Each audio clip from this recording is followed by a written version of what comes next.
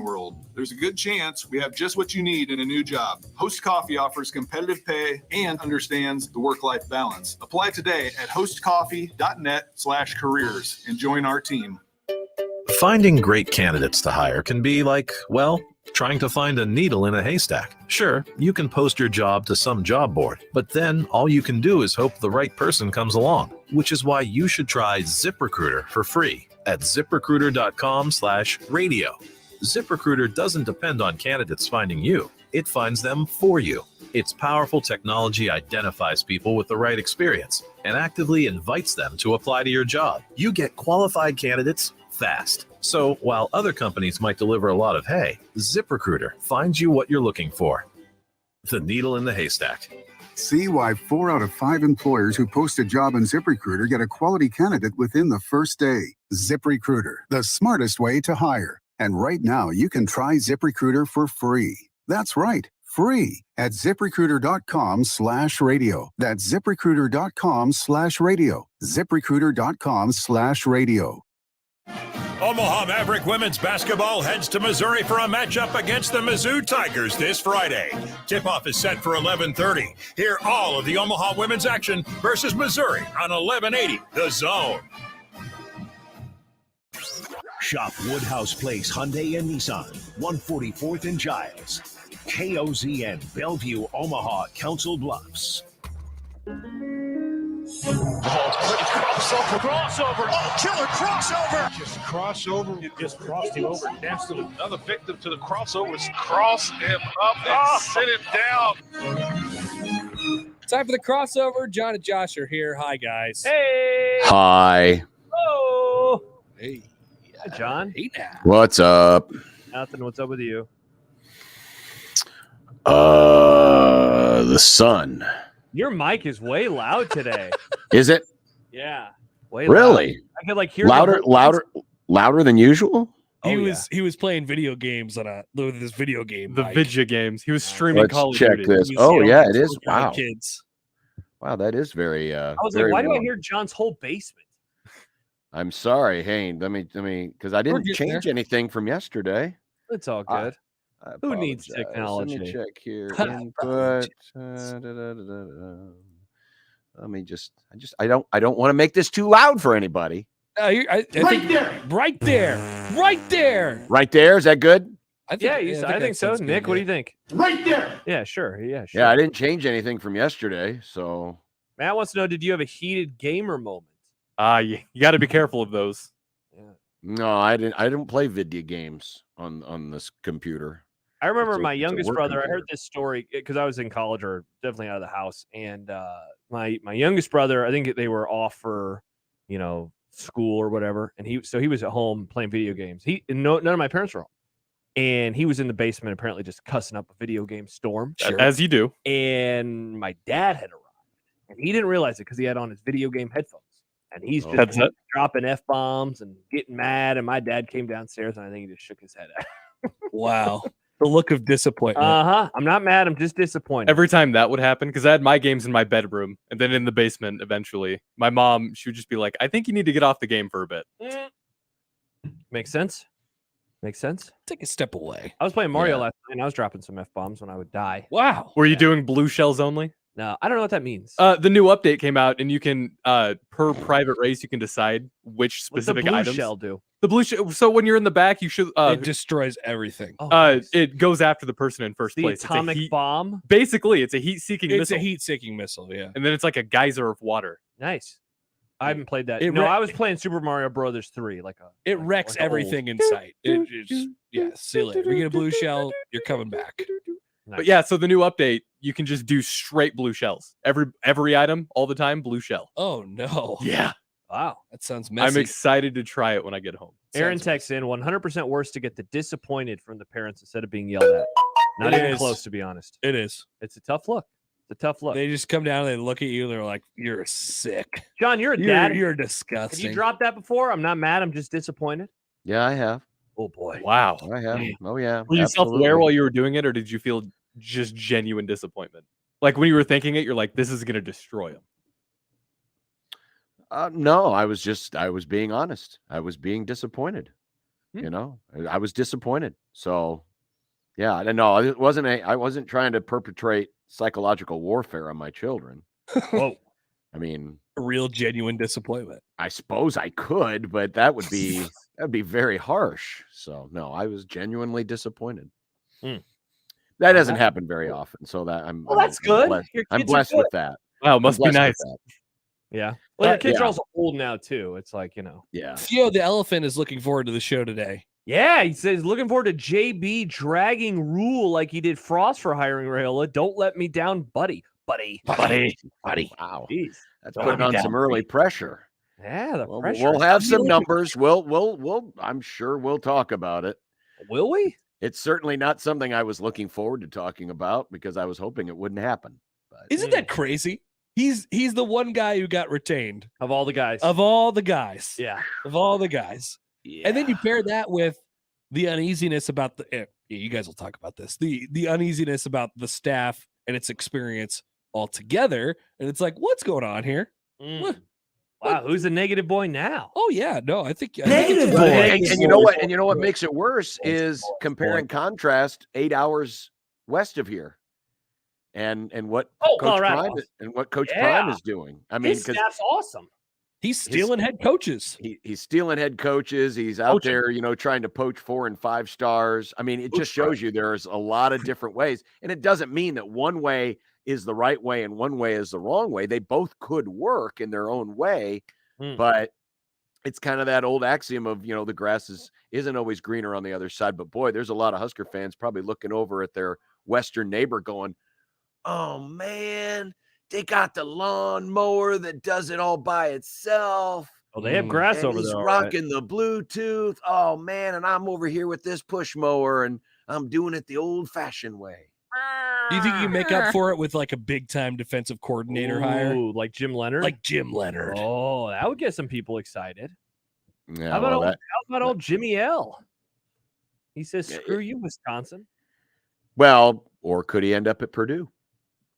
Jim Leonard, that'd be a head nice coach of Purdue, Jim Leonard. That'd be a Boiler nice up. Honk. Nice.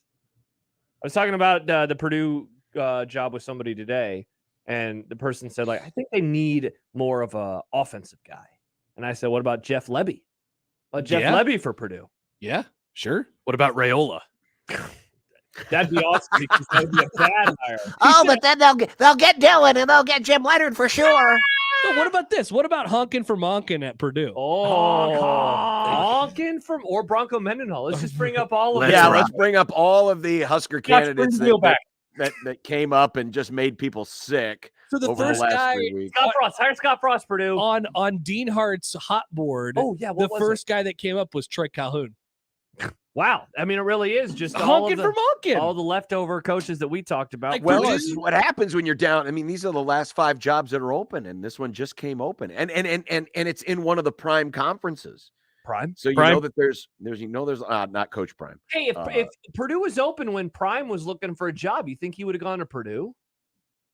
Would he have changed it to Prime Do? I don't think so, Nick. I don't either. Prime Do? Look at John. No, I say Colorado. That's the disappointed face. Oh yeah, he's not mad. He's just disappointed. He is. I took a screenshot. There he goes. That is the reaction of I don't think he would have been able to rename it Prime Do. You don't think so? I think there would have been some troubles there. That does not roll off the tongue in any way, shape, or form. Prime Do. Prime Do. It sounds like one of those 19 different offshoots of Mountain Dew that they come out with every Sunday. Oh, that is some gamer Dew. Yeah, Prime Dew. Gross. It's one of the gamer Mountain Dews. That would have been interesting. No, if but Coach Prime would have. Right? It sounds like it could be. It does, yeah. It does sound like that. Prime Do, and now it's just Primal Rado. Primal Rado. Mm-hmm. Primal or Prima? Primal Rado. I like Primal. Primal Rado. He's got some real energy about him, like the if you don't like it, get out kind of thing. Buddy, I got my. Well, I mean, that is what Coach Prime is. Hey, transfer portal's open. There it is. Go jump in. Hit the portal. What's your guys' favorite part of the speech to the players? Because for me, it's 2 things, and I brought them up on Monday. When he mentions Louis, I mean, that is so just his delivery. I got my baggage, and they're Louis. That, but also when he roasts like the kids and how they're embarrassing their parents. He's like, and some of your parents. Yeah. Like that part, I've heard the speech, I don't know, a dozen times now. And that part always. So did you watch the whole like 7.5 minutes? I did not. No, I did. So, I did. I watched it one time through, and there was actually like some, some decent stuff in there. But I like the part where the players were sort of asking questions, and they were like, "So when you're talking about changing things, what are we talking about?" And he was like, "Everything." Yeah. Everything, uniforms, the way you act, Yes. He's like, we're changing. We're changing everything. I mean, literally everything's changing. Next week, we're going to come back. It's going to be Prime University. It's not going to be University of Colorado anymore. It sounded like he wanted to like change the school's colors. Like that's would what be it awesome. sounded like. It sounded like Go back to the light blue from the old days. Yeah, it was bad. Everything. It was kind of awkward too, because it was one of those deals where a teacher gets up in class and says, "Any questions? Any questions?" No one had any questions. Where do I like, start? You felt bad for the kids because it's like they just got hit with a bomb, and then they're like, bomb. And there was only like 30 people in the room too, John. Like there was. It was a small room. Yeah, it was a small room. I mean, that I'm guessing that auditorium probably seats like 100, and maybe a third of the seats were full. Mm-hmm. Yeah. Chance says that Prime Do, it's another one of Scooby's cousin. Prime Do sounds like another one of Scooby's cousins. I hope he's better than Scrappy, my and cousin Prime. Oh, I bet Prime Do's like the crypto bro alpha male Of the Do family. family. He's the most jacked of the Doos. He's the incel do. The incel do. He's been in and out of the pound many times. Oh boy, Scrappy was a hard life, right? Yeah, Scrappy sucks. What were Scrappy's takes? Nothing. He didn't. He was so bland. He's like, "Let me at him. Let me." He just wanted to fight everybody. That's right. Scrappy just wanted to fight everybody. But he was like 2 feet tall. Like just punt him across the room, back, or like grab the dog by the collar. Yeah, look at this little guy. Like nobody liked him. They even made him the bad guy in the live action movies. Oh, wow. Because everybody hated him. He would have gotten away with it. Yeah, he would have. A huge dumbass. So he's Scooby's brother, cousin. I think it was a cousin or. I think it was a cousin. Poll question. It was some kind of relation. He is the nephew of Scooby Doo. He's the Dylan Raiola. So they're wait, that means Scooby Doo's brother. Is that Prime Do? Is that Prime Do? Well, I'm sure Fred turned to Thelma and said, "Hey, you know what? If we keep Scooby, that means we can get Scrappy." Yeah, we got to. There's a whole Do family that we just don't know about. Maybe we need to put them in charge of a coaching. There's a family somewhere. Do. Yeah, family Do. I had no idea. Yeah, me neither. I didn't either. Well, I mean, I was there a are big dogs, a lot big litters. You always wondered where. Litters. You always wonder where Scooby's Congrats parents on the were. sex Scooby's brother or sister. Poll question is Scrappy Doo the Dylan Raiola of the Do family? I think in this case, yes. I think so. It's hard to argue with it. It's really hard to argue. It's the question that I asked Mitch earlier. Is it worth it? His answer was funny. Is it worth it if you're keeping Donovan Raiola for like? I mean, yes, you asked it for Leonard, right? For Leonard, yeah. If because they have a connection, they played together. Forget. What if you got Jim Leonard as your defensive coordinator? Are the sins of keeping Raiola forgotten? Let me make an argument. Yes, because Rule was an offensive line coach. And Foley was an offensive line coach, right? So you have offensive. Correct. And Satterfield an offensive line coach? There's a too? lot. Rule in particular, though, they all have experience like with the offensive So line. I would make if you get Leonard, I think you could argue yes because you have so many helping hands. Okay, so we're going to justify this by saying, "Oh, that's all right. We're going to let this one guy who we don't think can coach in just so we can get this defensive coordinator. But that's all right. We'll just split the duties." But that's silly. If they get Jim Leonard, John, one of the best coordinators in the country. First of all, if Jim Leonard is coming to Nebraska for that reason, he is not coming because his ex-teammate is there. If he is, he's doing it for the wrong reasons. If he's gonna show up, he's gonna show up because he thinks it's a good fit for him and he's getting 7-figure salary and he can stick it to Wisconsin.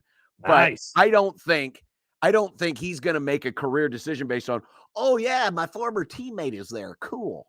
I don't see the connection. What if he did though? What if Leonard was like us? He opened the door every day when he saw really bros, and they're like bros. Yeah. What if he did though, John?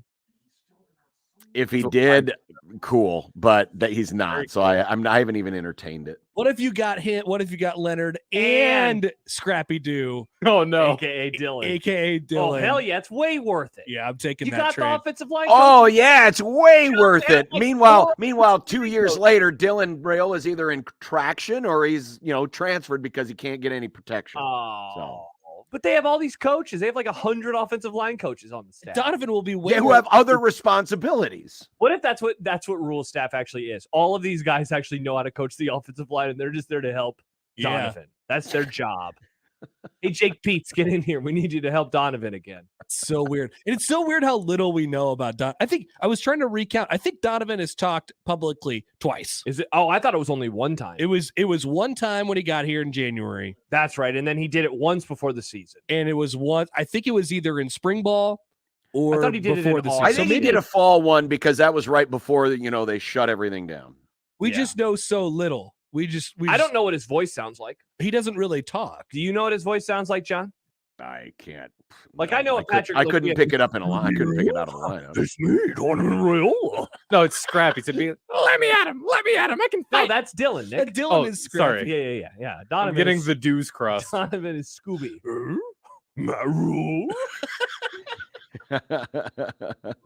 Oh, new bit. Oh, this is great.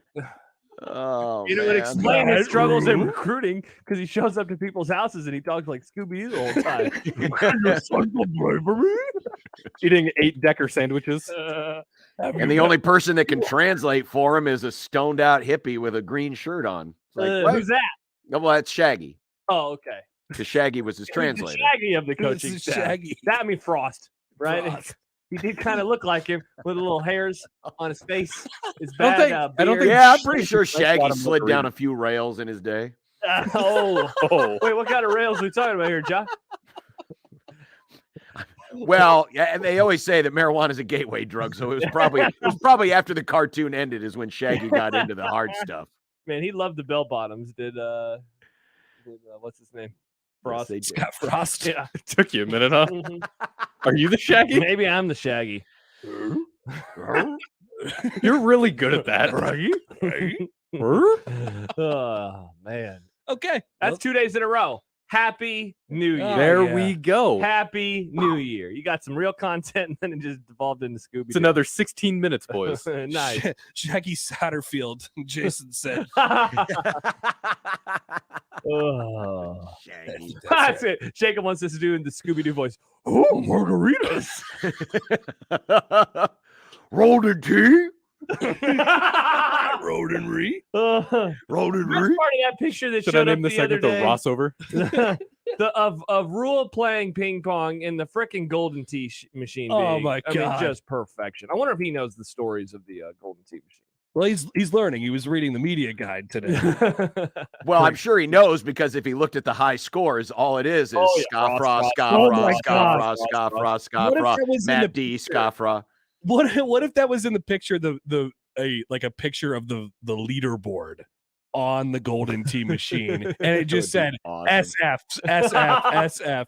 Matt Rule, take a picture of the leaderboard, Oh my please. God, Someone that would tweet be at him. amazing.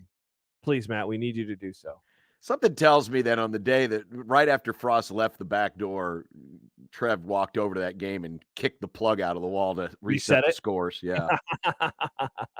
And that's the real Yes. reason. Trev was getting beat by Scott Frost and Golden Tee, and that's why he got Our fired. coaches play ping pong now. Wasn't that a story that came out that Frost wasn't actually that good at Golden Tee? Oh, I don't know that Oh, story. that's right, because Davison was always beating. Right. Oh, yeah, he Always said, beat him. I kicked his ass. Yeah. Brody. I kicked his Hey, that last the last comment for those of you who are 97 listening champ. on the radio. Yeah, That's Jason. many characters.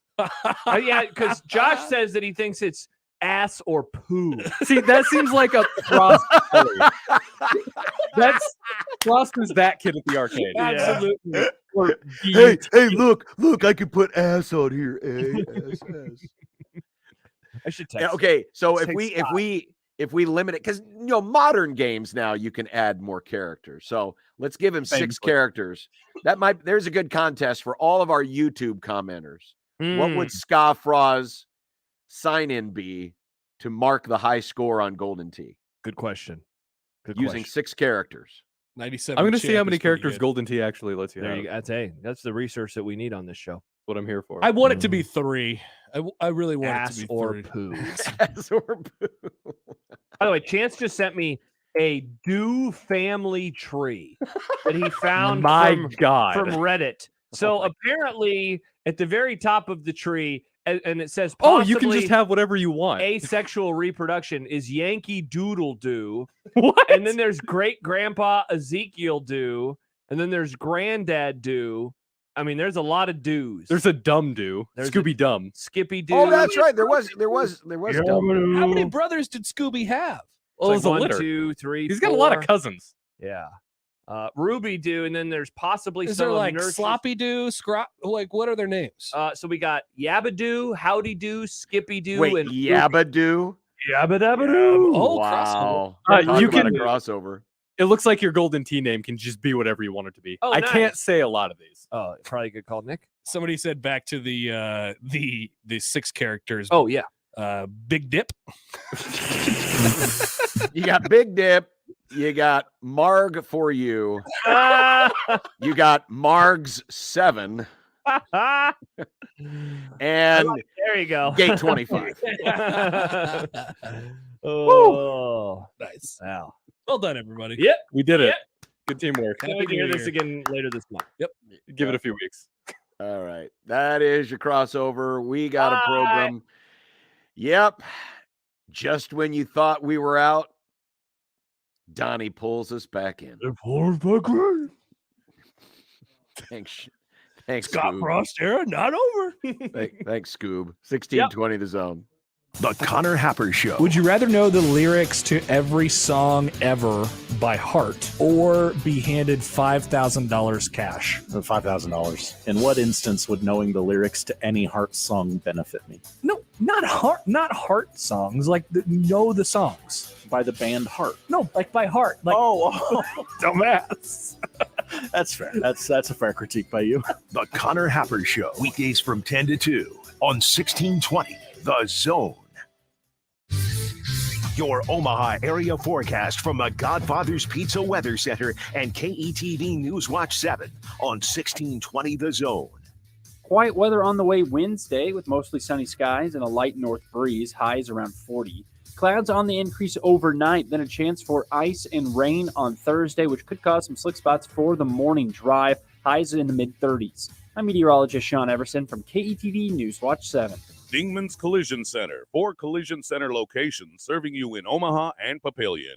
Email Unsportsmanlike Conduct on the Equitable Bank Zone inbox with whatever is on your mind, from your hot takes to what you think is one. The Zone inbox is brought to you by Equitable Bank. We take banking personally. We want to hear from you on the Equitable Bank Zone inbox. Listen to the Woodhouse Auto Family Blue Jay shoot-around and overtime shows. The Creighton men's basketball pregame and postgame shows on 1620 The Zone. The Woodhouse Auto Family Blue Jay shoot-around and overtime shows are also presented by Burton AC Heating, Plumbing, and More, by Barry Law, by Union Bank and Trust, and by DJ's Dugout. Before and after each Creighton game, exclusively on your home for the Creighton Blue Jays. 1620 The Zone, 1620 The Zone mobile app, and 1620thezone.com.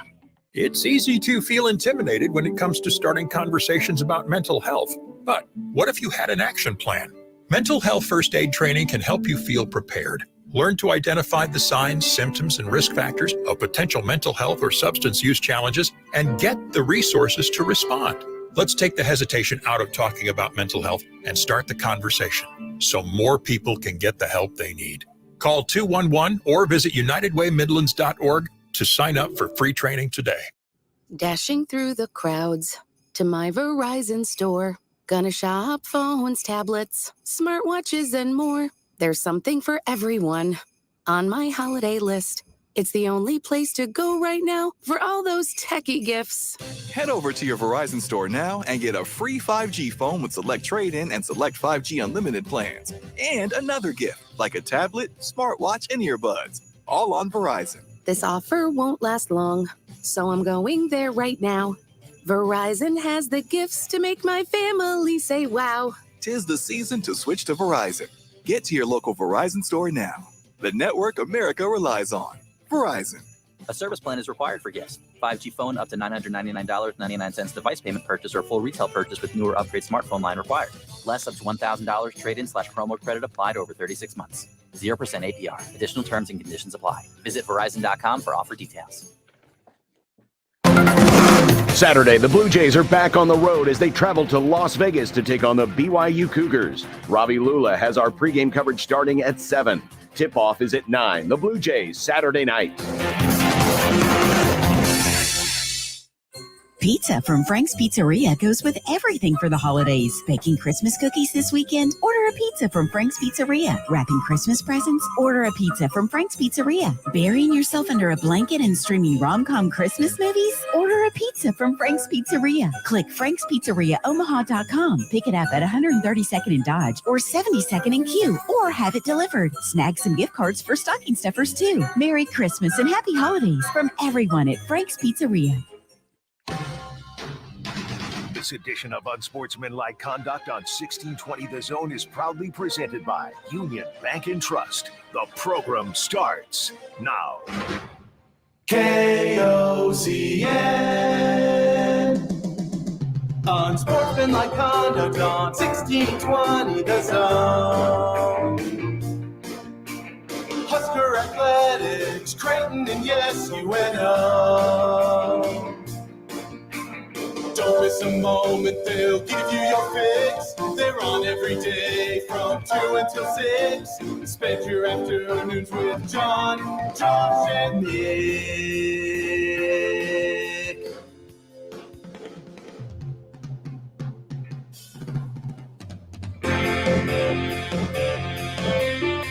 John, Josh, and Nick. They'll show you what sports talk really is. Only in Nebraska can we fill 4 hours of sports talk on an offensive line coach. Whoa, we're doing all 4 hours? I figured we'd talk about the Cowboys for at least one of those hours. Deranged. Unsportsmanlike Conduct on 1620 The Zone. Husker Athletics, Creighton, and yes, UNO. Okay, it won't be all 4 hours because we do have dumb debates today. Yeah. Also, I'm guessing that Mitch Holtis has no takes. Oh, he's got takes on a certain something that happened, though. And we'll try not to let Sip, go on another, Harry Easton is a big fan. Rant. They fire off the ball. So, anyway, welcome everyone to the program on a Wednesday, a Dumb Debates Wednesday, and you can always contribute to Dumb Debates by sending us your Dumb Debates into the JTech Construction Zone Twitter feed at USC 1620. John, I was going to mention the Equitable Bank inbox. I know you want to just step all over old man Doug. No. We were talking. Doug and I were sending a couple emails to each other this week. But no, I had a friend, a dear friend, who's a regular listener. He texts into the show all the time. And he texted earlier and said, hey, I have something for your question this week. And I said, your question this week? It's called Dumb Debates. And he goes, yeah, I know the theme song. I'm like, bro, it's called Dumb Debates. It's not called your question this week. It's called Dumb Debates. We start calling it your question this week. Your question this week. This doesn't roll off the tongue as well. Come on, Aaron. What are you doing? You can also send them in to answer our question this week. The Equitable Bank inbox, John at 1620thezone.com or Josh at 1620thezone.com. Obviously, the news of the day is all reports are indicating it's not been made official, but it's pretty much official. It's already that the one retainee, one. I mean, honestly, if you would have asked 100 Husker fans, this would have been a fun exercise. Fun exercise. If you would have polled 100 Husker fans, and we're talking like, we'll call them smart fans, the fans that are like really in tune, the diehards, the Bruce Willises. If you were to poll 100 fans and say you can keep one existing staff member, well, I know how many of the 100 would have said Donovan Raiola? It would have been none, right? Because Mickey would have gotten like 99 of the votes. Mickey would have gotten the majority of the votes. Bill Bush would have gotten a couple. And then maybe some Brian Applewhite, hipsters out there because they like AJ. Travis Fisher, sure. Maybe Sean Beckton. Yeah. And I don't think you would have gotten one vote for Donovan Raiola. I bet Whipple would have gotten more support than Raiola. I honestly forgot that Raiola was here. Well, like legitimately. He's already here, Nick. And he's already here and he's staying. He's staying. It's already here. It's already here. I'll go back to something we kind of touched on it a little bit in the crossover. It's this idea that, well, he can bring Dylan. John, he could bring Dylan. And he could bring Jim Leonard because they played together once. If having a talented nephew and an ex-teammate as a defensive coordinator is anywhere inside of the top 10 reasons to hire or retain an assistant, then you're hiring him for the wrong reason. Even if it's a guarantee? Yeah, even if it's a guarantee. Because you're not hiring it. That's gravy. That's extra. That's an added bonus. Gravy's gross, though. Gravy's delicious, and that is a disgusting opinion. But, I mean, the most important things when you hire any coach, how well do they coach? How well do they teach? How well do they recruit? How well do they mesh with the staff and the players? How well do they communicate? How well do they relate? How hard do they work? How do they scheme? How do they innovate? How do they create? All of those things are at the top of the list. So I know a lot of people are using it as justification, but I think they're doing so in a way to try to soft pedal the fact that this is probably not a very popular decision because the offensive line was terrible and the pre-existing conditions of, well, he wasn't that experienced. Mm-hmm. And I know I've been putting up the numbers on the staff experience. Strange but true. I'll even share them here. Strange but true. Donovan Raiola actually adds a little experience when you compare it to the rest of the staff. Wow. So the updated chart of big time experience. And by the way, I've added a new column. I've added a new column. I saw some folks on the internet that were a little triggered by this graphic. So I think that you're going to trigger them less now that you've added this new column. Well, I added the new column, and the new column is the FT column or full-time column. And it's short for full-time or primary position coach / coordinator in the NFL or Power 5. Because some people didn't like the idea that I counted, for example, Donovan Raiola, for example, has 4 years NFL experience. Well, he was an assistant to the offensive line coach. So it wasn't like he wasn't like the offensive line coach. He was the assistant to the offensive line coach. And some of the others too with, there's been some recruiting coordinators, some player personnel people in Power 5, but they were like, some of the critics were like, well, but was he an actual on-field assistant? So the FT column now designates fungible token. Fungible token. Exactly. No. But if you look at the chart, Donovan Raiola adds 11 years of coaching. Or 11 years of, we'll call it just being on a staff somewhere, right? Mm-hmm. 3 of those in the Power 5, 4 in the NFL, and 1 FT or full-time. And that's, of course, this last year at Nebraska. Wait, real quick, because like Ed Foley, he has 34 years, but 0 full-time. What does the 0 represent for the full-time there? That's NFL or Power 5? That's NFL or Power 5, because remember, most of his major college experience is at Temple. I feel like we need to add another column, and that's just full-time in the Power 5 or full-time. Well, that's what that is. NFL. But I help to know what his full-time is in the group of 5. Just so, because this makes it seem like he's been an analyst for 34 years. Well, again, I'm only looking at Power 5 experience. Sure. I think it's about, I want to say it's a very high number for Foley. 10 years, 10, 11 years he spent at Temple on the staff. I can look it up here real quick. I just want you to trigger. He started at Temple. I know people are going to be triggered anyway. he started at Temple in 2008 as the tight ends and offensive line coach. Then he moved to director of operations for 2 years. Then he went back to being on the field in 2013, and he lasted there until 2018. So, he roughly has about 10, 11 years of on-field major college coaching experience. Not Power 5, just FBS. And because the 1 year he spent at Baylor was as an analyst, and he was the assistant special teams coach at Carolina Panthers. So there you go. Yeah, I mean, I realize we could add about 90 columns at this point if we wanted to. We could add about 90 columns.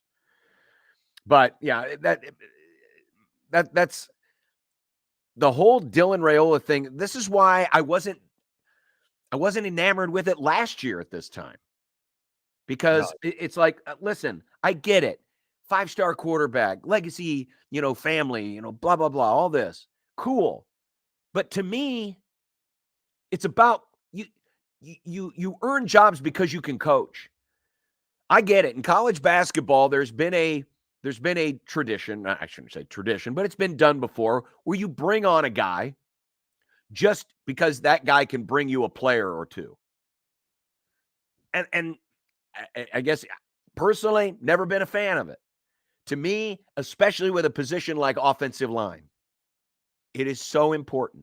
It is so important to have someone who's experienced, especially at this level, playing against this caliber of competition and having savvy. I never criticized Donovan Raiola for not knowing about the offensive line or not knowing how to coach the offensive line. I don't know how well he knows that. But for a position like this, I was hoping for experience. I was hoping for someone who has been through the battles at a high level, because that's what Nebraska needed last year at this time and still needs this year at this time. It doesn't mean he could be a complete abject failure and it not work, but I think the chances of it working and working soon are better if you go out and you get somebody who's done that before. And that's been my whole thing behind this. Don't care about Dylan Raiola. No offense. Don't care. Don't care if he's got ties to Jim Leonard. There's 1,000 people that have ties to Jim Leonard. That's not the reason Jim Leonard is going to come here. Please drum this out of your minds, people. Jim Leonard is not going to come to Nebraska just because Donovan Raiola's here. He's not. And I think it would be far down on the list of his reasons why he would come here. So that's not the issue here. So, I mean, honestly, I would love to know. I would love to know from Matt Rule. Yeah, what it is. What it is. What is it about this guy that you see? Before we talk to Sipple next segment, I want to, because we got a devil's advocate viewpoint, and the listener Jason says, not saying I agree, but I'm offering a counter. And I tried to, as someone who agrees with you entirely on what you just said, I tried to argue with myself this morning as I was just kind of laying out thoughts to myself. And so I'd like to run some of those by you and maybe see if we can, if we're wrong at all. And that's what I'm trying to do. I'm trying to explore how we could be wrong on this. And that would be a good thing for Nebraska if we're wrong. Do that next, or are we doing Sip next here? No, we'll do that next. Do that next before Sipple. All right, we will do that next before Steve Sipple. So stand by for that right here on Unsportsmanlike Conduct in 1620 The Zone. Hey, everyone, Josh and John for the FanDuel Sportsbook. We have a Thursday night football game. Legally, we are required to say that there is a Thursday night football game tomorrow night between John's Los Angeles Rams, without Aaron Donald, by the way, and the Las Vegas Raiders. And if this game sounds horrible and very boring to you, well, why not make it a lot more interesting with a no-sweat same-game parlay from FanDuel, America's #1 sportsbook? That means, John, you get free bets back if your Thursday night same-game parlay does not hit. All you got to do is put in, of course, that promo code 1620. Devontae Adams has really come on strong. This team is starting to win some football games. I know for sure, John, that if I'm putting my same-game parlay together, I'm throwing in a Adams anytime touchdown. Probably not a bad idea. Also not a bad idea to check out all of the options you have with same game parlays, because it could be a variety of different things, including team totals, first half totals, second half totals, and a lot more. There's so many options. All you have to do is look for the SGP logo And you know that you can same-game parlay the result of the game with a variety of different props, and it's all right now on FanDuel. And you can bet this Thursday night's game with a no-sweat same-game parlay when you sign up with our promo code 1620. That's promo code 1620 from FanDuel. 21 plus in present in Iowa. 3+ legs, minimum $1 bet required. Refund issued as non-withdrawable free bets that expire 7 days after receipt. Max free bet $5. Restrictions apply. See terms at sportsbook.fanduel.com. Gambling problem? Call 1-800-BETS-OFF. Spiro Ditas here from Westwood One. Join me and Hall of Famer Tony Baselli this week for Thursday Night Football from Southern California when the LA Rams host the Raiders. Josh Jacobs, Derek Carr, and Las Vegas are on a roll and looking for a 4th straight win. Can they do it on the road against Sean McVay's injury-struck Rams? Join us to find out on Thursday Night Football. If it's the NFL, it's on 1620 The Zone. Hello, friends. Kent Pavelka wishing everyone happy holidays and best wishes for the new year from John Higgins Weather Guard. You know, we're fortunate to live in such a great community with a strong economy, good schools, and public service, along with a high level of health care and simply a great way of life. We appreciate everyone who's done business with us, and we look forward to meeting new customers in the new year. Happy holidays from your fans, the rooferees at John Higgins Weather Guard, America's leading installer of Da Vinci roofs. Your neighborhood is more than blocks of buildings. It's the people who live there that make it special. At Union Bank and Trust, we're not just creating home loans, we're making neighbors. We're not just small business lenders, we're small business shoppers.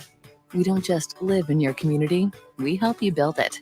Because our people are your people. Visit ubt.com/neighbor to learn more. Union Bank and Trust, member FDIC. Find your next truck at Woodhouse Buick GMC. No matter where you're heading or what tasks need tackling, there's a premium and capable GMC truck that's perfect for you. Make a statement on the job site, out on the town, or wherever life leads you in the powerful and distinctive Sierra 1500, or elevate your driving experience in the adventurous and innovative Canyon. Explore our inventory online at WoodhouseBuickGMC.com or visit our indoor showroom today. Woodhouse Buick GMC. We are professional grade. If you're 19 or older with certain underlying medical conditions such as asthma or diabetes, you can get vaccinated against pneumococcal pneumonia, a potentially serious bacterial lung disease that can disrupt your life for weeks. If you're 65 or older, it is also recommended you get vaccinated against pneumococcal pneumonia. No matter the season, talk to your doctor about vaccination today and learn more at lung.org/protect yourself. A message from the American Lung Association in collaboration with Pfizer. Furnished by the American Lung Association. Unlimited talk, text, and data for as low as $10 a month. Red Pocket Mobile saves their customers an average of $600 a year. How? With no mandatory bundles or wasted money on celebrity endorsements. Keep your same number and phone, cell network, and lightning fast 5G coverage. You don't even have to leave the house to switch. Simply go to redpocket.com. Right now, during their extended Black Friday sale, ditch your old carrier and get a new iPhone on Red Pocket. Go to redpocket.com. That's redpocket.com. Conditions apply. Prescription products require an online consultation with a healthcare provider who will determine if a prescription is appropriate. Restrictions apply. See website for full details and important safety information. This message is for the guy who isn't perfect in the bedroom. And let's be honest, who is? Maybe the issue is getting it up or keeping it up, or maybe it's finishing too soon. If any of these performance hiccups sound familiar to you, don't sweat it. Hims can help. At 4hims.com, you can go online and get clinically proven prescription medication that treats these issues prescribed for you, if appropriate, by licensed medical providers. And the medication is shipped free to your door in discreet packaging. Plus, Hims gives you unlimited follow-up visits with medical providers. No one's perfect in the bedroom every time, but with Hims, you can get a lot closer than before. And chances are, your partner will agree. To get started today, go to 4hims.com/perfect. That's 4hims.com/perfect for your free visit. FORHIMS.com/PERFECT. 1620 The Zone's Unsportsmanlike Conduct, brought to you by a great friend of the program, Union Bank and Trust. This is Unsportsmanlike Conduct. A bunch of redneck idiots. On 1620 The Zone.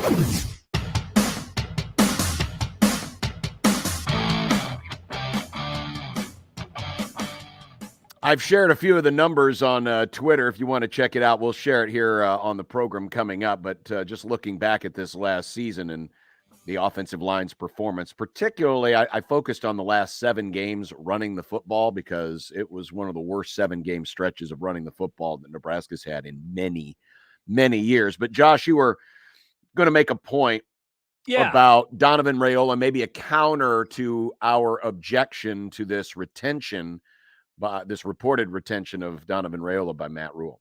Yeah, and I mean, essentially, I'd begin with what I've said about a lot of the coaches so far, and that is I've been really intrigued. E.J. Barthel, Terrence Knighton in particular, a couple of guys light on experience overall, but maybe fitting the Matt Rule profile that we have seen in the past, right? Of bringing in unknowns, maybe is one way to describe it. And Flezinator, what a username on YouTube, says Rule has a history of bringing in underqualified guys who turn out to be good coaches with him, similar to what he's done with players. I'm skeptical on this one, but hope the trend continues. And so this morning when I was thinking about it, John, I essentially asked myself, why am I not giving this hire the same grace that I have given Barthel? I gave Barthel a lot of grace. I think that hire is good. I think it's really good. Now, am I maybe reading what I want to read with the hire? Perhaps, because it has gotten a lot of praise. Just like last year, the Raiola hire in some circles got a lot of praise, but I didn't give the Raiola hire any praise. And there's one reason why I did not give the Raiola hire any praise, and that was because of the person who hired him. And that person was Scott Frost. And Matt says, stop comparing everything to the Frost era. Look, he was hired by Scott Frost. If he's going to get kept, he is still a Frost holdover. We can't bury our heads in the sand. But I will ask myself, and I will ask you, and I will ask all of us that are critical of this hire, are we being overly critical because of the person who hired him first? Because he does fit. He fits in with a Terrence Knighton. He fits in with an E.J. Barthel. He fits in with a lot of these coaches. He fits in with a lot of the coaches at Baylor and at Temple, in that they were kind of unknowns, that they didn't have a whole lot of experience. And he is a coach that believes in development. And it's not just developing the players, but it's developing the coaches. Can this be a similar story? Look, in the end, I still am going to be concerned about this. And just like I think anybody should be or can be concerned about this hire and all of the hires. But I'm also not going to do the thing where I'm just going to praise this and I'm going to say marching orders are that we have to get behind this because Matt Rule's in charge of Nebraska. Like it doesn't work that way. No, of course not. I'm going to extend him a lot of grace because he has not on the field at Nebraska done anything to deserve me not extending him grace. But this was definitely the first of these hires where I was like, wow, really? Because I also don't think he's that good of a recruiter. Like his personality is very boring. I don't know if he's going to be someone who can show up in living rooms and bring in a real good set of linemen. I would love to be wrong, but if he was a middling coach but a great recruiter, okay, I understand. If he was a great coach and a middling recruiter, okay, I understand. He is at best an unknown as an offensive line coach, and I guess at best an unknown on the recruiting trail, but I don't think that the returns have been super great so far. So that's ultimately where I'm at with this. Well, you know what? There's a big number hanging over all of this that hasn't been addressed yet, and the number is $7 million. It's the pool for the assistants. Mm-hmm. And sometimes when you hear a number that big, which was, top 3, top 4 in the Big Ten, as of, 2 weeks ago when the announcement was made, that it created some expectations. Yes, it did. It created some expectations of, this will allow Matt Rule to go out and hire some big name coaches. I think we expected the staff to show up and it was going to be a lot of names that we didn't have to Google. And I think for the most part, people have had to Google the names, right? Well, they've had to Google practically all of them. Yeah. To be honest with you. Maybe. Practically all of them. Yeah. And part of that is perhaps some ignorance in how Matt Rule assembled his previous staffs at his previous stops. But that number hangs out there. Now, if at the end of the day we get this, we get the final tally, just because you have $7 million doesn't mean you have to use it all. Mm-hmm. But I will admit, I will be a little disappointed if Nebraska uses a big time salary pool and doesn't lean a little, at least have a couple of guys on the staff who have some serious experience. Because, I mean, go back to the conversations we were having during the lengthy coaching search and how important experience and Big Ten experience and Power 5 experience was in this whole conversation. And so far, there's not a lot of it here. Now, again, part of that's maybe a little ignorance in that this is not how Matt Rule is operated. And he's going to operate his way because it's the way that he's believed is the best and that has worked for him. And that's fine. But if you got a huge salary pool, I mean, what it will come across as, for right or wrong, is, oh, well, Matt's just getting his guys paid. And that may be fair or foul, but that's what it's going to come across as. So we'll have to wait and see. I still want to see what happens with the how DC. it all fills out, but we're also going to have to wait and see, just how much of that salary pool is going to be used. And then the ultimate, we'll have to see how it all works. Yeah, and I'll say one more thing before you talk to Sipple, and that is this: like, so often with the salary component, we look and say, okay, that coach is making $500,000 at school X, he'll make $500,000 here. No, you usually got to pay a little bit more, right? You can't just go 1-to-1. You always have to give them a raise to come to the new job. So I think that's baked into it too. Maybe it's just baked in a little more than we expected it to be. I don't know.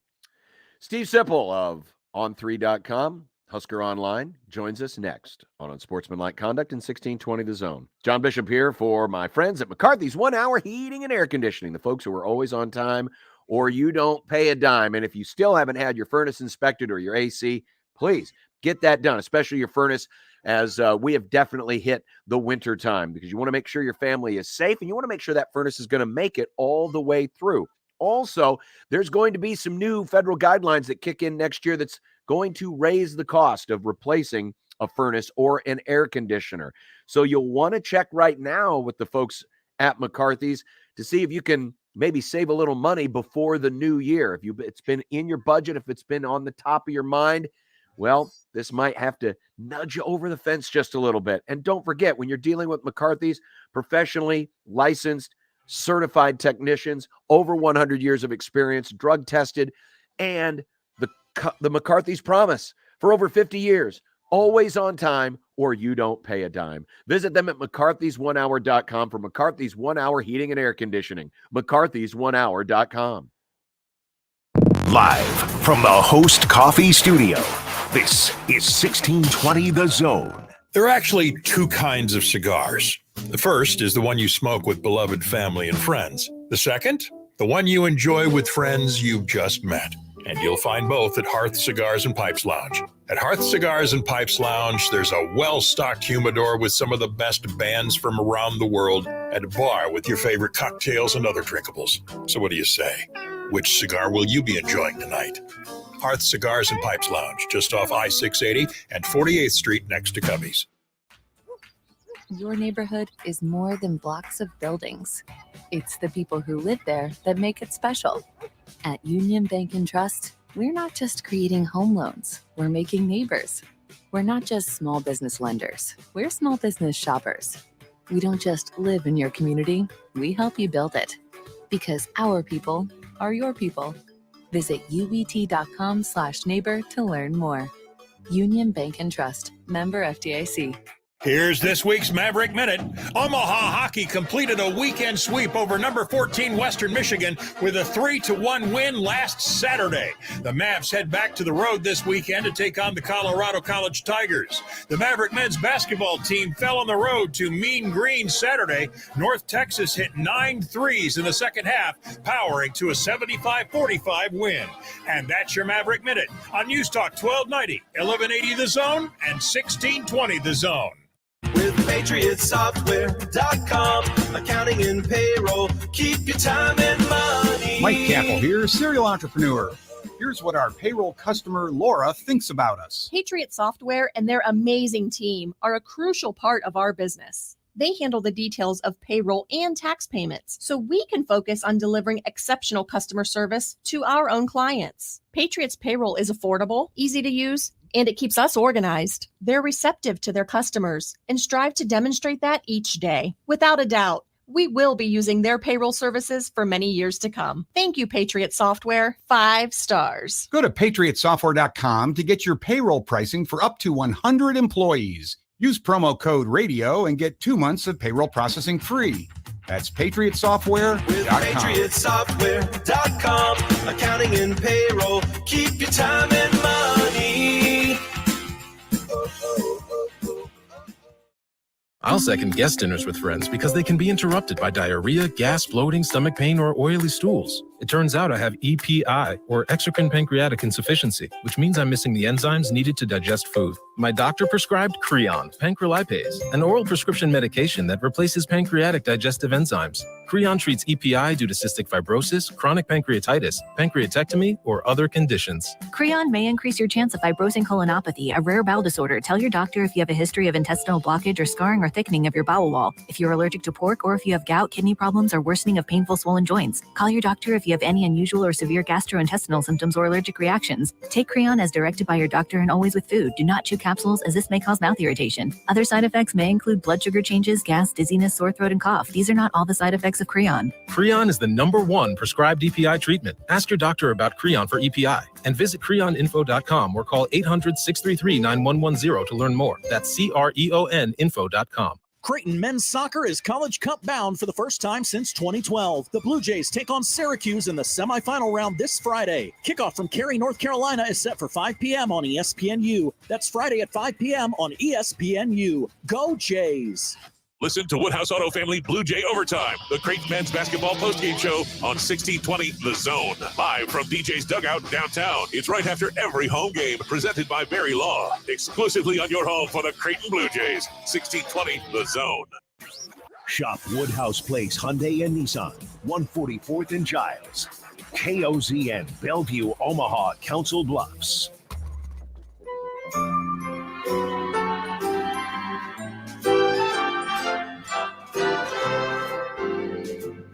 Sipple the snowflake is one old triggered soul with reading glasses sitting on his nose and takes that really blow.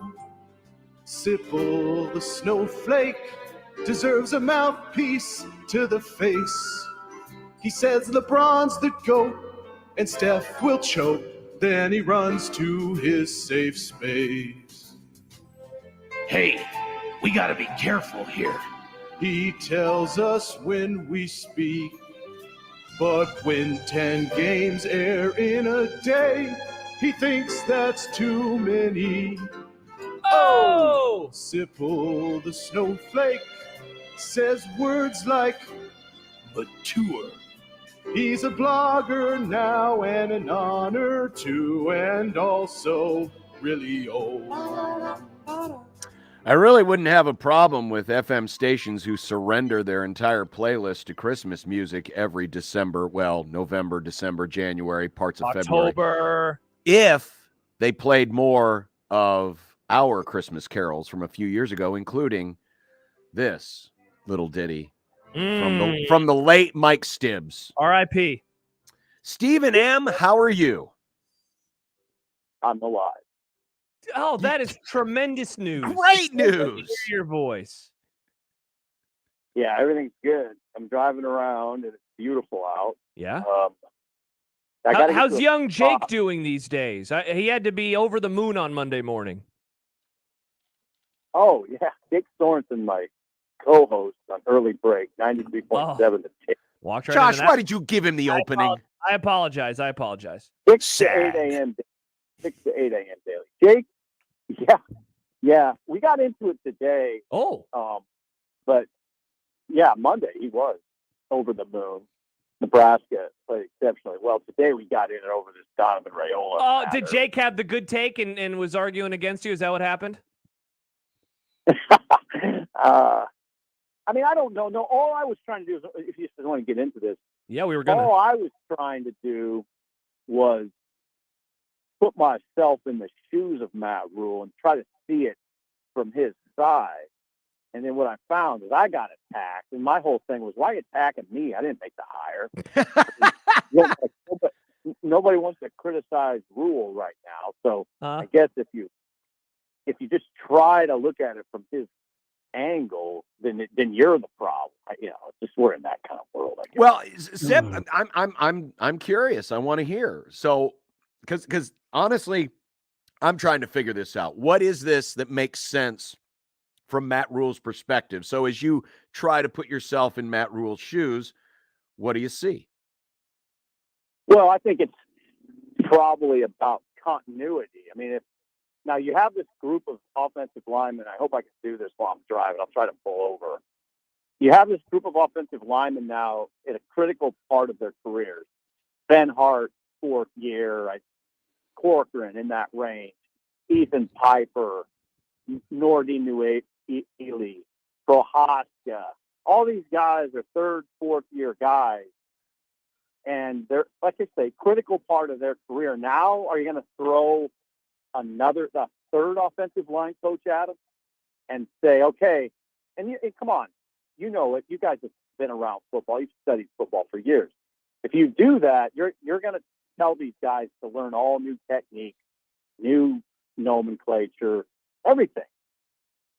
Now, I'm just trying to make sense of it, and that part would make sense if Rule goes in front of the media on the early signing period, when December 22nd or whatever that's going to be, and that's what he says.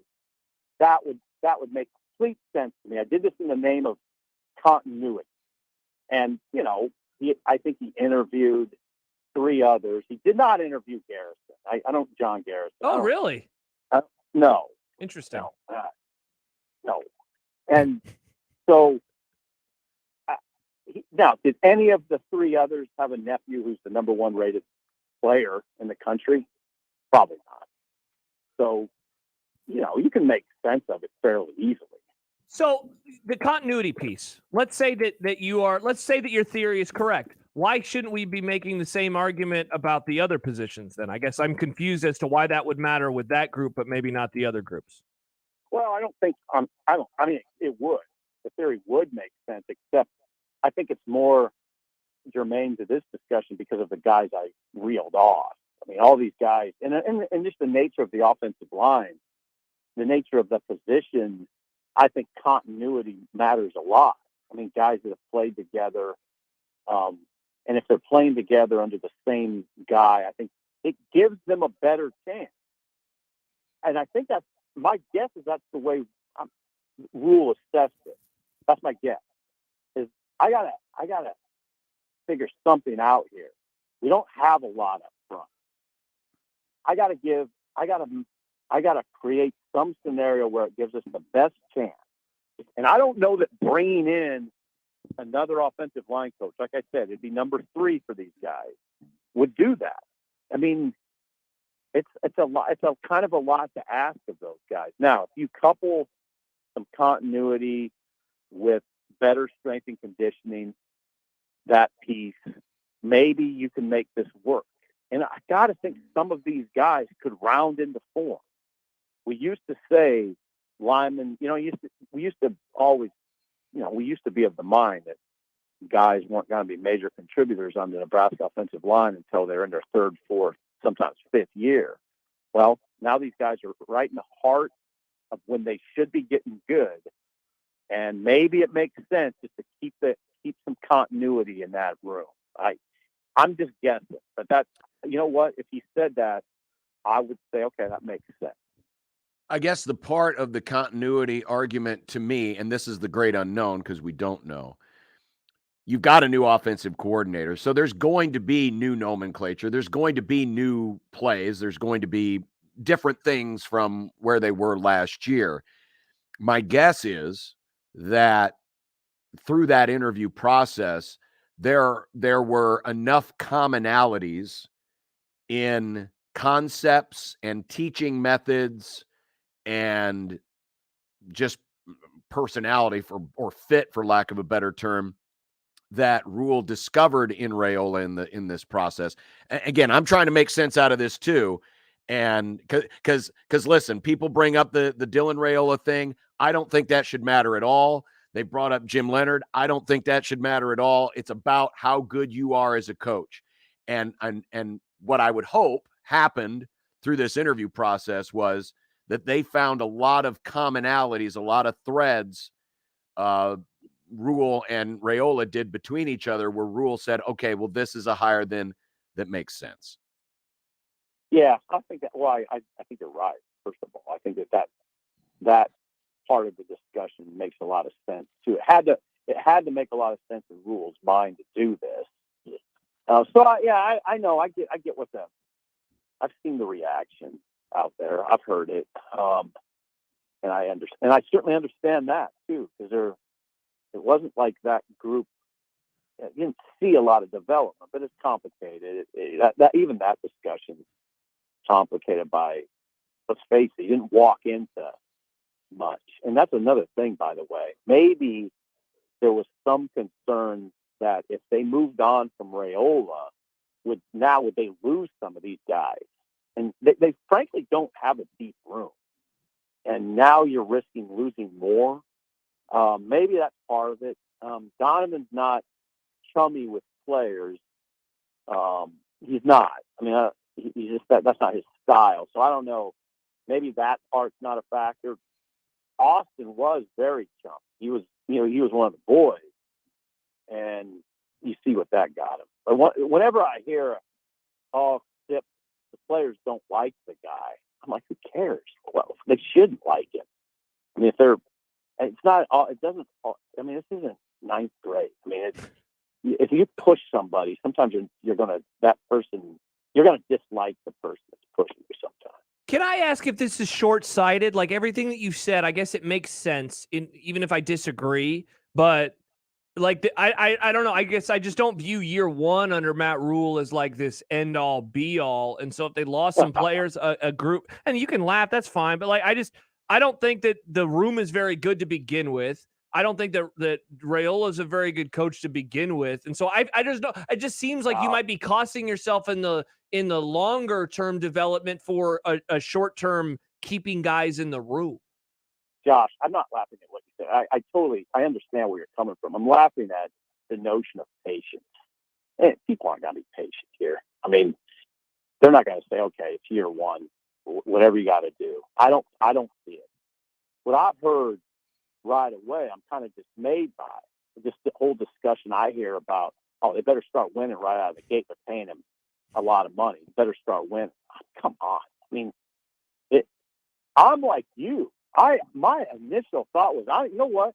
I don't really care what he finishes in year one. But man, you try saying that to people, like, I don't know. It just feels like, still feels pretty toxic around here. Isn't that crazy, Sip? Because the biggest selling point was he's a development guy. Yep. That's the biggest selling point that you had for making this hire. I mean, it was on the splashy social media page, development. He's got an 8-year contract. I mean, the outward signs are that we're not doing this to make year one, this fireworks show. We're doing this because we want to be in this for the long haul. We want to build this right. And you can't build a great building in a short period of time. And I'm not disagreeing with you, Sip, on the premise that there's people that are going to be patient or impatient, but man, the outward signs from administration and from within the program and just the way that Rule has started recruiting is we are laying the foundation this year. We are not trying to, erect girders and, put up penthouses right away. We are building a foundation. This is a difficult place to have that mindset. Yeah. It is really difficult to do it in Nebraska because it's a great fan base, but it's very demanding. And I know how I would look at it, but it doesn't seem like a lot of people agree with me. When I say, hey, just let him do his work in year one. Just don't worry too much about the record. As long as they're playing good football, he should be okay. But no, it's hard to do here. And there's a lot of different reasons for that. I mean, there's a lot of frustration about the years of losing now. What happened at Boulder kind of thrown I don't know. Well, and the staff that Deion's kinda putting together, I complimented think Sip, it's like the staff that people were hoping to see here, right? Yeah, they get Zimmer and they have Brewster. Yeah. And they Like hire a head coach from Kent. And they, it makes, I mean, that sort of complicated this discussion. The Mickey situation complicated it. It's all of a sudden it feels, now this hire. And all of a sudden it just feels like the honeymoon's over. Like it's hot. It's sort of fascinating to me, but I wish there was a better feeling right now, Sip, I wanted to ask you about recruiting real quick, and that was mainly just about recruiting in state. And I wonder how much work you think needs to be done with Matt Rule and the high school coaches. He's sending out a lot of photos throughout the last week as he's made his way around the state. It got to a pretty, speaking of toxic, it seemed like it got to a pretty toxic point in terms of the relationship between high school coaches and the Nebraska football staff. Like, you think that like, I guess, how easy of a fix do you think that can be for Rule and company? Well, I don't know. I mean, I thought Mickey did a good job with that. I thought Mickey came in, and I didn't even know. I'm a little surprised by the question. I thought a lot of that was taken care of by the way Mickey attacked that in-state recruiting. Okay, I guess I was thinking, I guess, a little bit more before Mickey. I didn't know that you thought he maybe fixed it that much, that quickly. Oh, I thought he did a great job working with the local schools. Rule will do a good job there. He did a great job of it at Baylor.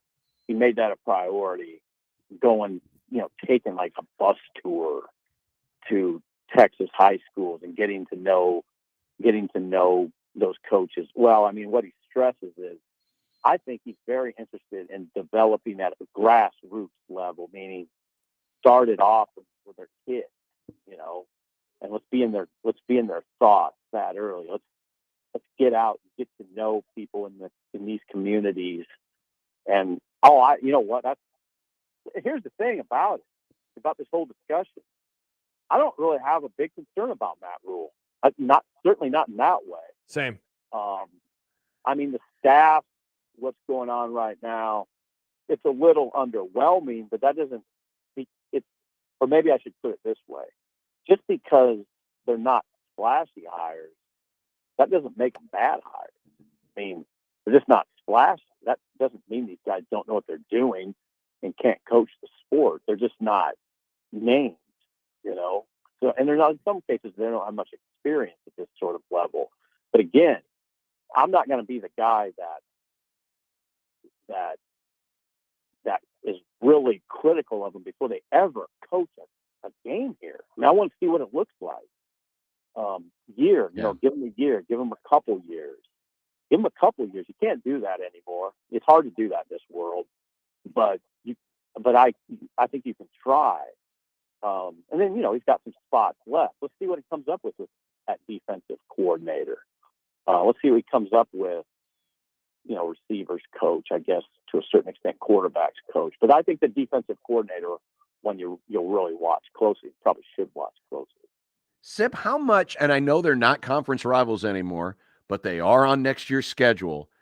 Do you think there's a little bit of neighborhood envy looking over the fence on the western border and seeing what Coach Prime is doing right now, and how everything about that is splashy? Do you think that maybe complicates matters much because you're getting all the headlines from over there? Meanwhile, Nebraska's just kind of, doing their thing. Oh, yeah. Now, again, yeah, I do think it does. It just all depends on how you look at it. I think you can look at it like the latter part of your question, where there's Nebraska over there with Matt Rule, and they're doing their thing. Not as loud. It's understated, but it still can be very effective. I mean, But yeah, I think there is some of that. You are looking over there. They are right over the border. Prime is very loud, and he's very charismatic. I mean, he is. He just is. Yep. And they do have a good plan, to hire the Kent State offensive coordinator, and they talk about, we're going to rev it up, and it's going to be effective for us in this altitude. Teams are going to tire out. It sounds like they got a good plan. Zimmer, Zimmer was someone Nebraska considered for the head coaching job here once upon a time. Brewster. I mean, Tim Brewster is one of the biggest recruiting names. He was a big recruiting name 15 years ago. I mean, that's Tim Brewster's a splashy hire. Yeah, I mean, it's not happening here, but it's just different. It doesn't mean it's not as good. It's just different. That's the way I look at it. But man, in this day and age with social media, I mean, Primetime handles that stuff really well. He has camera. It looks to me, you guys are more savvy than me, obviously. But it looks to me like Primetime has like a camera crew following it. He does. It's his boy. It's his son. His son handles social media. His not Shador, his quarterback son, but his other son, his older son, handles social media, and they've been shooting a documentary too. Yeah, it's effective. I mean, it is. It really is effective, and he's very appealing. I mean, he's an appealing character. Mm-hmm. He really is. He speaks a lot of truth. He's got kind of an old school bent to him, which is appealing to a lot of age groups, including mine. And I mean, I like him. I like what I see, and he takes advantage of that. He certainly does. Stephen M., thanks for the time. I'm glad you pulled the truck over, so you were practicing safe sell, and we will continue this conversation next week. Okay, let's do that. Have a good one. Have a good one, guys. Bye, Sipple. Stephen M. Sipple of HuskerOnline.com. I do think there's a little bit of neighborhood envy that also can play into this because it's so brash, it's so bold, it's so different. Well, and Nick puts it well. I think when you see $7 million, you think what Dion is doing at Colorado, Mike Zimmer is DC, Tim Brewster is tight ends coach. I do think that we got that in our minds of like, that's what this was going to be. But see, this is and you know, just as I'm interested to see how the $7 million is spent here, Colorado notoriously has been bad about assistant coaches' contracts and salaries. They wouldn't even give them more than 1-year contracts for the longest time. Mm-hmm. And you know, even the athletic director, Rick George, admitted that, hey, we're still looking for the money for Coach Prime. How they're going to make all of these other hires work, it's going to be real interesting accounting going on over there in Boulder. All right, coming up next, we've got Mitch Holtis, the voice of the Chiefs.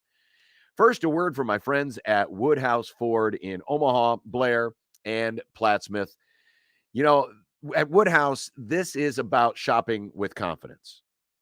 Woodhouse wants you to experience the difference. They're here to streamline the car buying experience and save you time. Honest, knowledgeable sales staff, fair prices, and a commitment to service that allows Woodhouse to become trusted partners for a lifetime. And at WoodhouseFord.com, it's car buying made easy from anywhere. Yeah, Woodhouse.com, you can shop all 3 of their Woodhouse Ford locations, Omaha, Blair, Plattsmouth, from one site. You can even complete the credit application online. And now they have an online chat feature, so you can get your questions answered too at the same time. Woodhouse is considerate of your time and provide you a quick, efficient, and pleasant purchasing experience. So again, visit them in store, Omaha, Blair, Plattsmouth, or online at Woodhouse.com and experience the Woodhouse difference. Woodhouse Ford, shop with confidence. Woodhouse Ford, built Ford proud. Previously on The Crossover. So is Matt Rule a Jersey Shore guy? Oh, boy. These are the questions that we need to ask him. Does Matt Rule GTL? Let's get him on the show. I don't even know what that means. But Gym tan laundry. Come on, John. You got to go to the gym, John. Then you got to get your tan game right. And then you got to do your laundry. Okay. It was very strange. I didn't watch the show. So. Mornings on 1620 The Zone. The Connor Happer Show. Unsportsmanlike Conduct. 6A to 6P. 1620 The Zone. Your Omaha area forecast from the Godfather's Pizza Weather Center and KETV News Watch 7 on 1620 The Zone. Quiet weather on the way Wednesday with mostly sunny skies and a light north breeze, highs around 40. Clouds on the increase overnight, then a chance for ice and rain on Thursday, which could cause some slick spots for the morning drive, highs in the mid-30s. I'm meteorologist Sean Everson from KETV News Watch 7. The Zone Hotline is powered by Los Hills Harley-Davidson, your home in the hills. T-Mobile says they offer home internet. But if their internet comes from a cell phone network, you should know. It's just phone internet, not home internet. Keep your home up to speed with Cox. Cox Internet is faster and has more reliable download speeds than T-Mobile 5G home internet. Cox is the real home internet you're looking for. Based on Cox analysis of Ookla speed test intelligence data Q3 2022 and Cox serviceable areas, visit cox.com/internet for details. Do you hear what we hear? Omaha Steaks has tons of jobs and hours. Right now, we're hiring for a variety of seasonal positions in our warehouses. Plus, all positions come with a great employee discount on food you can use all year long. To view available job openings and to apply online, go to omahasteaks.com/jobs or text steaks to 22633 to apply today. This holiday season, dash through the dough and earn extra cash working at Omaha Steaks. Hi, I'm Mark Evans, owner of Burton AC Heating, Plumbing, and more. Join us in supporting Food Bank for the Heartland. Right now, if you donate 5 cans of food, you can get a furnace safety inspection and cleaning for only $55.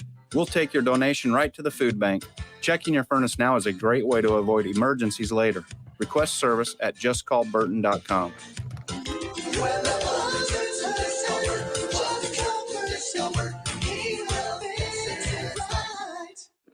Giving the food lover in your life a great gift has never been easier. Gift cards for Shuck's Fish House, Bailey's Breakfast and Lunch, and Absolutely Fresh Seafood Market can be ordered online fast and easy at absolutelyfresh.com and mailed or emailed to all your friends, family, and coworkers. Creighton coverage on the Zone is presented by Barry Law. At Barry Law, we fight alongside those who choose to fight back. Call Barry Law at 402-999-7777 or visit barrylawfirm.com. At Barry Law, we're in it to win it. Hello, friends. Kent Pavelka wishing everyone happy holidays and best wishes for the new year from John Higgins Weather Guard. You know, we're fortunate to live in such a great community with a strong economy, good schools, and public service, along with a high level of health care and simply a great way of life. We appreciate everyone who's done business with us, and we look forward to meeting new customers in the new year. Happy holidays from your fans, the rooferees at John Higgins Weather Guard, America's leading installer of Da Vinci roofs. 1620 The Zone's Unsportsmanlike Conduct, brought to you by a great friend of the program, Union Bank and Trust. You're listening to Unsportsmanlike Conduct. Feel dirty inside. The 1620 The Zone. You ready? The most exciting announcer in professional football. Picked off at the goal line. 20, 15, 10, 5. Jalen Watson. Welcome to the Nobody can paint a picture with words quite like he can. Will activate all 5 senses of your body. I think the rectal buzz that you get from the seat, maybe, The man. touchdown!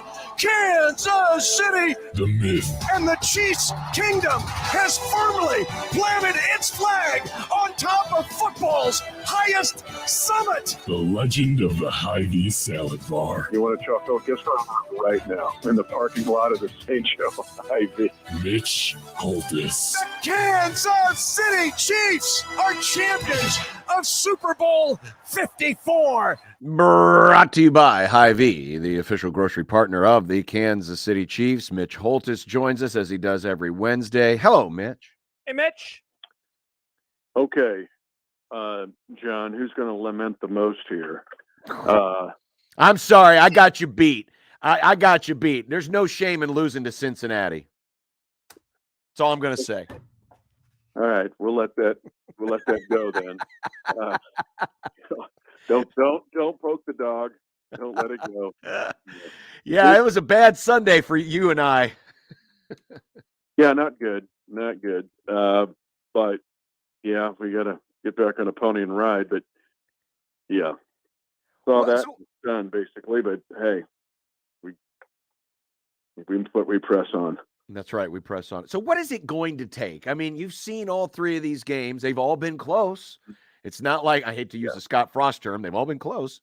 But what is it? What do you see as a commonality in those 3 losses in the last 15 months to Cincinnati to get the Chiefs over the hump? I think 2 things. One is just making the kind of the critical play at the critical time, which is the answer in most games where you've got 2 elite teams, whether it's Bills, Chiefs, and the Bengals are part of that group. I mentioned last week, after their 0-2 start, people quit talking about them. It's like, well, why? they're maybe better than last year. But the other thing is the inability to get the Bengals off the field if you're the Chiefs. Now, lots made about not getting to Burrow. He's been sacked 104 times since his ACL surgery 2 years ago this month, and the Chiefs have got to him like once a game. But it's getting them off the field, too. The most underrated stat about the Bengals, and maybe I said it last week, is the fact that they lead the NFL, Cincinnati, in 5-minute or more drives, and they lead the NFL in touchdowns at the end of 5-minute or more drives.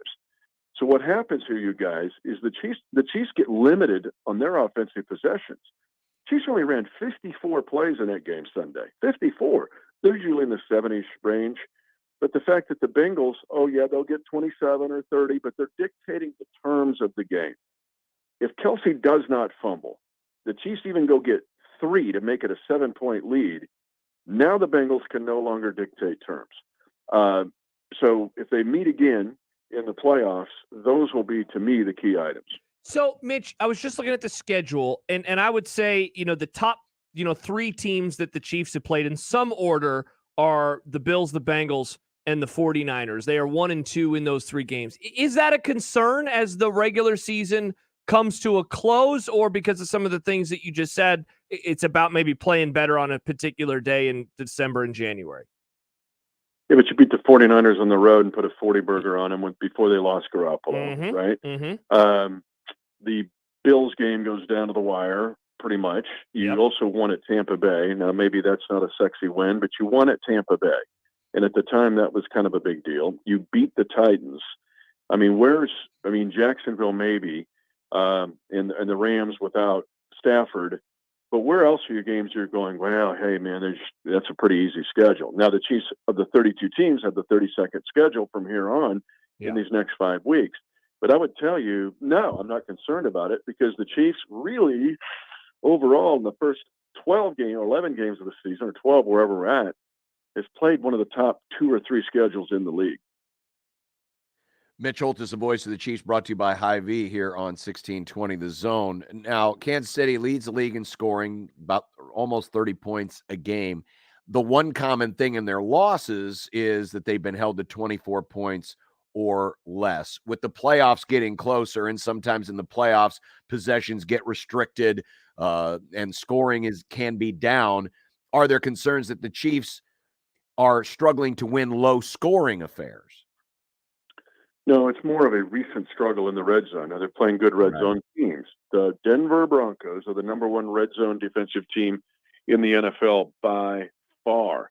Second are your Rams, who the Chiefs just played, and 5th is the Bengals, who the Chiefs just played. But my answer to your question would be no in a low-scoring game if you're getting back to where you were the best in the league in red zone offense. You don't have to be the best, but you can't just be settling for 3s or 0s when you get in the red zone because you alluded to it. And that game Sunday felt like a playoff game. 54 snaps is all you get. Well, there were plenty of red zone snaps, but you got to get 7s. And so I think red zone be more of an issue. And this week will be really tough because Denver's defense, man, is a playoff caliber defense. They're not 3-9 because of their defense. Mitch, you mentioned a couple minutes ago the schedule that Kansas City has moving forward. I wonder if partly because of that, and then also, of course, because they're currently the 2 seed in the AFC playoff picture, do you think the mindset is got to go undefeated from here on out? I mean, the Bills especially, I'm looking at their schedule right now. I didn't realize how brutal it was. They got obviously the Jets. They still have the Dolphins. They still have Cincinnati as well, not to mention New England. So is that a part of their mindset, you think, at this point in the season? Well, when you get in time and take a break, Josh, go down and look at everybody's contending schedules of all the teams in the AFC. Not that I guess I have done it. Yeah. So Buffalo has Jets at home, Miami at home, at Chicago. That's the clunker. At Cincinnati, and New England at home. So if you lose one of those and the Chiefs run the table, then you're back in the 1 seed. Now, your question is, do you feel like you got to run the table? Probably. Yeah. But to run the table, you've just got to play the hand in front of you, and that's the Broncos. You cannot get caught in the whole, oh gosh, we got these guys. Maybe it's just the Seahawks, and that's all. If you do, you're gonna have a 9-6 loss like the Bills had this time a year ago against the Jaguars. And there was no way to explain that. But all of the other contenders in the AFC, and I list 6 teams there. I didn't put the Chargers in there. But I got Miami, New England, Jets, Baltimore, Cincinnati, Buffalo. Do a matrix of their schedules. And the Chiefs are okay here. Just okay. Take care of your business, Chiefs.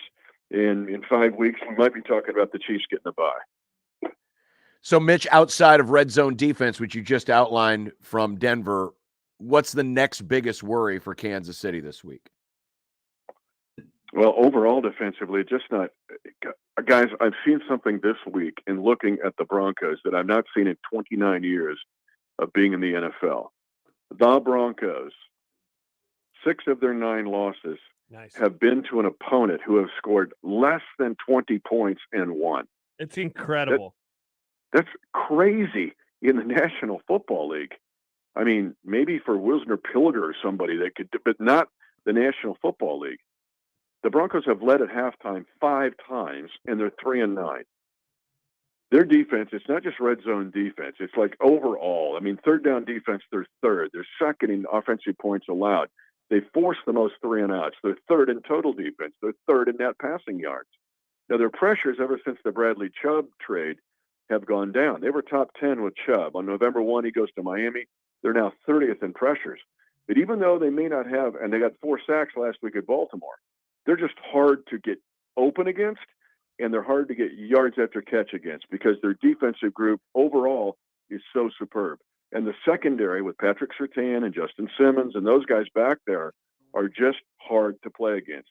It's the offense is why they're 3-9. It's a bizarro, mysterious team to study. Do you put the blame on the players and in particular the quarterback, or do you put it on the coaches and the play callers? You know, I don't know. It's interesting. I kind of want to see them in the flash. I've watched video and like, ooh, that doesn't, what are they doing? Or, ooh, the decision-making. But let's start, too, with, we got to be honest, 3 of their top 5 offensive linemen are injured reserve.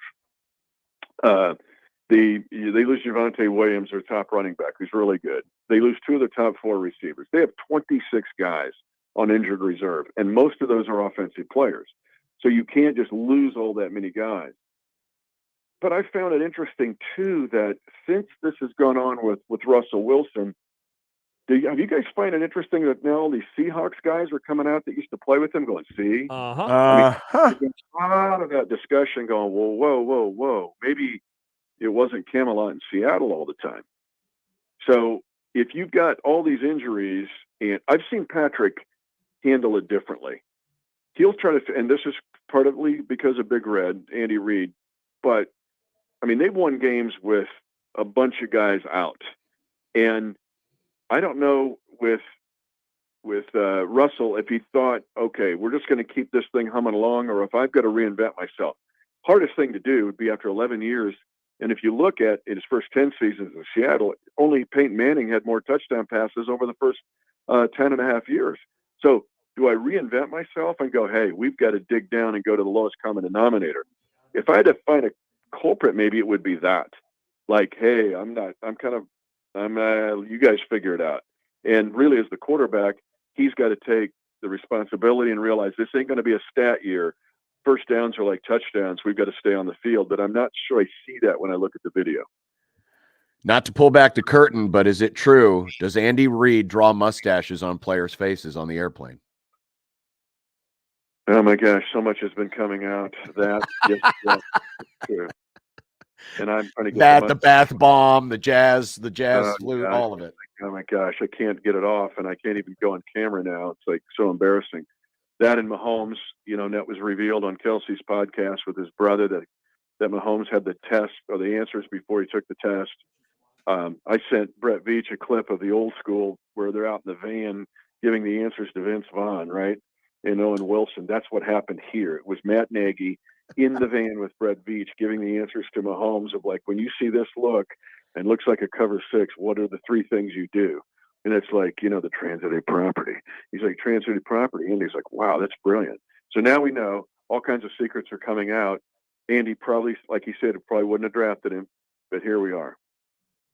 Well, literally, Sean McVay did that with Jared Goff his first 3 years in the league. They literally talked to him on the field before the play was snapped. So is it really cheating?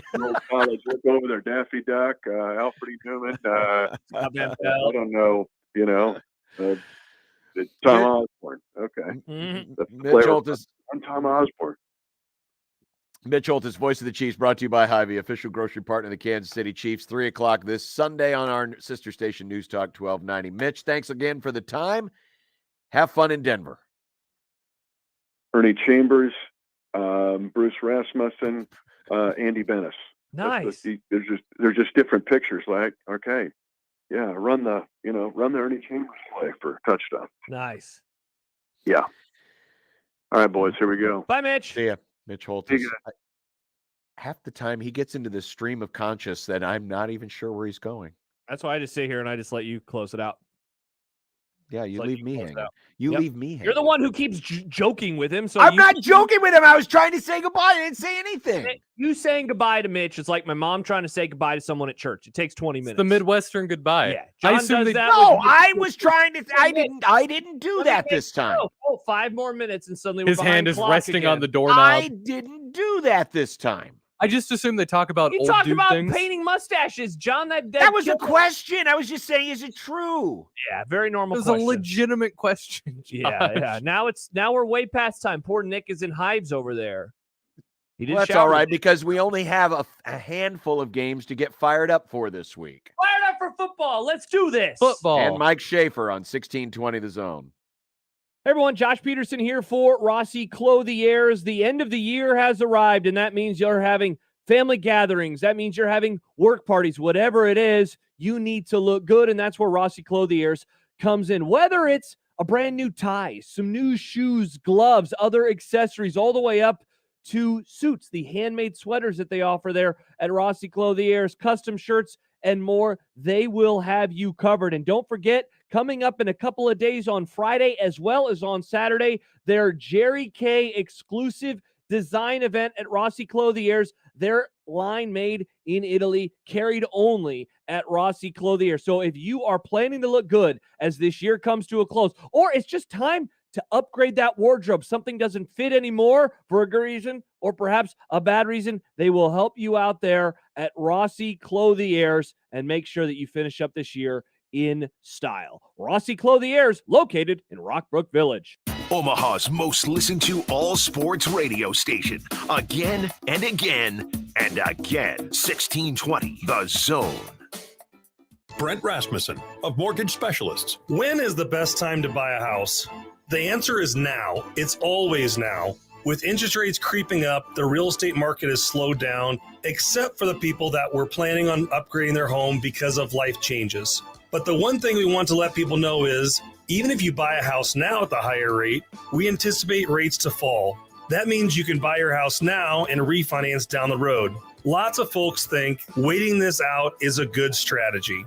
The trouble is values keep rising, so waiting doesn't really help. Plus, if rates come back down, the market will just get busy again, meaning you'll be competing against more buyers with multiple offers, and you might not get the house that you want. We're seeing the market starting to get back to normal, which is a good thing for buyers and sellers. Click mtg-specialists.com. NMLS number 5918, Equal Housing Lender. This is Darcy with Dingman's Collision Center. We have run our business for years by helping the vehicle owner retain the value of their vehicle by working for them with warranted, safe, high-standard repairs. For this reason, Omaha vehicle owners have chosen Dingman's to repair their vehicles. Your loyalty has been shown through repeat business and amazing referrals. You've also voted us first place Best of Omaha for the past 17 years. We want to say thank you for choosing the Dingman family and our incredible technicians to repair your vehicles. At Dingman's, we'd rather be the best than apologize for anything less. Suicide can be prevented by knowing the warning signs, and most importantly, knowing what to do if you recognize those signs in yourself, a loved one, or even a stranger. There are simple ways you can be there for someone, so they can be here for more tomorrows. Visit moretomorrowsne.org to learn the signs, how to approach the conversation, and where to get help. Or call 988 for help now. That's moretomorrowsne.org. Your neighborhood is more than blocks of buildings. It's the people who live there that make it special.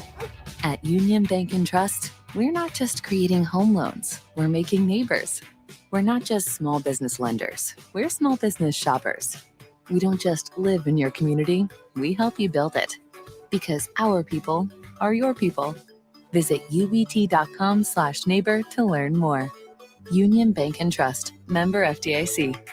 Hi there, I'm your host, Dog, filling in for the human who's normally here and bringing you the smells and sounds of the holidays, courtesy of Beggin' Dog Treats. We wish you a begging Christmas. We wish you a begging Christmas. Dog resty merry Doberman, let begging you acquire.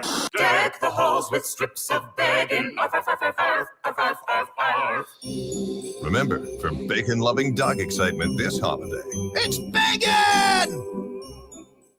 It's time to gear up for the holiday season. Head over to NFLshop.com today for the largest collection of officially licensed gear from all your favorite brands. NFL Shop is your ultimate gifting destination for jerseys, t-shirts, headwear, and more. Take your game day style to the next level with the best selection of NFL gear anywhere. Show off your team pride this holiday season with styles fit for the whole family. To shop now, go to NFLshop.com. Hey everybody, it's Michael Zuber for Ted and Wally's. One of the things that Ted and Wally's does is go along with the seasons, whether it's the summer or it's the spring or it's the fall, and of course, the winter and holidays, and the holiday flavors are amazing. Let me suggest a couple of them for you. Coffee beignet and ooey gooey cake. You are going to love both of them, and so will your family and friends. Swing by the two locations, whether it's Benson, next to Taste of New Orleans, or in the Old Market, and get the holiday flavors today. Grab a gift card while you're there as well, and always tell them Severe sent you. 1620 The Zone's Unsportsmanlike Conduct is brought to you by Union Bank and Trust. Now back to the program.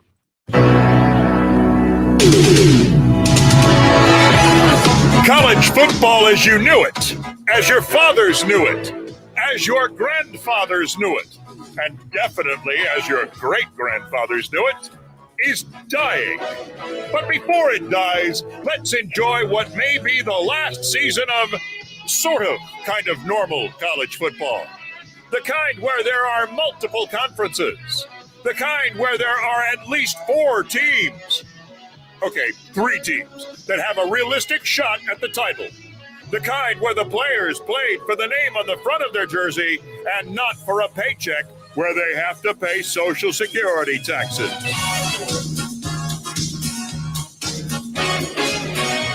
Depressed about the state of college football? Have no fear. The NFL is here. And who didn't love last season? Tom Brady quit for 5 weeks. The Cowboys and 49ers played in a playoff game. And the Rams won the Super Bowl. Friends of the program, lend us your ears. For it is time to get fired up for football.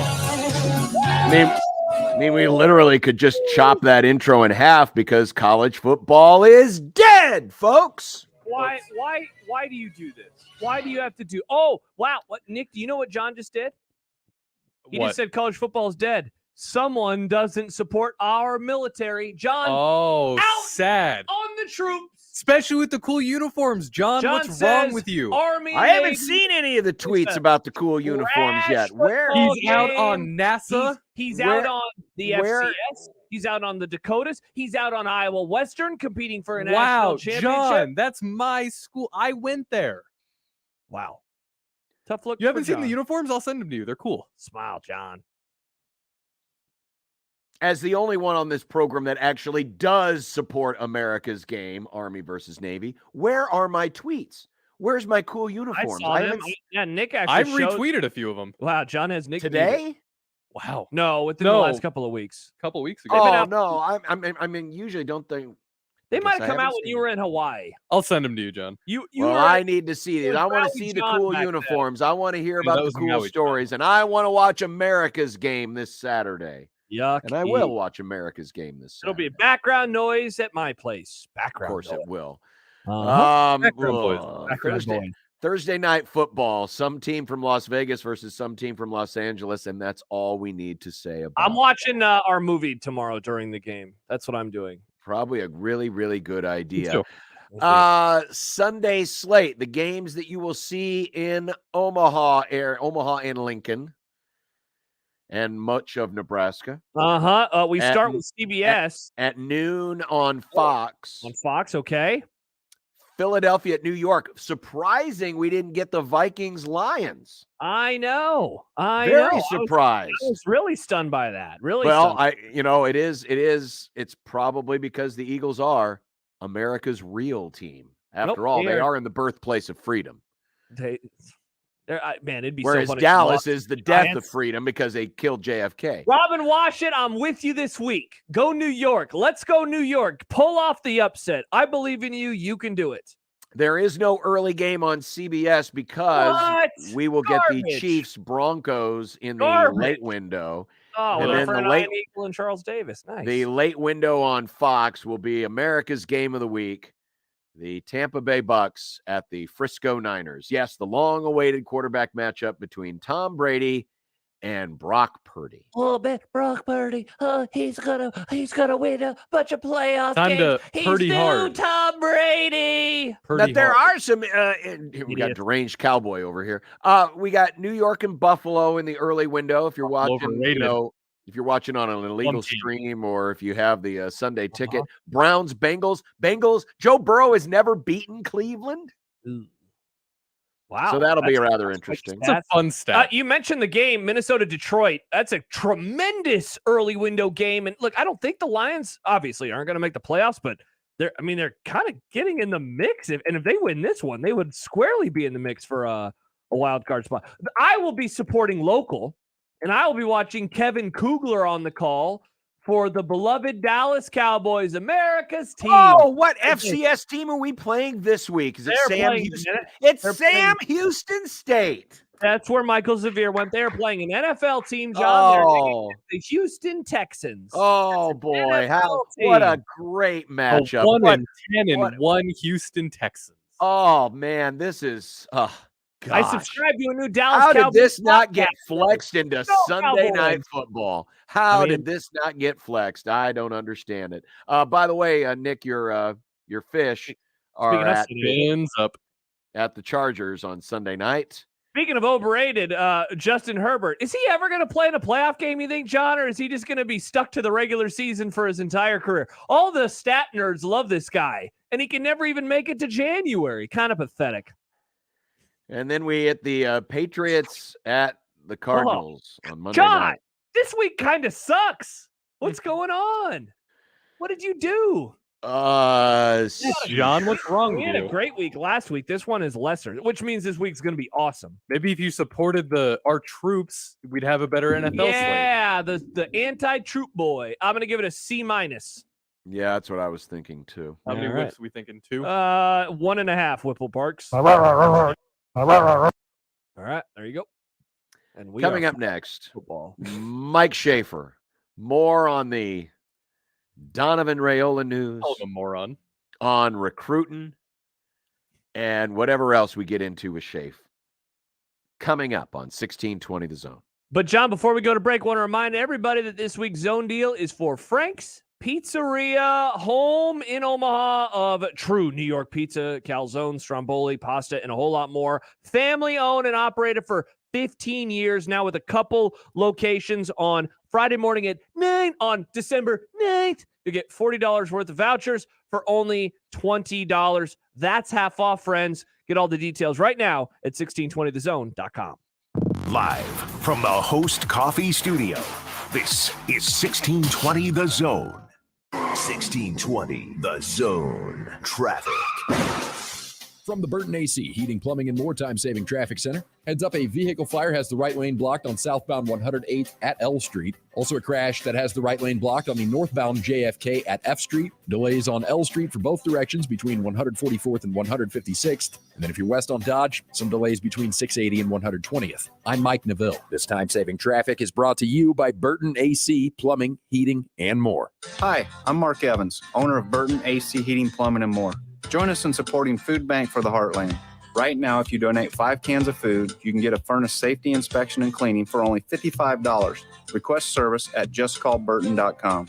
This is Scott Schultz from Host Coffee. 2022 marks our 50th year and business has never been better. We continue to grow and add new customers. Many employers are looking for new ideas for their staff as people return to the office. Our pantry service is a great office amenity for staff and guests. Fresh food, snacks, coffee, water, and other beverages for employees and guests. Enhance your office experience with pantry service from Host Coffee. Learn more at hostcoffee.net. Prescription products require an online consultation with a healthcare provider who will determine if a prescription is appropriate. Restrictions apply. See website for full details and important safety information. This message is for the guy who isn't perfect in the bedroom. And let's be honest, who is? Maybe the issue is getting it up or keeping it up, or maybe it's finishing too soon. If any of these performance hiccups sound familiar to you, don't sweat it. Hims can help. At 4hims.com, you can go online and get clinically proven prescription medication that treats these issues prescribed for you, if appropriate, by licensed medical providers. And the medication is shipped free to your door in discreet packaging. Plus, Hims gives you unlimited follow-up visits with medical providers. No one's perfect in the bedroom every time, but with Hims, you can get a lot closer than before. And chances are, your partner will agree. To get started today, go to 4hims.com/perfect. That's 4hims.com/perfect for your free visit. FORHIMS.com/PERFECT. Hello, friends. Kent Pavelka wishing everyone happy holidays and best wishes for the new year from John Higgins Weather Guard. You know, we're fortunate to live in such a great community with a strong economy, good schools, and public service, along with a high level of health care and simply a great way of life. We appreciate everyone who's done business with us, and we look forward to meeting new customers in the new year. Happy holidays from your fans, the rooferees at John Higgins Weather Guard, America's leading installer of Da Vinci roofs. Your organization can't be its best unless all your team members are feeling their best. So when someone in your organization is facing a mental health challenge, it's important to know how to be there for them. Mental health first aid training can help. Learn the signs and symptoms of mental health or substance abuse challenges and prepare your team with an action plan to start those important conversations. Call 211 or visit unitedwaymidlands.org to sign up for free group or individual training today. Email us on the Equitable Bank inbox with whatever is on your mind. Zone Inbox is brought to you by Equitable Bank. We take banking personally. You can get me, Gary, at 1620thezone.com. We want to hear from you on the Equitable Bank Zone Inbox. When using an ATM, you probably don't let strangers look over your shoulder. But experts at the Office of the Comptroller say thieves may watch without you knowing it. Thieves can use card readers to skim or steal account information, and tiny cameras to watch you type in your ID number.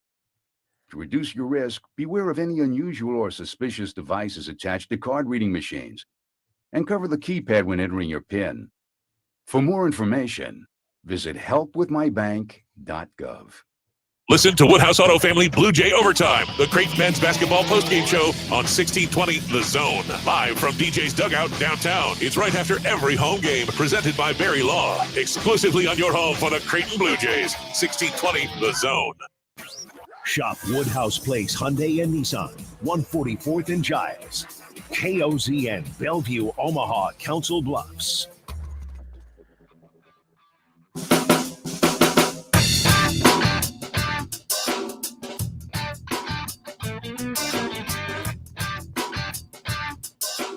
We're still trying to get in touch with Mike Schaefer of Husker 24/7. Well, that gives us a chance. Sad. To break down some of the numbers this year on Donovan Raiola and look at what the offensive line did this season. I warn you, the following content may be difficult for young viewers. So this season, the Nebraska rushing attack, I need to doing a little work here behind the scenes so I can, there we go, clean it up just a little bit. Nice. Nebraska ran for 3.5 yards per carry, 1,480 yards. Back in my day, Nebraska running backs, an average season for a Nebraska running back was 1,480 yards. Running back, one. But I digress. That is the worst yards per carry since 2017. It is the third worst since 2004. And then I broke it down between the first 5 games and the last 7 games. And as you can see, the last 7 games, things were very stinky. Very, very stinky. Average 4 yards a carry in the first 5 games, average less than 3 yards a carry in the last 7. We'll take a look at the rest of these coming up because I wanted to look at those games individually because obviously that was going to be the tougher part of the schedule, to be fair to Donovan Raiola, to the Nebraska running game. But I understand we have Mike Schaefer now available. So we'll get to more of that in just a moment. Let's bring Schaefer into the conversation. Hello, Mike. What up, Hello, Schaefer? gentlemen. How are we doing? Good, man. How are you? I am doing well. I'm doing well. What are we talking about today? Oh, I don't know. Does Matt Rule use the tight end enough? Well, you see, South Carolina's tight end usage, which Matt Rule has never coached before, is X. And Matt Rule's tight end usage at Baylor is Y. We don't have to do this. We're not going to do this. We're not going to do this. Well done, John. But what makes the most sense to you in retaining Donovan Raiola? I mean, there's nothing about it that makes sense to me. Like, I need to be sold on it. I need to hear why Matt Rule decided to go in this direction. I've seen various people say that it had to do with his attitude, which I'm sure, was great. But I mean, who cares? Like, if his attitude is a reason that he's getting the job, and where was that in the Purdue game or the Rutgers game or wherever Nebraska couldn't run the football or pass protect? Like,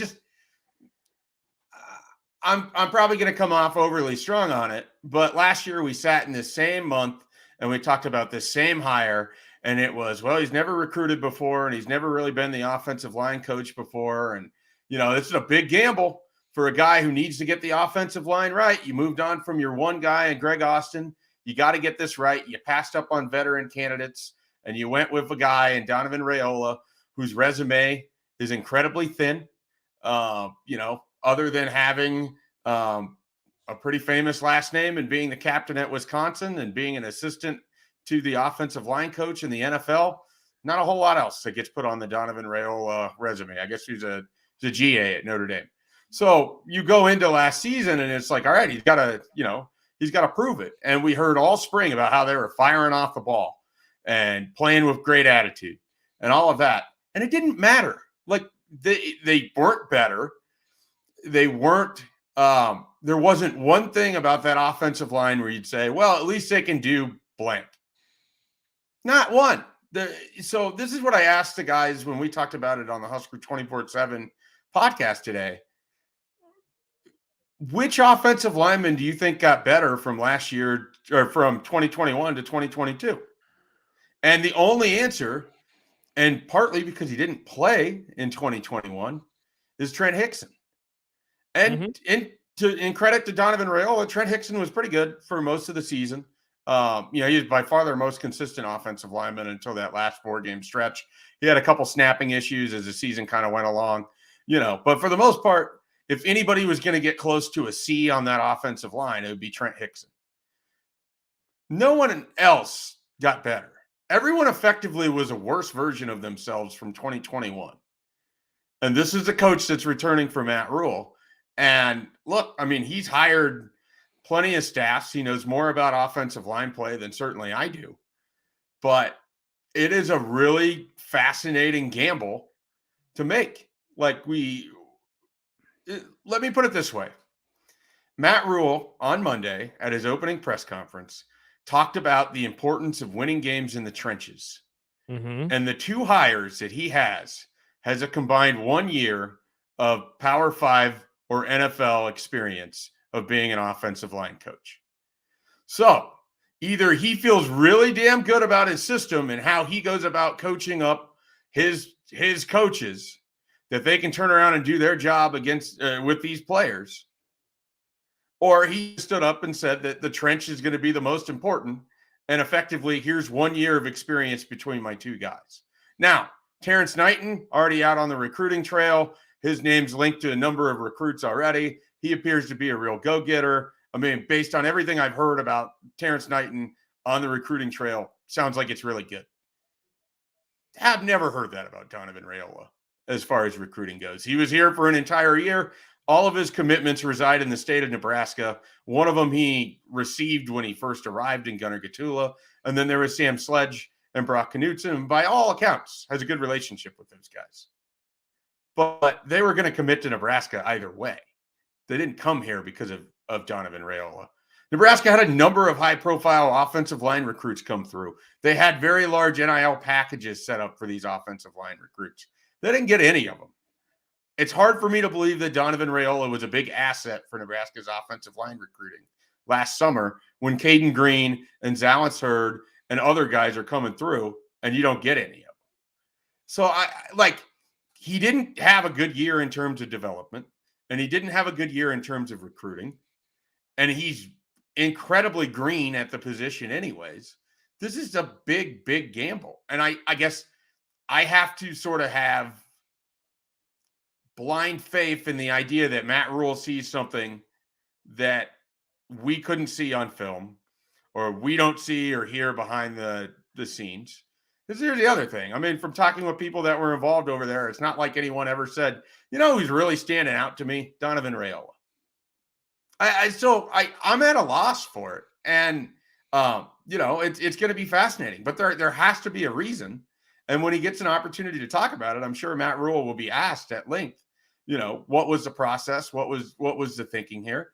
And I'm sure he's going to have a well-crafted answer. But ultimately, what's going to matter is in the very first game against Minnesota, is that offensive line going to be better than the 2022 version? Because it's going to be a lot of the same players. Donovan Raiola was here all of December. They didn't even get a single transfer portal offensive lineman. Not one. Hunter Anthony was linked to Eric Shenander and been set up before he ever went into the portal. Kevin Williams is an Omaha North guy who's coming over from Northern Colorado. I don't have any faith that they're going to go into the portal and just start pulling a bunch of offensive linemen, nor do I believe that the linemen that they're going to get from the portal are instantly going to come in and be Big Ten caliber players for you.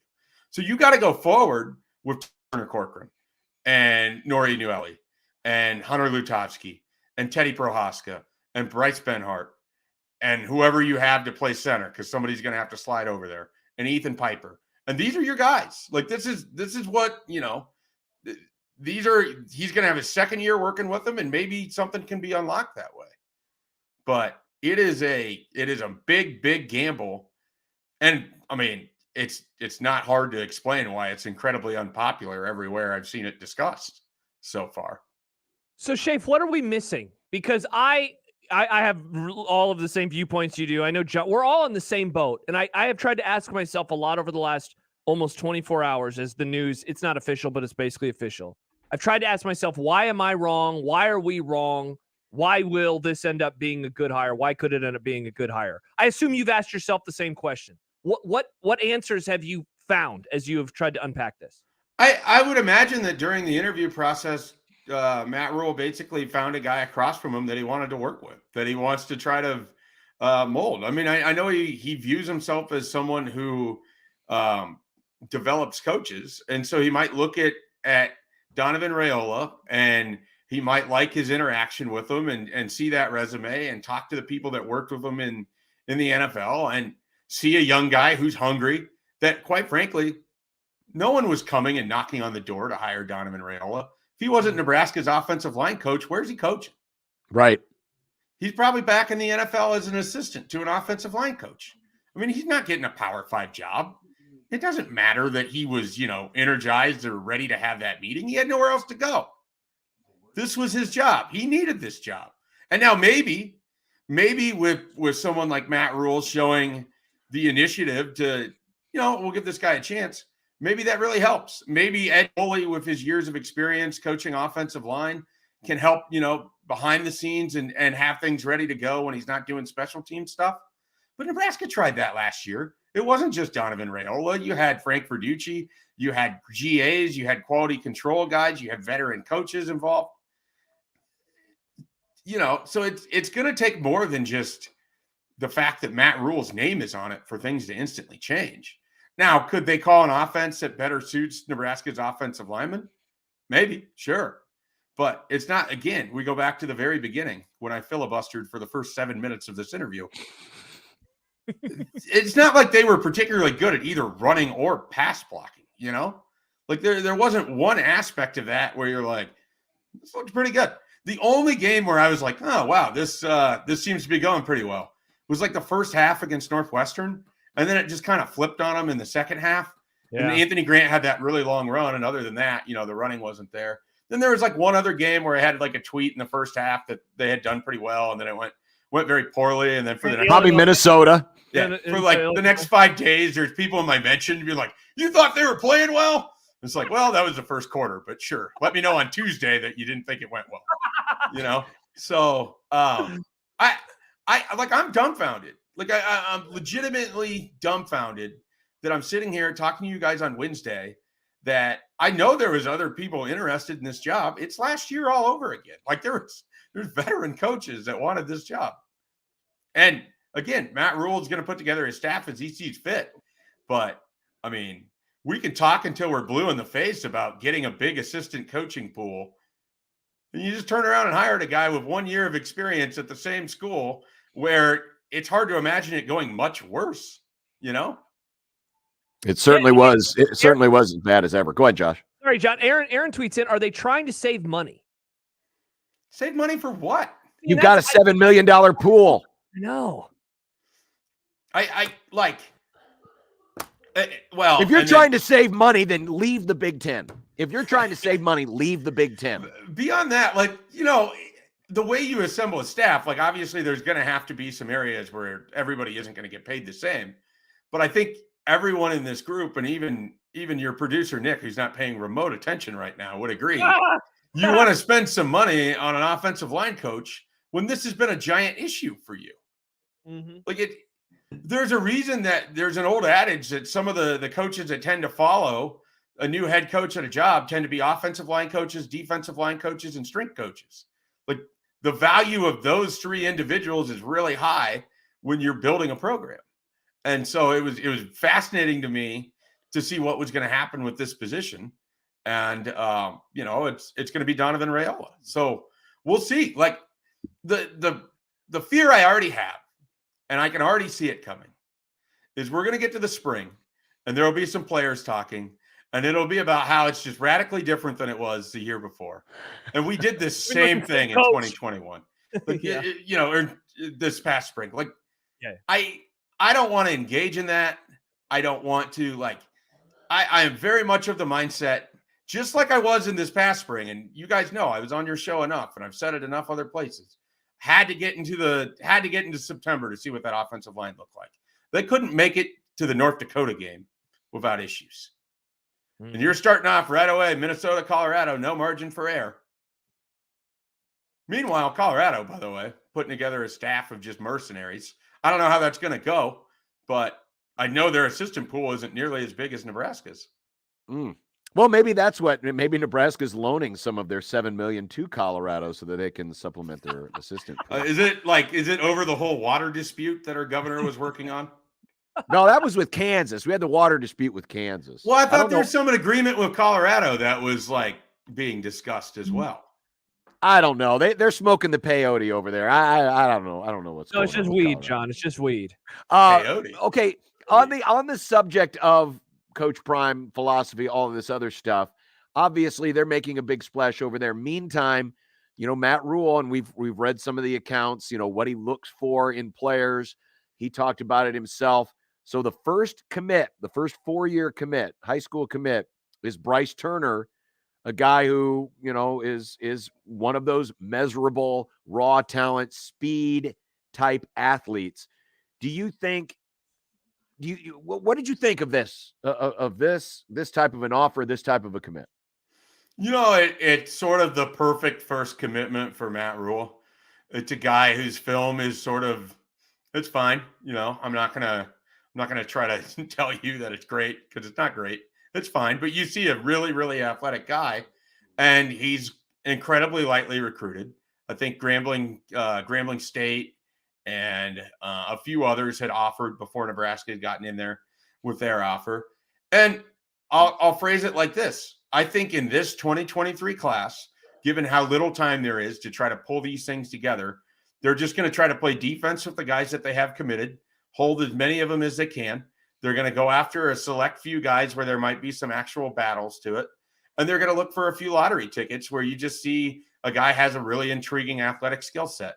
Or in this case, Bryce Turner is incredibly fast. Does that mean he's going to be a good football player? I don't know. Does it mean he can be a wide receiver for you in his third year? I don't know. Does it mean that he has a skill that you aren't going to be able to just get by taking a well-balanced player that maybe has a little bit better high school film right now? Yes. They're banking on skills. They're banking on the idea that this is a guy that has an elite skill that we can't teach him, but we can teach him how to play football. We can teach him to be a better wide receiver. We can teach him to be on the coverage unit and to be a gunner and to be a disruptor and all of those things. That's Matt Rule's recruiting. I mean, we've seen a ton of it already. There's, the amount of guys that I have added offers to the profile that we don't have profile pictures of in the 24/7 sports database is much higher than you would think in December, at the end of a cycle. But this is a reality of it. And, it's really sort of interesting because if you look at it from the idea that either way, I'm going to need 2 to 3 years to develop a player. But over here, player A has one elite skill, but is very raw.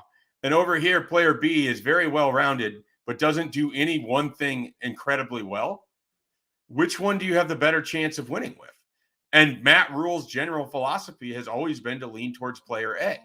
And now when you think about the transfer portal, there's probably an equal percentage that player A and player B are going to enter the portal at some point anyways. So rather than trying to recruit the same way that everybody else does, and this is a key thing from his opening remarks, rather than trying to do the same thing that everybody else does, we have to go do it differently. And Nebraska right now, because they know they can't get into recruiting battles against these other teams because they don't have built relationships, they have to go recruit this class differently. That doesn't mean that's what it's going to look like for 2024 or 25 or whatever. But right now, they're collecting some lottery tickets, and maybe they get 7 of them and 5 of them transfer and 2 of them hit.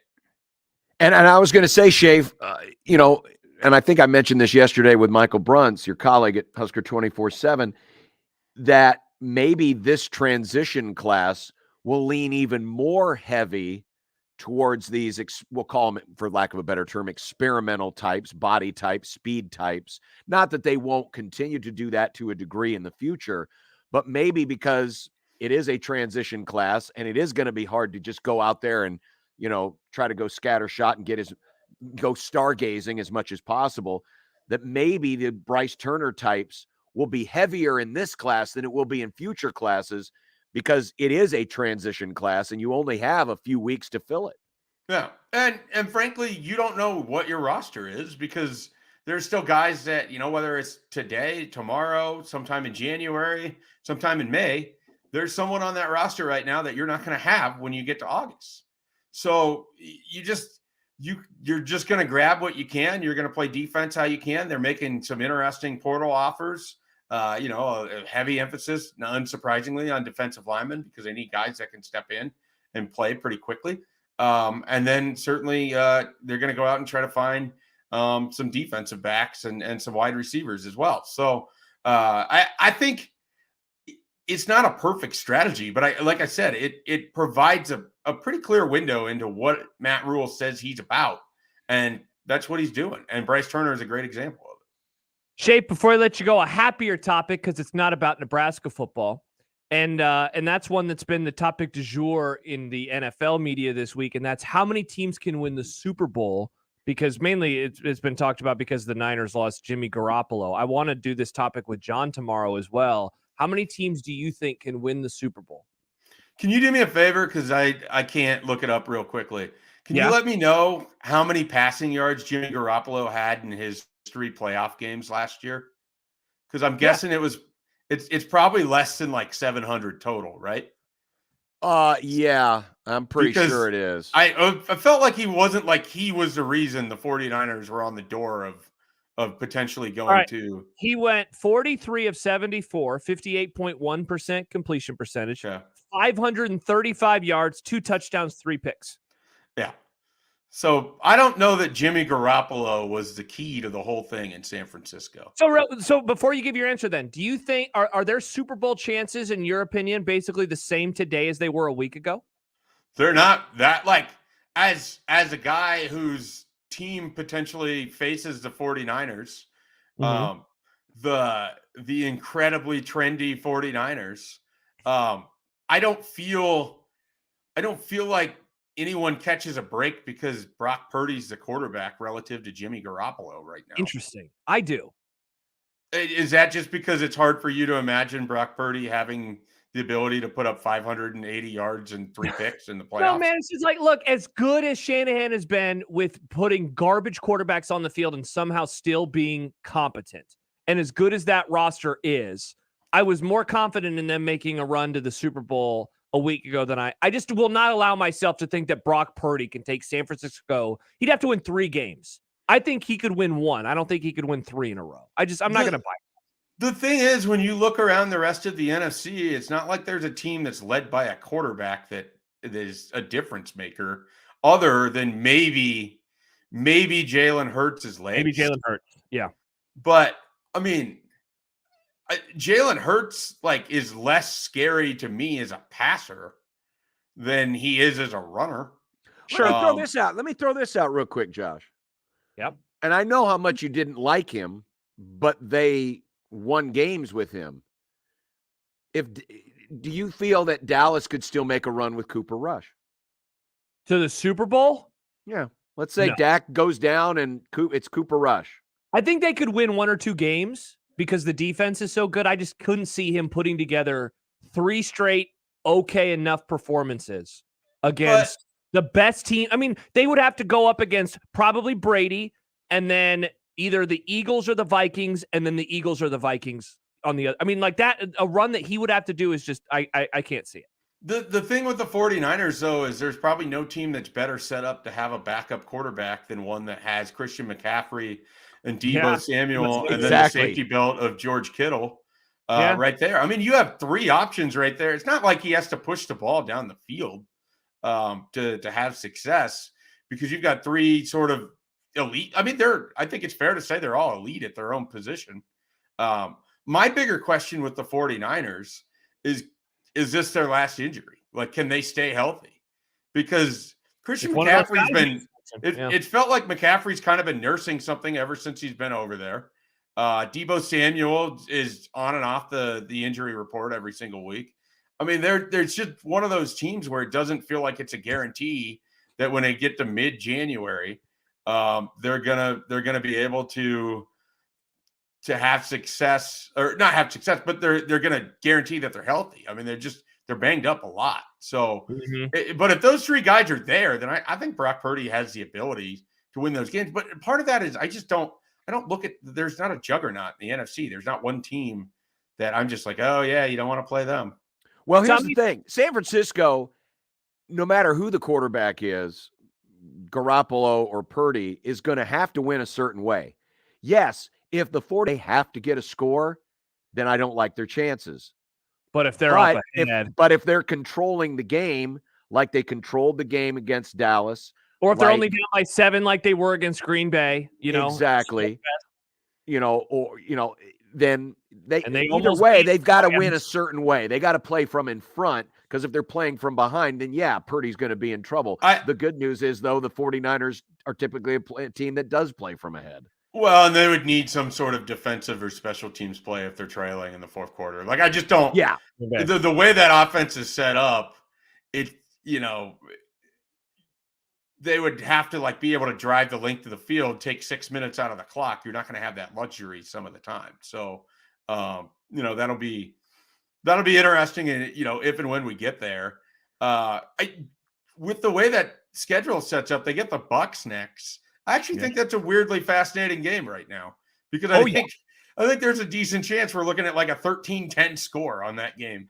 Oh, on absolutely. Absolutely. Well, we just got 17-16 with the Saints. I think you're right. Well, yeah, and they beat the Saints, 13-0 a couple weeks ago? Like, I will, give me the under in this matchup. Whatever. Would you rather have Andy Dalton or Brock Purdy? I mean, because there's way too long of a pause here. It's clearly Brock Purdy. No, I would still go Dalton. I would lean that. You're talking for San Francisco, right? Is this a ginger fraternity or what is going on? No. This is an experience fraternity. That's what it is. Experience fraternity. So hey, you didn't answer the question. How many teams? How many teams can win the Super Bowl? Yeah. Well, 14 of them get into the playoffs, so 14. Oh, good teams. Lord! Come on.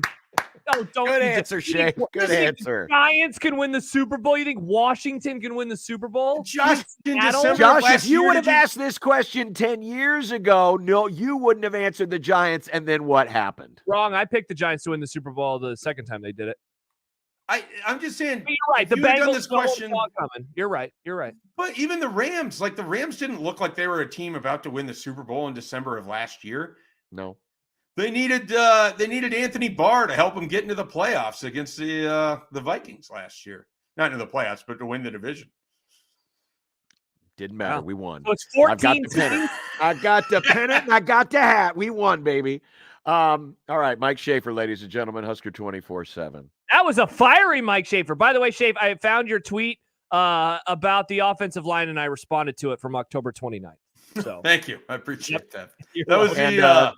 that was the Illinois game. Yep. And Theo the elephant, respect the Schaefer scorched earth. Fish Let's bump go, Schaefer. emoji. So there you go. Bye-bye. Bye, Schaefer. Mike Schaefer, Husker 24/7. We'll be back. We didn't even get to it. The Purdue job is open. The Purdue job's open. Also, Wisconsin just hired their offensive coordinator.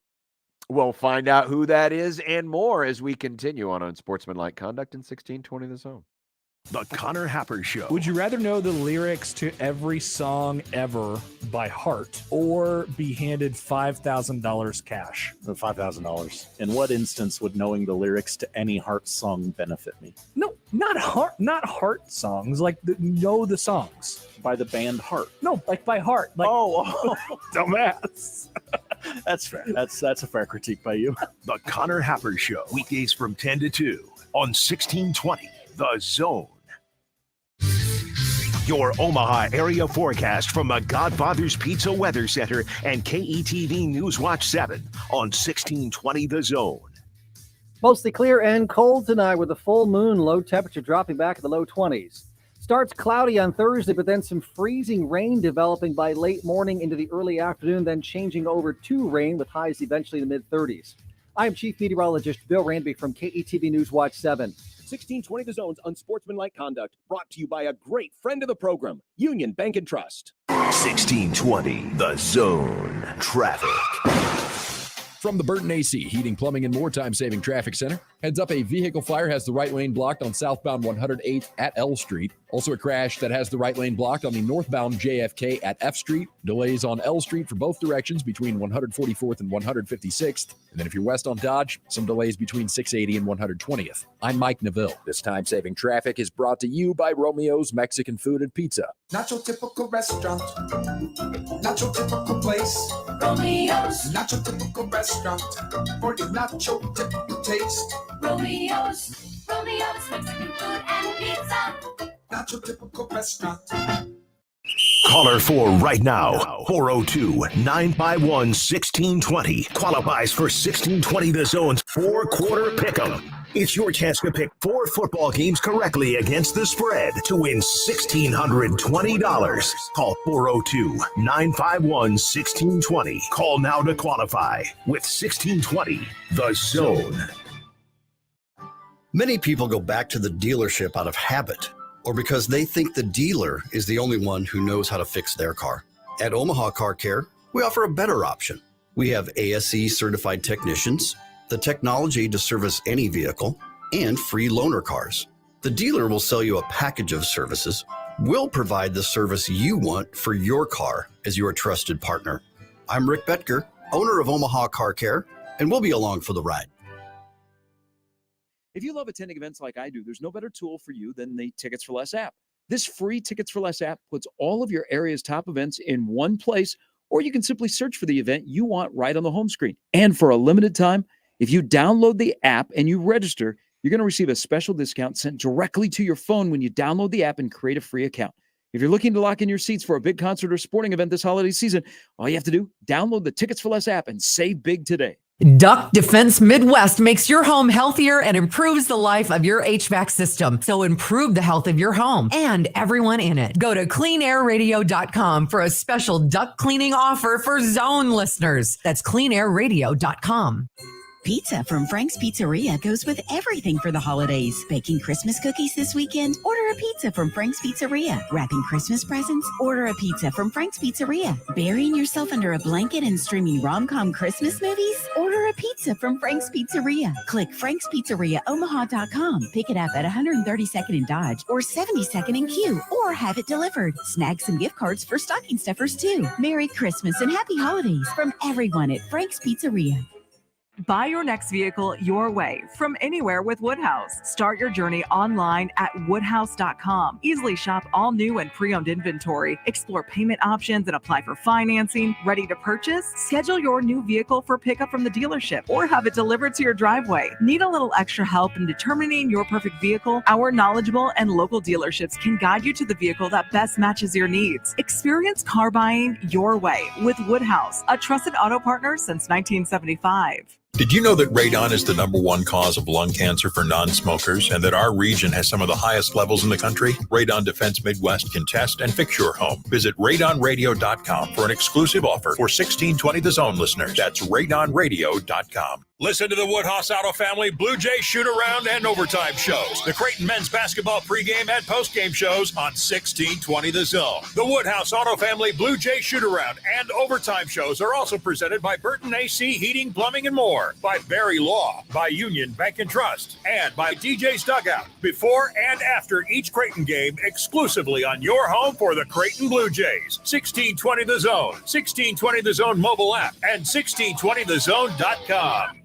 Hi, everybody. Gary Sharp, voice of Omaha men's basketball. The Mavericks take on the Drake Bulldogs out of the Missouri Valley Conference in Des Moines tonight on News Talk 1290 Coil. We'll be on the air with pregame show from the Knapp Center at 6:30. Tip-off is 7 o'clock. The Bulldogs, one of the better mid-major programs in the country, and the Mavericks are there to take them on. Make the right call, fans. The Rooferees at John Higgins Weather Guard. Rooferees. This is Unsportsmanlike Conduct with John Bishop and Josh Peterson. Yeah, it's tight. On 1620 The Zone. All right, things are happening in college football. Wisconsin has just hired their new offensive coordinator. His name is Phil Longo.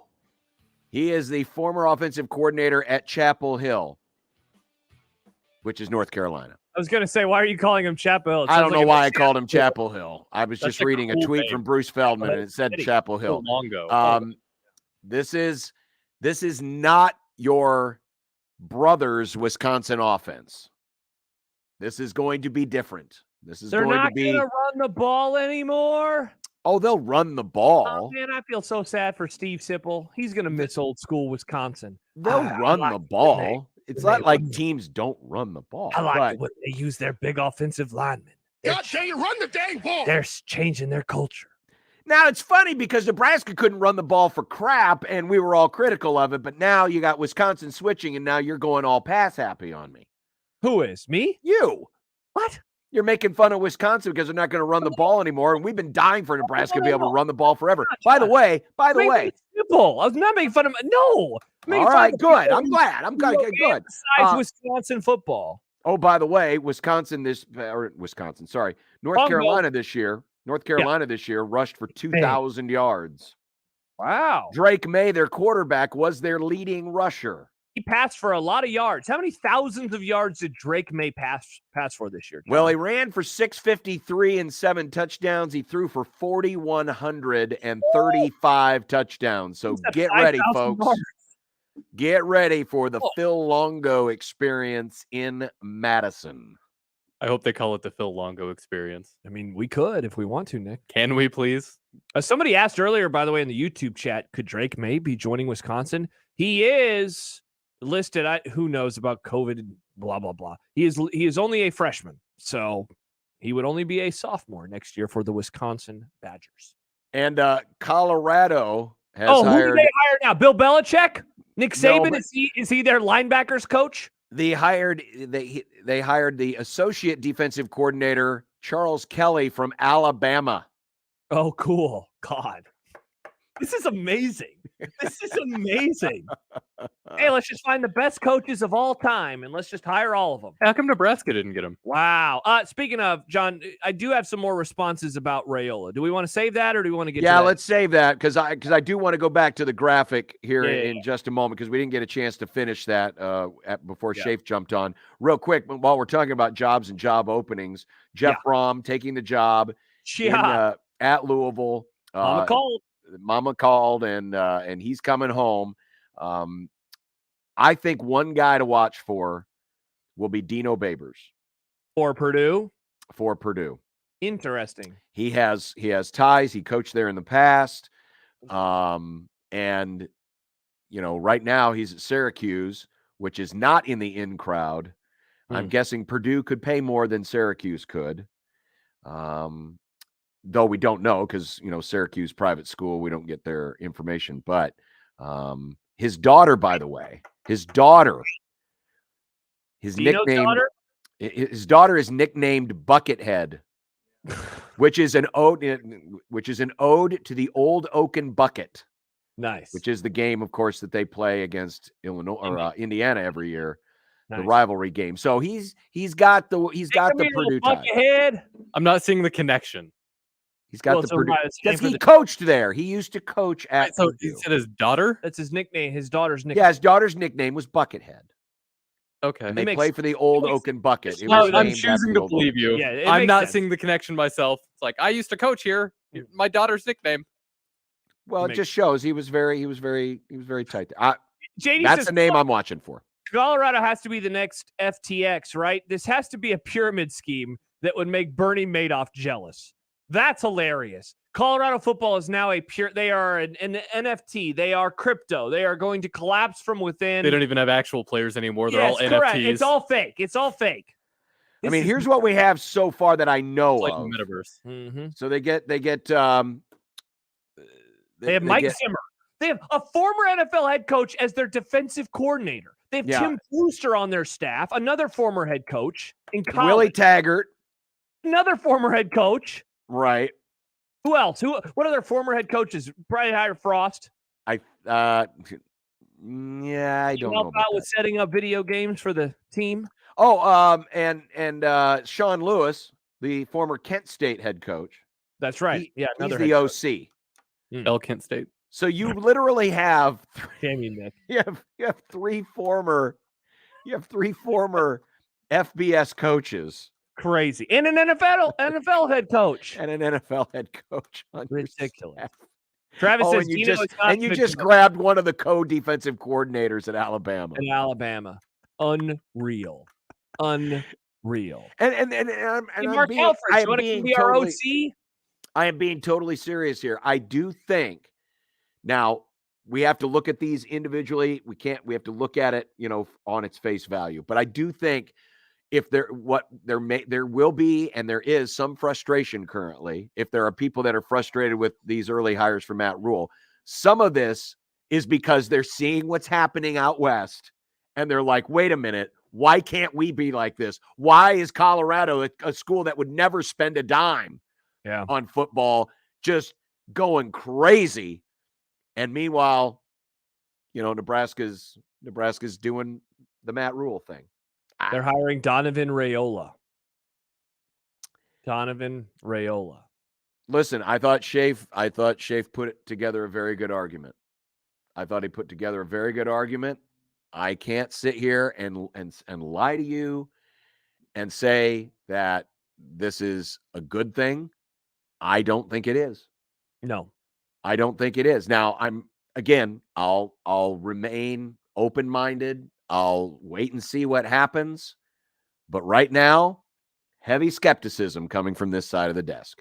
Heavy skepticism coming from this side of the desk. Hater. And I thought his point on the lines of scrimmage was very, very apt. You got guys who have a combined 1 year experience in the Power 5 coaching your offensive and defensive lines. And there's something to be said. We can't get into it now. We need to take a break, but yeah, this idea of coaching up the coaches also is concerning to me.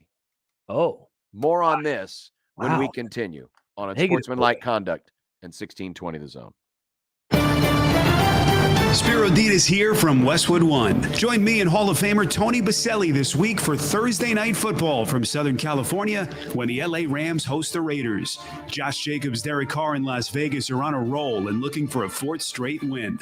Can they do it on the road against Sean McVay's injury-struck Rams? Join us to find out on Thursday Night Football. If it's the NFL, it's on 1620 The Zone. Creighton Sports Update. Creighton women's basketball is back at DJ Sokol Arena this Saturday as they host the Drake Bulldogs. Tip-off is set for 6 p.m. Bring a new or slightly used teddy bear to participate in the teddy bear toss at halftime to support Toys for Tots. Limited tickets are available online at gocreighton.com/tickets. That's Creighton versus Drake this Saturday at 6 p.m. And that's your Creighton Sports Update. 1620 The Zone proudly supports Creighton Athletics. Hey everybody, it's Michael Severe for Ted and Wally's, the perfect gift to be given during the giving season. We're talking gift cards with the merchandise and so many great holiday flavors. And not just can you buy it there and eat it there, you can also take it home as well. You got pints, you got quarts, you got half gallons, all for the holiday season, and you'll make someone's day by giving them the gift of ice cream. Head over to Benson, location right next to Taste of New Orleans, or into the Old Market. Grab some gift cards, grab some to-go orders as well. And when you visit, of course, tell them Severe sent you. The brand new Dollar General Distribution Center in Blair is now hiring, starting wages up to $20.10 per hour with benefits including medical, dental, vision, 401k, and a $2,000 sign-on bonus. Apply at the Holiday Inn Blair Monday through Wednesday, 9:30 a.m. to 5:30 p.m. and the Florence City Hall Thursday and Friday, 9 a.m. to 5 p.m. for on-the-spot interviews. Unable to attend? Apply today by texting DG Warehouse to 25000. Dollar General can't wait to have you become a team member at their brand new distribution center. Got a sink that won't drain? For a limited time, we'll open your drain for only $93 or it's free. Hi, I'm Mark Evans, owner of Burton AC Heating, Plumbing, and more. Sometimes a plunger just isn't enough. Burton's team of experts is on call 24/7 for emergency repairs. We offer upfront pricing, and your 100% satisfaction is guaranteed. Call for details on our 93 or free special or request service at justcallburton.com.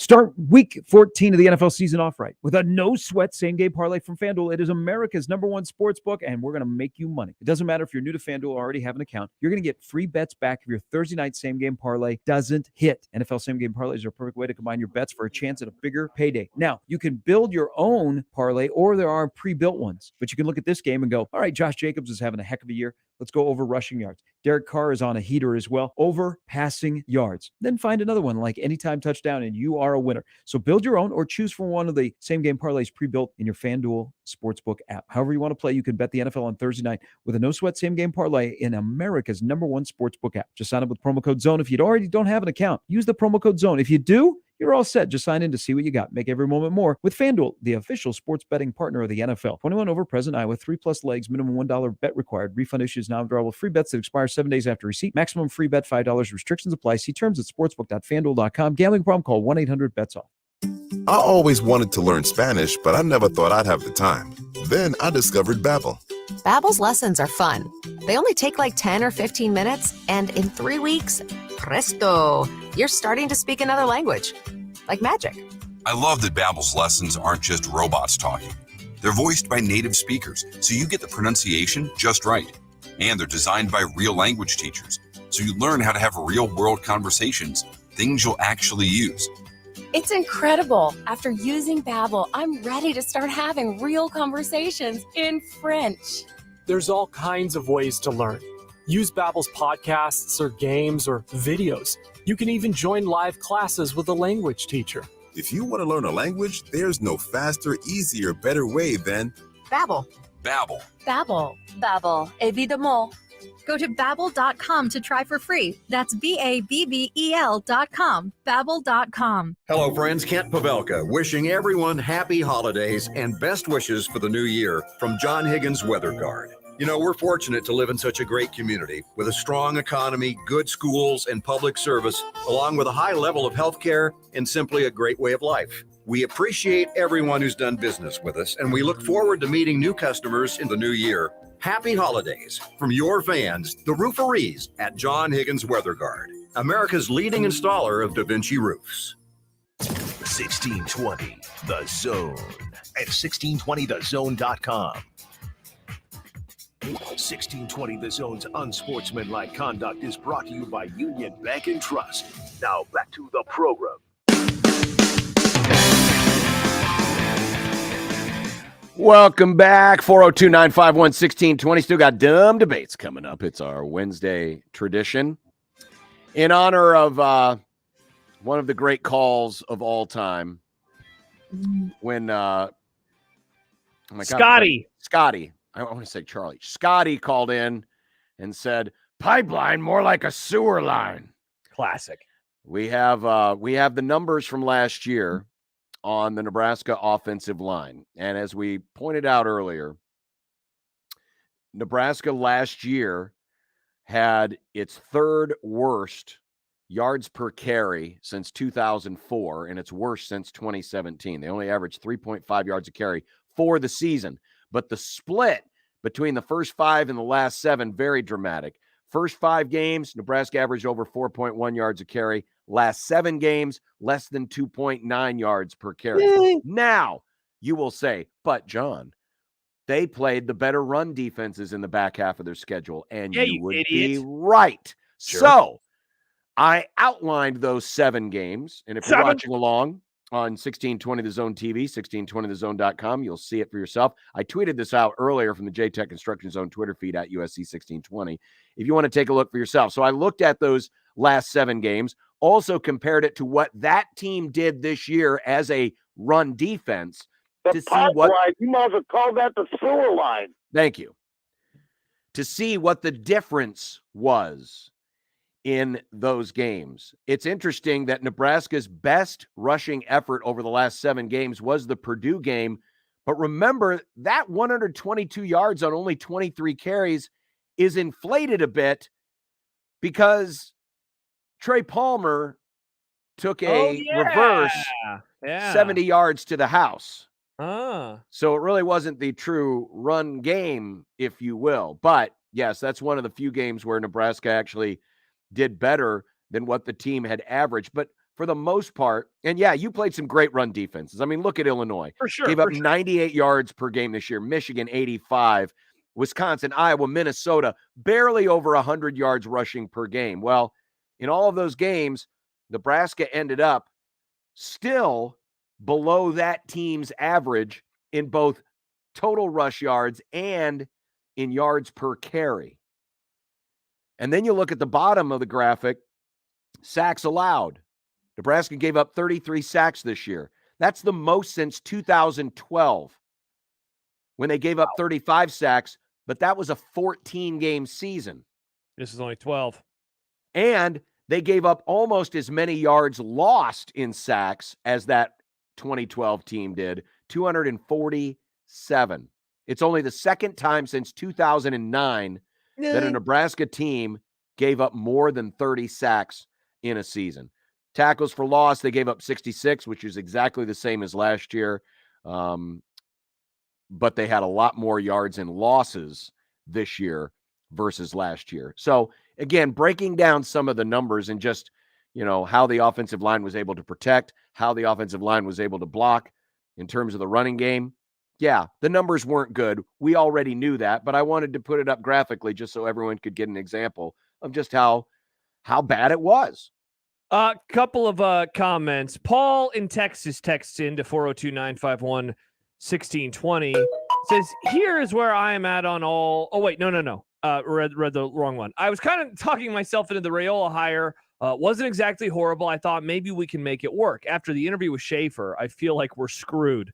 Then I see Wisconsin hired the North Carolina OC and just wonder what the hell we are doing. I thought that Schaefer laid out a real good case for why you should, or at least why you could be concerned about this. And he hit on something that I know that I have had in the back of my mind, John, and that is, okay, if the jury is still out on him as a coach, and it certainly is, everyone would agree on that. At the very least, I think pro Raiola and anti-Raiola people would say the jury is still out because he was dealt a deck of cards, a hand that he didn't help put together, right? Yep. The recruiting has left a lot to be desired. And certainly Shafe knows way more about the recruiting operation at Nebraska than you and I do, and what is being said and what he's hearing behind the scenes. But that I think is definitely a concern. The thing that Sipple brought up earlier, continuity, we got a tweet from Dave, JTech Constructions on Twitter feed. Hello, Dave. He said, "Hello, Dave. Sip's argument about retaining Raiola to maintain continuity for the guys in the room is weak. That argument isn't being applied to NU's quarterbacks, running backs, wide receivers, or special teams. All will get their third coach in 3 years." And I didn't want to just in Sip's defense, I think he was struggling to find a reason. Theory. Yes. He was offering a theory, but I don't think that's not necessarily something he buys. Yeah, I would hope not. I think we're all kind of like, I guess those of us who are in this hire doesn't make sense camp, we are perplexed and we're wondering why. What is it? And look, here's what I hope, John. I hope that the answer is, I am not seeing something that Matt Rule is seeing. You are not seeing something that Matt Rule is seeing. That those who say, look, he was dealt a bad hand. He did go into a crappy situation. He was working with an offensive coordinator that was not, befitting of his style. The head coach was a disaster. And look, I would hear all of those arguments. All of those arguments are very fair arguments because I essentially made those arguments many times over. And so I guess I hope that I'm wrong, and I hope that he can turn into that good coach. I hope that he can turn into that good recruiter. I don't know, man. I'm a little dubious. I'm dubious on that being the case with him. But we put out a poll question earlier today at USC 1620. Which option best describes your opinion on this decision? 57% say in Rule we trust. So they're defaulting back to, hey, this is what the coach wants. I'm all in. 18% say it's worth it if Dylan comes. 13.5% say it's a terrible decision. 12% say this has to be a misprint. So it's more positive from the fans, from the friends of the program, than it is negative. Mm-hmm. And I would say that a lot of those votes are people just saying, well, if it's good, it's the same old thing every time a new coach is hired. Well, I trust him no matter what. Blind faith, which is fine. Because we haven't seen what this is going to look like yet. We haven't seen what it's actually going to manifest itself on the field. We don't know. But unfortunately, we do, and we have, react in the moment, right? Mm-hmm. We're just reacting to what we've seen. Life would be very boring if we just said, well, we just got to step and wait for everything. Literally, this entire radio format, this entire radio format would be dead if we just did we don't know what's going to happen, so let's not talk about it until it gets there because we have no idea. Husker hater. So all we can do is go off of what we've seen, what we've observed, and what we believe. Yeah, and look, again, maybe Dan is right. Let's remember Mark Whipple hated running the ball. My guess is they barely worked at it. It's no wonder the running results were bad. But also the pass blocking results were bad. So yeah, all the results were bad. All the results were bad. With Texter John, he says, now is not the time for hope. Neither was last year. Why the hell can't we find a head coach who hires proven great assistants? And listen, I also get the argument, and this goes to what I ended the last segment with. The idea of coaching up the coaches. And I get it. Joey McGuire was a guy who was in high school, gets an opportunity with Baylor, and then takes the meteoric rise, and now he's the head coach at Texas Tech. So basically, you're about to call out my point, the point that I have made many times. And come at me, John. I've said that many times. Well, I'm fine. Listen, I'm fine if coaches get better in the system. I'm not of the belief that a coach is a finished, perfect product just because they have a coach in front of their name. Just like any other profession, we all hope to strive to get better in everything. And if one of Matt Rule's strengths is building up coaches as well as building up players, I'm all for that. I just don't want most of the staff to fall into the role of needing to be built up. At some point, you hire a new principal and you got to hire new teachers. I want the teachers to know what they're teaching. I don't want my entire staff to be made up of teachers who still need to be taught how to teach. And the two hires on the line right now, Terrence Knighton and Donovan Raiola, leave a lot to be desired with a very important two position groups that this program has struggled with mightily in 20 years. Yeah. Mightily. Nebraska's defensive lines, save for a couple of great seasons in the early 2009, 2010, haven't been great. Offensive line haven't turned out all conference caliber. And you're entrusting those two position groups to two guys who have a combined 1 year experience in the Power Five. I'm sorry if I'm a little dubious of that. That makes me a little nervous.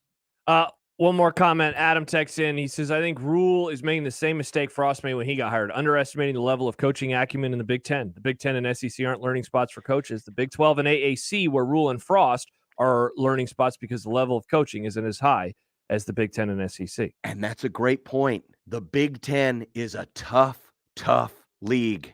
Mm-hmm. You got to bring your big boy pants or you're going to get left behind. And that was one of the things that Scott Frost, he didn't have enough big boy pants. And again, that's not to say this is going to fail. I don't want to go too far into the negative and say, well, this is not going to work. But to Shafe's point, you're taking a big risk here. You're rolling the dice. It's just perplexing is what it is. It is very perplexing. And look, I look forward to early signing day in a couple of weeks. That's 2 weeks from today. I imagine we're going to, he will get asked about this. I look forward to finding out what it is that he liked, about Raiola and what we're missing. Coming up next, it's time for Dumb Debates. Dumb Debates on 1620 The Zone. Live from the Host Coffee Studio, this is 1620 The Zone. 1620 The Zone. Traffic. From the Burton AC Heating, Plumbing, and More Time-Saving Traffic Center. Heads up, an earlier crash on Jackson Street at 19th is in cleanup stages, causing a little bit of a delay through there. If you're west on I-80, delay is going to start at about 50th going to 72nd. Slow going on westbound L Street between 90th and 102nd. And then expect delays on Industrial Road for both directions between 144th and 156th. I'm Mike Neville. This time-saving traffic is brought to you by Fernando's Omaha. Help someone on your Christmas list get their Fernando's fix with Fernando's gift cards. Buy $100 and get a $20 gift card for yourself. Only at 75th and Pacific or 114th and Dodge. Hurry, offer ends soon. Feliz Navidad from Fernando's. FernandosOmaha.com. Prescription products require an online consultation with a healthcare provider who will determine if a prescription is appropriate. Restrictions apply. See website for full details and important safety information. This message is for the guy who isn't perfect in the bedroom. And let's be honest, who is? Maybe the issue is getting it up or keeping it up, or maybe it's finishing too soon. If any of these performance hiccups sound familiar to you, don't sweat it. Hims can help. At 4hims.com, you can go online and get clinically proven prescription medication that treats these issues prescribed for you, if appropriate, by licensed medical providers. And the medication is shipped free to your door in discreet packaging. Plus, Hims gives you unlimited follow-up visits with medical providers. No one's perfect in the bedroom every time, but with Hims, you can get a lot closer than before. And chances are, your partner will agree. To get started today, go to 4hims.com/perfect. That's 4hims.com/perfect for your free visit. FORHIMS.com/PERFECT. Patriot Software provides American businesses with easy, cloud-based, premium accounting software and full-service payroll for up to 100 employees. Business owners love the simplicity, the price, and our U.S.-based support. And accountants love the powerful capabilities. Go to patriotsoftware.com. That's patriotsoftware.com. With patriotsoftware.com, accounting and payroll, keep your time and money. Cubby's supports the PACE program with Raise Some Dough. For every large pizza sold at Cubby's in the Old Market, Cubby's gives $1 to the Police Athletic League, serving at-risk and disadvantaged inner-city children with athletic and educational programs. PACE has over 5,800 program participants. The league reaches kids that would not normally be able to participate in athletics like soccer and baseball due to financial situations and family dynamics. PACE wants to give every kid the opportunity at athletics and a healthy and safe environment. If you'd like to support PACE too, go to paceomaha.org. Public schools are the cornerstones of our communities, and it's communities that ensure students have great public schools. I'm Jenny Benson, president of the Nebraska State Education Association. Learning happens at home, in school, and everywhere in between. We all have a role to play in supporting student learning in the classroom and beyond. Help us make this the best school year yet. Sponsored by the Nebraska State Education Association, aired by the Nebraska Broadcasters Association in this station. Hi, this is Doug Nodgard with Equitable Bank. Great service never goes out of style. When the digital age dawned, many said computers would be able to handle many of the interactions that used to take a person. Boy, were they wrong. How many times have you called your bank and gotten a recording to press 1 or 2? Not at Equitable. Not only does Equitable answer your call in the first ring, it's answered by a human being. That's because Equitable Bank values its customers. Equitable Bank, we take banking personally. Member FDIC. The Creighton women's basketball team had their deepest run ever in March, making it all the way to the Elite Eight. Find out how far they will go this season. Don't miss any of the action all year long on 1180 The Zone or on News Talk 1290. Coil. Hey everybody, it's Michael Zivit for Ted and Wally's. One of the things that Ted and Wally's does is go along with the seasons, whether it's the summer or it's the spring or it's the fall, and of course, the winter and holidays, and the holiday flavors are amazing. Let me suggest a couple of them for you. Coffee beignet and ooey gooey cake. You are going to love both of them, and so will your family and friends. Swing by the two locations, whether it's Benson, next to Taste of New Orleans, or in the Old Market, and get the holiday flavors today. Grab a gift card while you're there as well, and always tell them Severe sent you. Since this is a radio commercial, you can't see the people standing behind me. They're the Langfeld family. Everybody wave. Oh, sorry, you can't see them because radio. Anyway, the Langfelds are the family behind Langfeld Overhead Door, where they proudly install Midland garage doors to fit any space and style, and they don't take a backseat to anyone when it comes to their service. Because if something goes wrong, it's their name on the line, so they're going to make sure it goes right every single time. Langfeld Overhead Door, 402-234-2700. Shop Woodhouse Place Hyundai and Nissan, 144th and Giles. KOZN, Bellevue, Omaha, Council Bluffs. It'd be nice to have a pro throw. It would be nice to have a pro throw. It would be nice to have a pro throw. It would be nice to have a pro throw. It would be nice to have a pro throw. It would be nice to have a pro throw. It would be nice to have a pro throw. It would be nice to have a pro throw. from your mom.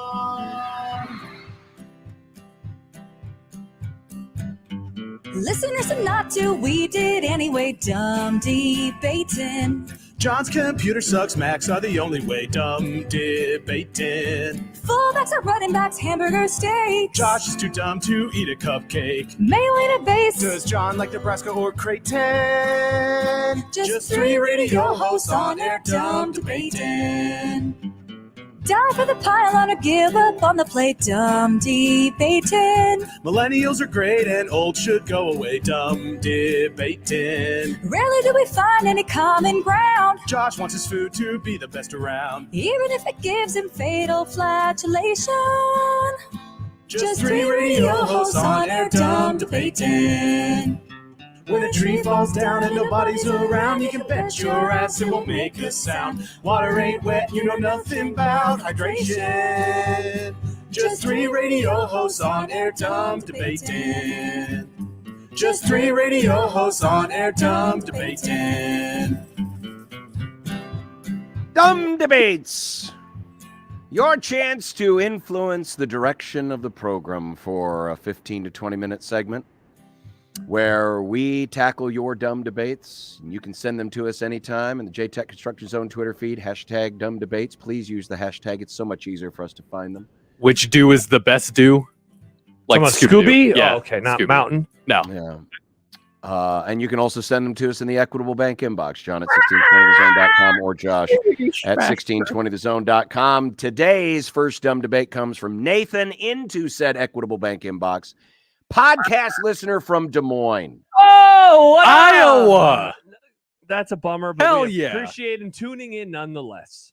The ridiculous argument about best college football teams that could beat the worst NFL teams. He says that's been done. Yes. But what would happen if the best college football team played the best Canadian football team? I forget Canada has football. Wow, geez, sorry. Sorry. I had to a few our Canadian friends. football cards growing up. I just forget. Wow, people forget. They'd still lose, right, John? Because they're still professional athletes. They're still adult grown men. Yeah, but You think they're probably more tough because of the cold. It's definitely a step down. This is a better debate than the best college team versus the worst pro team because you're getting a little bit closer in terms of skill set, Yeah, right? but they're still adults. This is their job. They probably train with moose. They lift weights all the Well, time. here's my question. Grown men. Which field are we playing on? Are we playing on the larger Football field, Canadian field or are we playing on the American field? Good question, because it's longer in Canada. Oh, is it? That's right. Mhm.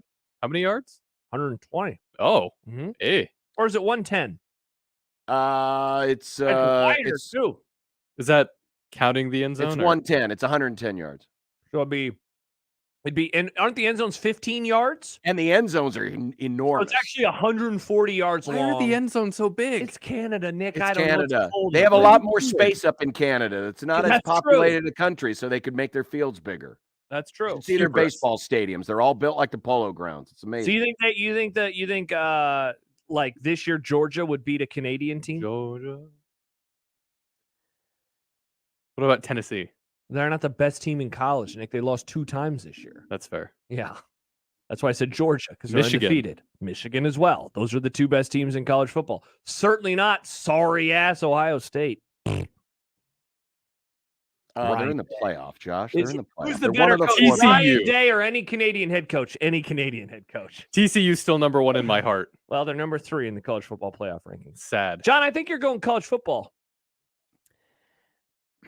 Kind of leaning that. I don't know. It's a tough one. I haven't you know what? I've not watched enough Canadian football to see what the quality is. I mean, Yeah, I don't watch Canadian football. I, again, forgot it exists. Nick, yes, we know. You don't know that there is a Canadian.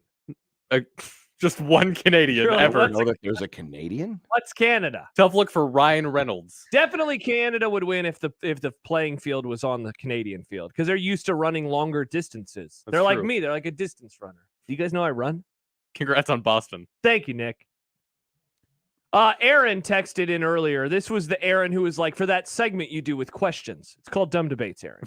He says, for an extra $500 a week, would you accept that one day a week means a raging hangover happens?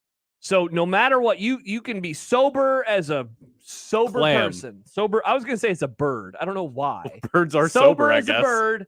Would you wake sure up we're sober? one day a week with a raging hangover for $500? And he says, if not for that amount, how much would it take for you to accept the hangover? So that's basically an extra $2,000 a month. Right. $2,000 extra dollars a month that you could buy Well, Christmas gifts with, Nick. I don't want to. I want more than 500 a week for that. So what's the number? What's the lowest number you would go? Really? You wouldn't that do hangover. this for free. $500 a month? I mean, I No. get that you're not paying off loans It's anymore, 500 but a come week. on. 500 a week. It's $2,000 500 a a week. No, Okay. give me 3 a week.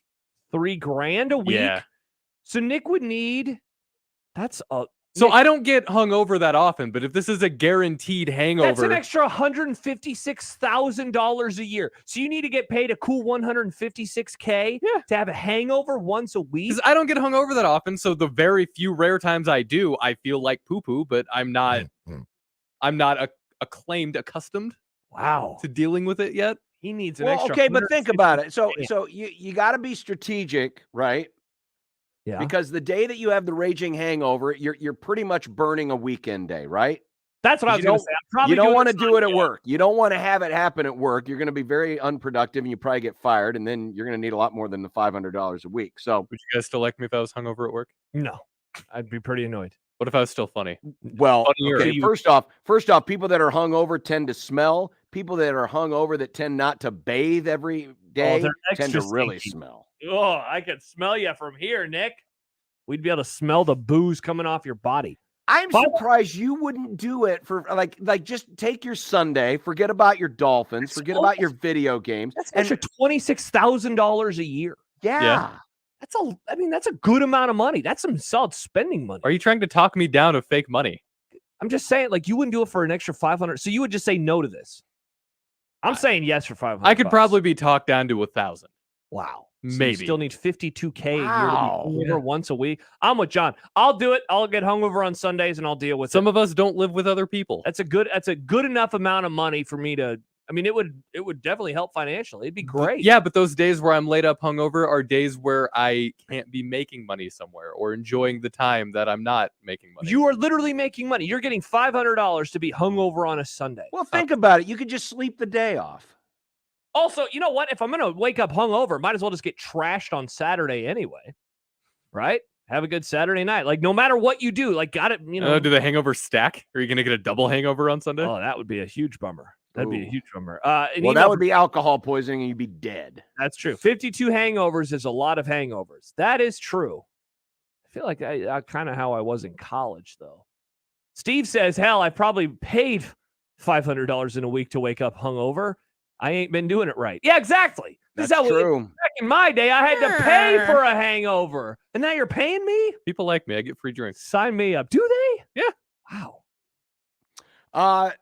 Let me know, because I'm trying to go back through the archives a little bit. Okay. So let me know if we've done this one from the Johnny Pig. What fictional sport do you think you could actually be good at? I.e., you've got. We've done this before. Oh, we did? All right, never mind. We'll get rid of it then. Goodbye. Yeah. Here's one. Stoney says, when will we have our first bowl selected team to be forced to forfeit for not having enough bowl eligible players due to transfers and opt-outs? Actually, this was in Drew McGarry's fun bag this week. So when is the first time that a team is going to have to be forced to forfeit? McGarry thinks it'll happen within like a year. Forced fit. Or maybe this was in Mandel's mailbag. Either way, it was in a mailbag this week. Well, if you weren't listening at 2 times speed, you would have retained who's. It was. I read No, it. I mean, come on. We're talking about a lot of people. That's a lot of players. That's a lot of players. Now, of course, we have seen folks, cancel a bowl game because what was the team that canceled the bowl game last year? Well, that's because of COVID, right? Yeah, but there was controversy over whether or not, just how the timing of everything worked. And, it was rather dubious. I'm trying to remember who the team was that was being accused. I'd have to look it up. I'm going to say no. I don't think that's going to happen. If it does, I think it's a ways off, like a decade plus. But honestly, we're going to get to a point, John, where I think the Bulls are going to pay the players to play. I think that there will be some sort of an agreement at some point in time. Well, and Bulls are just going to go away. Well, or they'll just get rid of that. See, I think both are true. I think we're going to have Bulls that will pay NIL money, but then the number of Bulls that will actually be able to do it will be less. So we will have fewer bowl games. Yeah. So I think those things put together, I don't think we'll see it. And if it does happen, they may use some other kind of an excuse to say that they won't actually cop to. I don't know. I don't think it'll happen. We got this question last week, but it still applies given that Kansas State won. Brandon asks, regardless of what happened Saturday, would you consider Adrian Martinez's decision to go to K-State a success? Stat-wise, it appears to be somewhat in line with what he had at Nebraska, but he is playing, and I'll put quotes around that, playing in a championship game. How do you think he won a conference title, but he missed like half the season? I mean, he's definitely not regretting his choice, but I can't imagine that it's like a slam dunk. This was the best move ever because he missed half the year. The coach did credit him for helping train the backup, though. Yes. I think they won. He got to go out on a winning note. Yeah. The smile on his face at the end of that game. Adrian. No. Absolutely. This was worth it. Yeah, he would have liked to have played. Yeah, he didn't want to be hurt, but absolutely. God, if he'd have stayed here, he might have not made it through 3 games. Yeah, that's true with the line. With the line as bad as it was.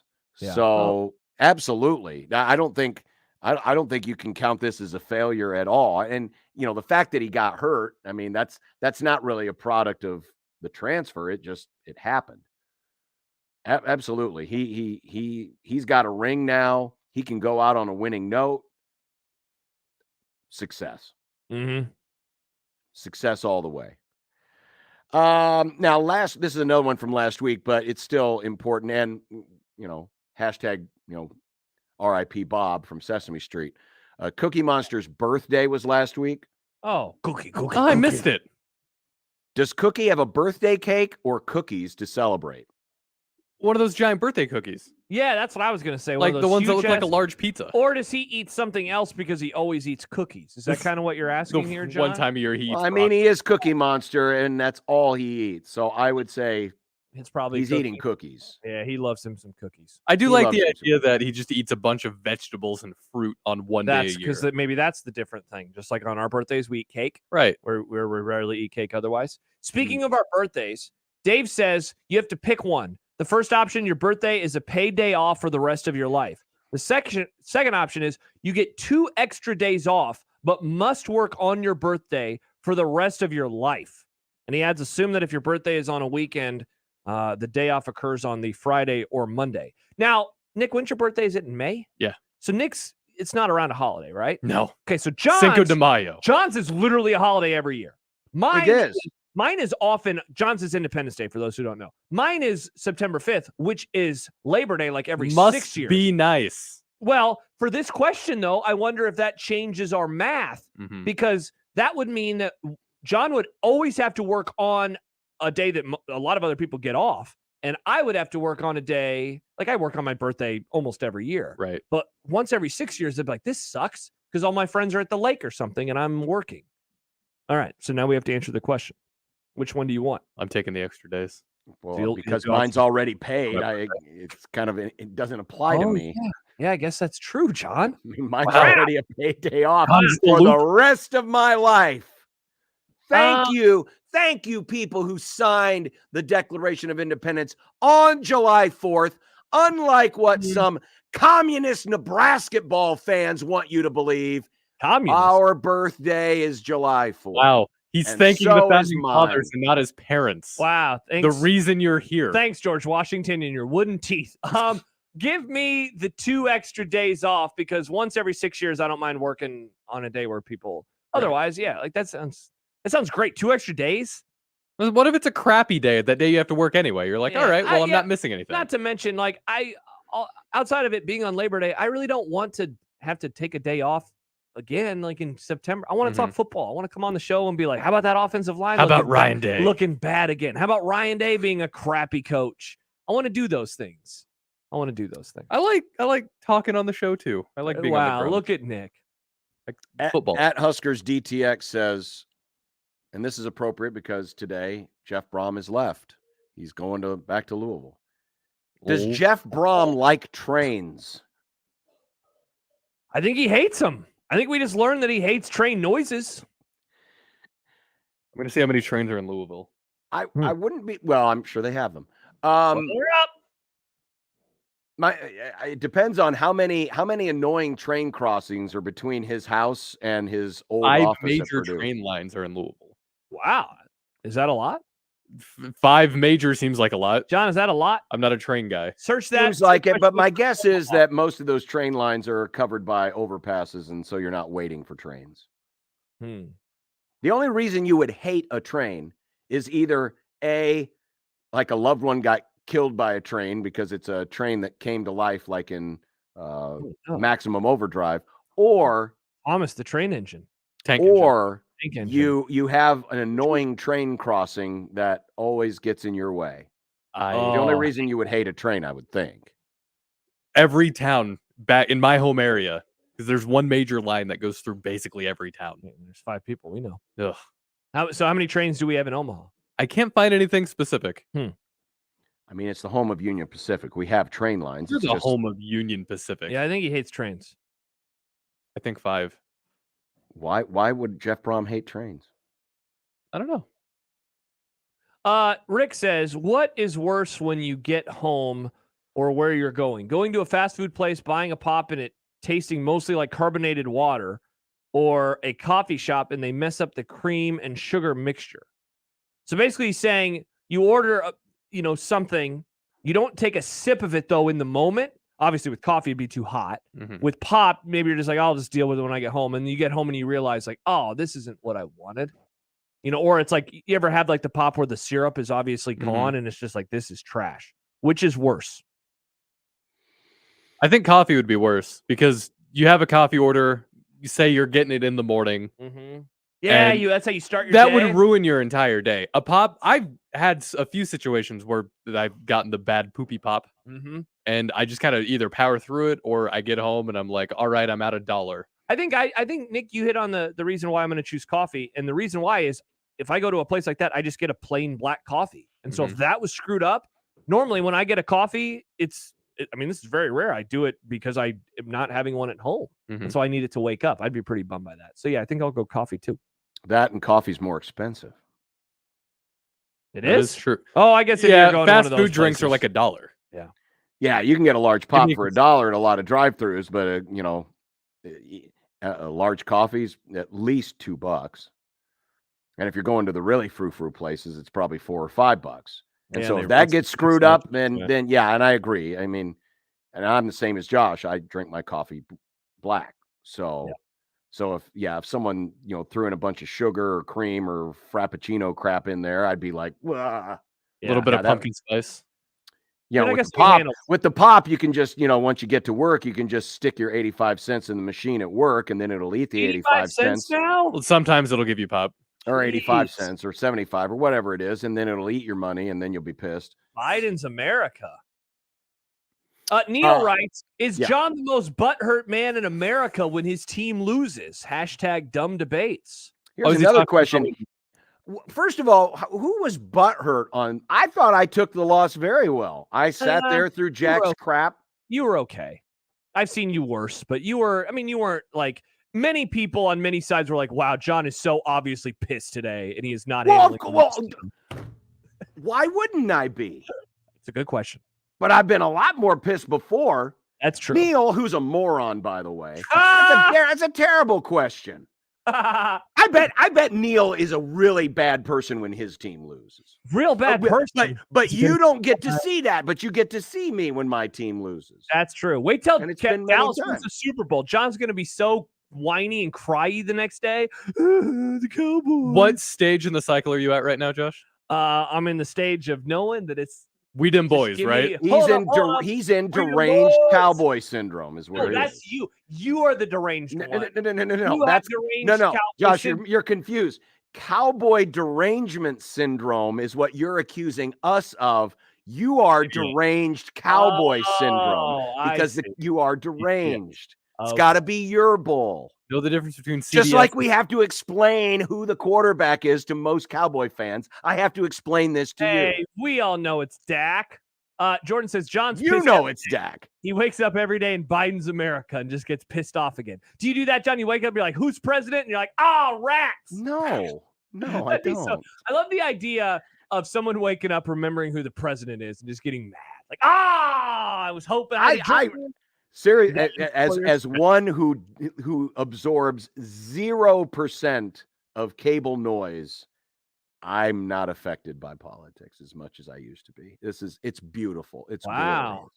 What it's a glorious. privileged thing to say. Must be nice. Politics don't John. affect me as a middle-aged white guy. Wow. Must be nice. Wow, John, congratulations. Why is that a privilege? I mean, if you say, I guess it is a privilege because it's a smart choice on my part. no, if you say like politics don't affect me, I mean, that is definitely a statement of privilege. No, it's not.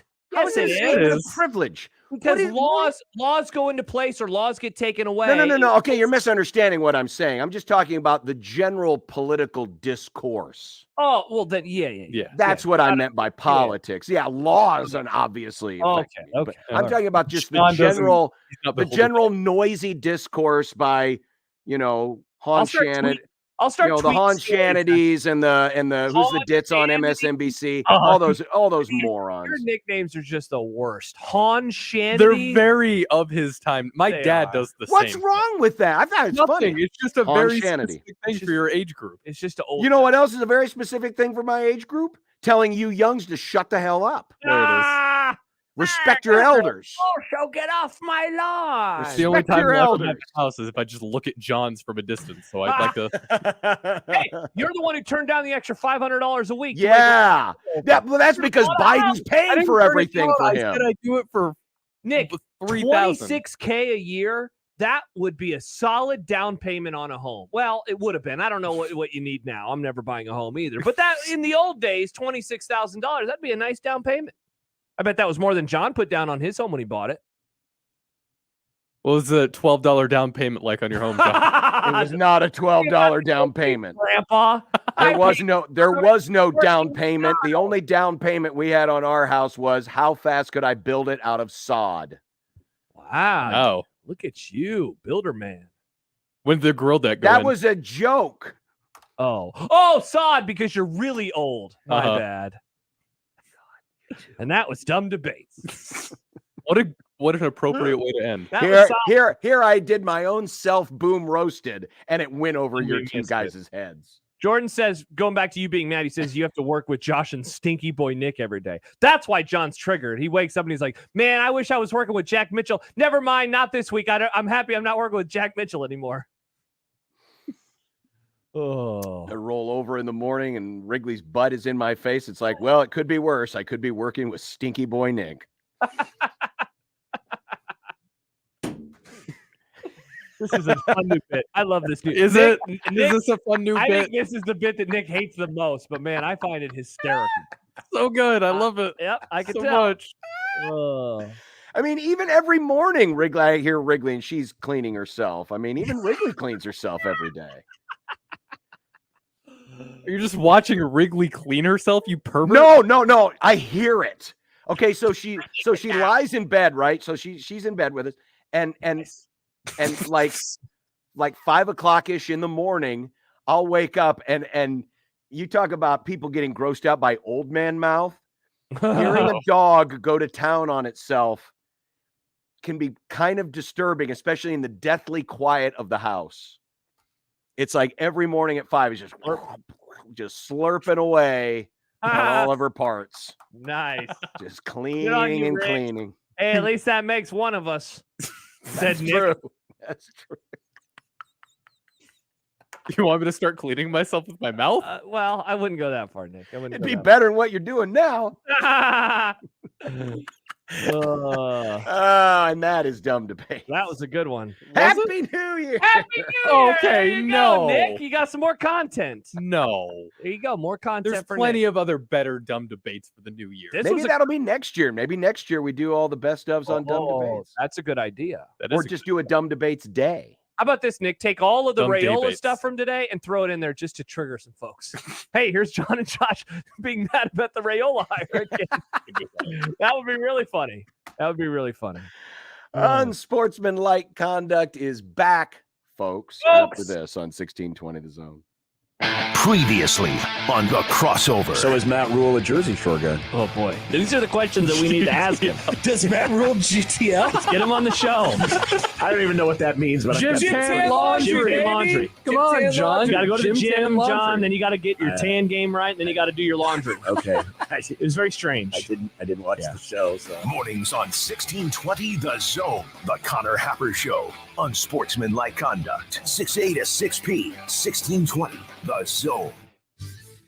Your Omaha area forecast from the Godfather's Pizza Weather Center and KETV News Watch 7 on 1620 The Zone.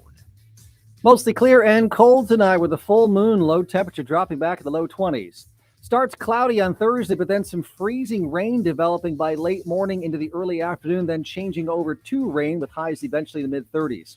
I am Chief Meteorologist Bill Ranby from KETV News Watch 7. 1620 The Zone's Unsportsmanlike Conduct, brought to you by a great friend of the program, Union Bank and Trust. 1620 The Zone. Traffic. From the Burton AC Heating, Plumbing, and More Time-Saving Traffic Center. Heads up, an earlier crash on Jackson Street at 19th is in cleanup stages, causing a little bit of a delay through there. If you're west on I-80, delay is going to start at about 50th going to 72nd. Slow going on westbound L Street between 90th and 102nd. And then expect delays on Industrial Road for both directions between 144th and 156th. I'm Mike Neville. This time-saving traffic is brought to you by Burton AC Plumbing, Heating, and More. Hi, I'm Mark Evans, owner of Burton AC Heating, Plumbing, and More. Right now, we'll open your drain line for only $93 or it's free. Call for details or request service at justcallburton.com. Woodhouse Mazda and Woodhouse Place Mazda are the Omaha Metro's exclusive Mazda dealers, conveniently located in Bellevue or in Millard off 144th and Giles Road. You can shop, finance, and buy your next Mazda SUV or sedan your way. Our friendly and knowledgeable staff will guide you to your next vehicle, and our full service department is there for you when your vehicle needs maintenance. Visit us at woodhousemazda.com or woodhouseplacemazda.com to learn more. Car repair is car repair. Most places you go can change your oil or fix your brakes. The difference is the experience you'll get at Omaha Car Care. We're part of the community. We were born here, and we believe that our relationship with you should be built to last. We're going to consult you, not sell you. We're going to give you a free loaner car. We're going to treat you like a valued friend that we want to continue to see in the years to come. I'm Rick Betker, owner of Omaha Car Care, and we'll be along for the ride. College basketball season is heating up, and when you need tickets to check out your favorite team, ticketsforless.com is always my go-to spot, whether it's in Omaha or Lincoln or elsewhere. Creighton, UNO, the Huskers, any other team, ticketsforless.com has the best selection of tickets, and you never pay the outrageous per-ticket fees that you see on other sites. Yeah, that's right. Those outrageous per-ticket fees, not with ticketsforless.com. Plus, when you use the promo code THEZONE at checkout, you get a special discount just for being a loyal listener. That's promo code THEZONE. So lock in your seats and save with that promo code at ticketsforless.com. At Simply Safe Home Security, we know in an emergency, the clock is ticking. So we designed an advanced security system powered by live 24/7 professional monitoring agents who use Fast Protect technology exclusively from Simply Safe to capture video evidence and verify a threat. Then alert police so you can get higher priority dispatch. Right now, get 40% off any new system. Visit simplysafe.com/holiday to save big today. There's no safe like Simply Safe. Unsportsmanlike Conduct with John Bishop and Josh Peterson. The Kool-Aid is the soul. On 1620 The Zone.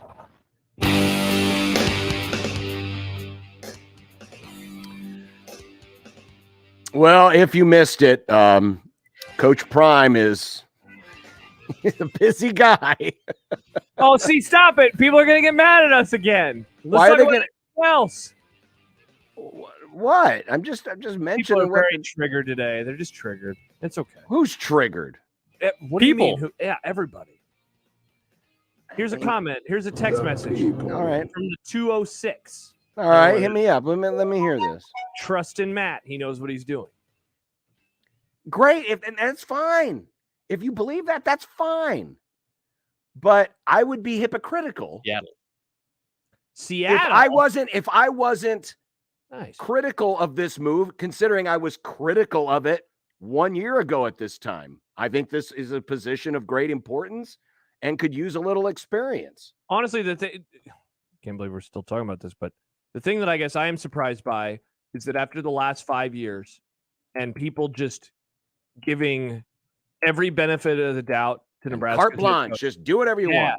I figured that I just thought we would learn our lessons, and maybe Well, sometimes people just, they have their white horses stabled, and by God, when it's time to get the white horses out and ride to the rescue, they're going to do that. That's fine. Well, the biggest idiot in my mentions today was like, if you don't support literally everything they do, then you shouldn't be a fan of them. And it's like, how do you Husker hater. How do you function in society if that is your viewpoint on anything, let alone a football team that has won 7 games over the last couple of years? That is ridiculous. But Charles Kelly, former Alabama co-defensive coordinator, is now Colorado's defensive coordinator. We mentioned Sean Lewis, the former Kent State coach, is now the offensive coordinator. You got, oh my God, names are slipping my mind here. Tim Beckman, Tim Brewster, sorry, is on the staff. You've got former head coaches. Willie Taggart is reportedly on this staff. And I meant to ask this yesterday because I was also looking at a list of all of the players that Deion Sanders has offered in his first 48 hours on the job. Mm-hmm. And you've got a 5-star, got some 4 stars, you got 3 stars. He's already looking ahead to 2024, 4-star candidates. And just to watch, and we know what he's about, dash and flash. How often do you think Deion Sanders and Matt Rule are going to intersect on the recruiting trail? In other words, how often do you think will they compete? How often do you think they will compete for similar players? And does every other surrounding state has come into this state to try to get players, whether it's FCS schools up in the Dakotas, Iowa, Minnesota, Kansas? You don't hear about a lot of players defecting from Nebraska to Colorado. Mm-hmm. How much does Coach Prime look over here for players? Well, given the talent has really gotten good in this state, you know, Sure. I would not be surprised if at some point Nebraska and Colorado are recruiting the same guy. So I would say that it will happen. The thing that I guess I would wonder is, like, the top end guys, will they be in that same pool? My guess would be no, but some of that's just going off of what we've seen early on from Matt Rule, what we saw from Matt Rule at Baylor, right? Like I think we hit on this maybe a little bit yesterday, but the commitment that he received from a player, you know, when he committed, didn't have a photo yet on 24/7, you know, an unranked guy. We had seen that in the past with some Husker coaches, lower ranked, unranked players, but it was usually a bug in the recruiting process, meaning it was a fallback option, right?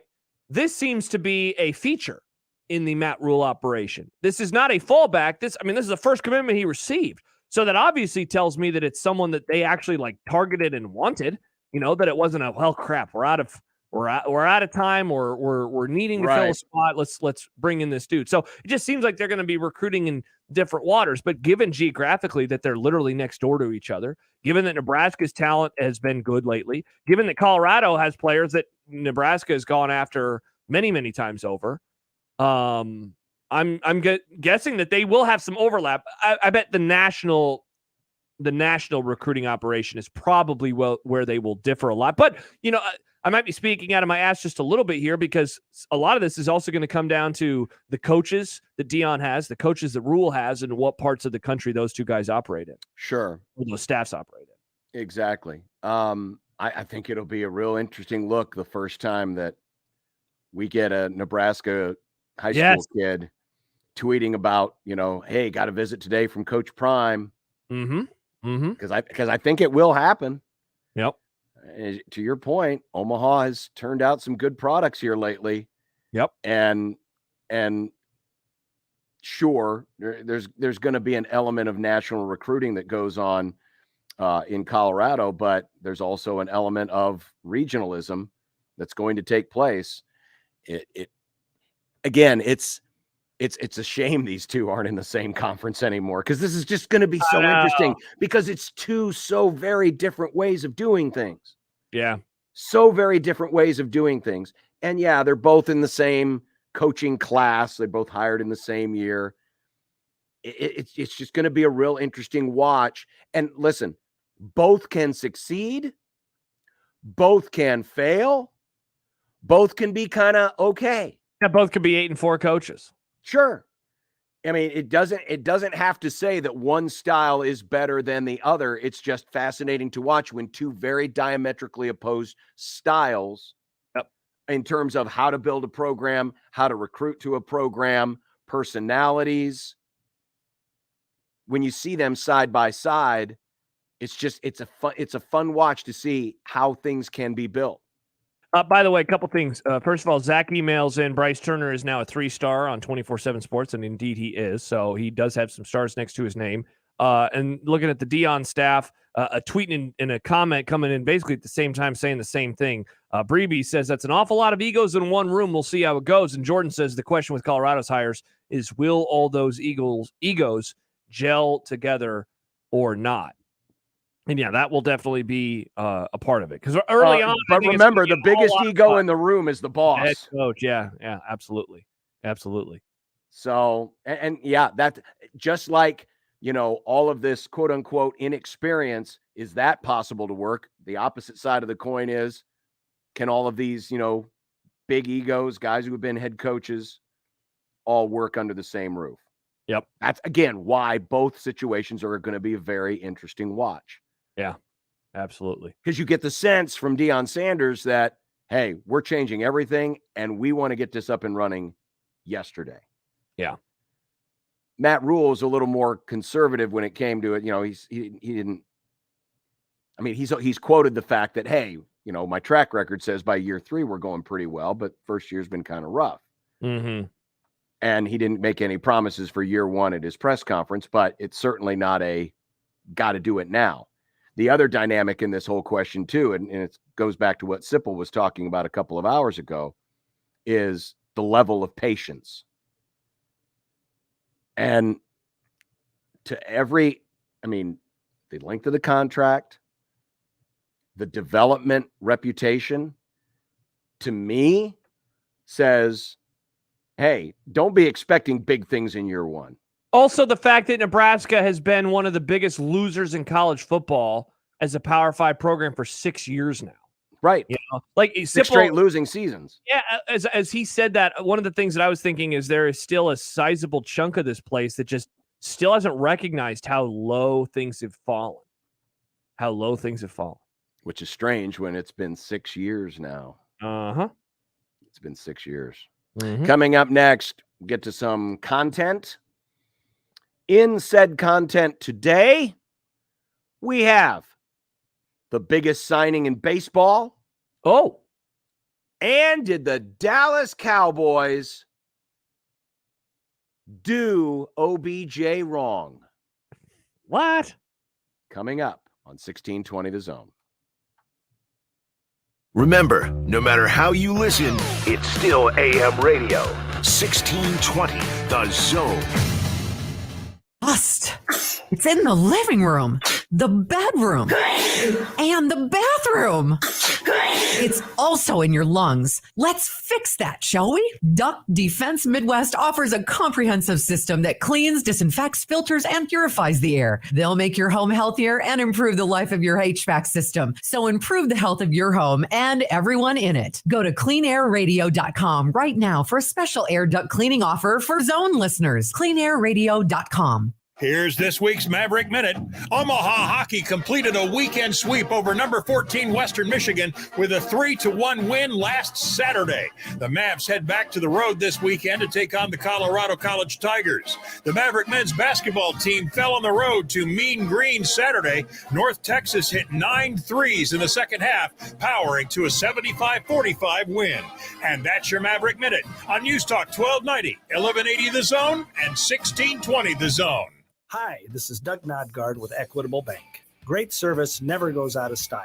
When the digital age dawned, many said computers would be able to handle many of the interactions that used to take a person. Boy, were they wrong. How many times have you called your bank and gotten a recording to press 1 or 2? Not at Equitable. Not only does Equitable answer your call on the first ring, it's answered by a human being. That's because Equitable Bank values its customers. Equitable Bank, we take banking personally. Member FDIC. I wanted to know why some people who get COVID-19 get it so bad. I found out it may be because they have a high risk factor, such as heart disease, diabetes, being overweight, smoking, and asthma. Even if symptoms feel mild, these factors can increase your risk of COVID-19 turning severe. So if you're at high risk and test positive, there are things you can do, like asking your healthcare provider if an authorized oral treatment is right for you. Learn about an option at treatcovid19.com. This message is sponsored by Pfizer. Hey everybody, it's Michael Zuber for Ted and Wally's. One of the things that Ted and Wally's does is go along with the seasons, whether it's the summer or it's the spring or it's the fall, and of course, the winter and holidays, and the holiday flavors are amazing. Let me suggest a couple of them for you. Coffee beignet and ooey gooey cake. You are going to love both of them, and so will your family and friends. Swing by the 2 locations, whether it's Benson, next to Taste of New Orleans, or in the Old Market, and get the holiday flavors today. Grab a gift card while you're there as well, and always tell them Severe sent you. Prescription products require an online consultation with a healthcare provider who will determine if a prescription is appropriate. Restrictions apply. See website for full details and important safety information. This message is for the guy who isn't perfect in the bedroom. And let's be honest, who is? Maybe the issue is getting it up or keeping it up, or maybe it's finishing too soon. If any of these performance hiccups sound familiar to you, don't sweat it. Hims can help. At 4hims.com, you can go online and get clinically proven prescription medication that treats these issues prescribed for you, if appropriate, by licensed medical providers. And the medication is shipped free to your door in discreet packaging. Plus, Hims gives you unlimited follow-up visits with medical providers. No one's perfect in the bedroom every time, but with Hims, you can get a lot closer than before. And chances are, your partner will agree. To get started today, go to 4hims.com/perfect. That's 4hims.com/perfect for your free visit. FORHIMS.com/PERFECT. 1620 The Zone's Unsportsmanlike Conduct is brought to you by Union Bank and Trust. Now back to the program. Look, I made you some Unsportsmanlike unsportsmanlike content. Unsportsmanlike content. Content that's unsportsmanlike. All right, Nick, what do we have in this week's or this day's content? We haven't talked a whole lot about it today, but Donovan Raiola is back. Oh! Folks, will Dylan Raiola be in, folks? Nope. Wow, hater. You are No. a hater. We got a No, I don't message think so. earlier in the text message machine, and I'm going to read this as I scroll and find it. Suddenly I can't find it. Basically, it was something like, blah, blah, blah, Ryan Day's a bad coach, blah, blah, blah, Dylan Raiola. Here it is, found it. Oh, you texted yourself? This is from Charlie. Maybe Matt Rule is playing chess Charlie. while we're playing checkers. He's keeping Donovan on staff so that after Ryan Day gets fired next year, Dylan Raiola will decommit from Ohio State and come to Nebraska. And then he adds hashtag Josh Logic. Charlie, I think that's great logic. Yes, Dylan Raiola coming to Nebraska. Who's to say he won't go to Georgia if he doesn't like Ohio State? Hey, get out of here. Or Michigan. Nick, stop it. Aaron Judge is going back, folks, to the New York Yankees. Are you surprised? So I'm not into the baseball weeds as much as John is. Weeds? But weeds, not weed. Weeds. But I will say that I'm a little surprised just given that many people on many sides inside of baseball thought that he was going to leave. So I just thought that was kind of the common viewpoint on it. In the end, I mean, I would stay with the Yankees. They're really good. People forget. But I would stay with the Yankees too. I kind of am surprised. Are you surprised, John? No, I'm not surprised at all. The Yankees had to pony up. They had to, or they were going to lose him. And it's hard to lose superstars from New York. You lose superstars from New York, and you think this program today had a negative tint on an offensive line coach? Imagine New York talk radio in the columns if Aaron Judge ends up with the Giants. Oh, boy. Hell no. The Oh, boy. Yankees needed to do this. Oh, boy. And now Aaron Judge is getting $40 million a year. Wow. He could That wake up is- with some hangovers. He could. He could wake up with some serious hangovers. But could buy a house. He could buy a house. I am not surprised by this at all. The Phillies are spending like the Housewives of New Jersey. Jeez, Nick. Do they spend a lot? Is that a Wow, thing? Nick. They've added, is this Trey Turner? Nailed it. And pitcher Taijuan Walker. Taijuan Walker. Are the defending National League champs going to be the back-to-back defending National League champs? Well, they're working hard at it. I love the signing of Trey Turner, who, by the way, turned down more money to go to the Padres. And the Phillies were already good enough. This is your early front runner to represent the National League in the World Series. Hey, people want you to talk about Wilson Contreras. Do you have anything to say about Wilson Contreras? I'm not surprised at all. He went to the Cardinals. Not surprised at all. I'll agree with you. The Phillies are going to win the NL. Put it on the list. Put it on the list. Get the eggs. According to ESPN's Ed Werder, sources are telling him Odell Beckham Jr. hasn't recovered enough from his torn ACL to ensure he'd play before mid-January. The source added that he would have no benefit until the 2023 season. We sure he's going to sign with anyone this month? My prediction is that he's not going to sign with anybody this month. He didn't work out with the Cowboys. He didn't work out with the Bills. He didn't work out with the Giants. I think that he is not working out because he is not in good enough shape, and his knee is still causing issues.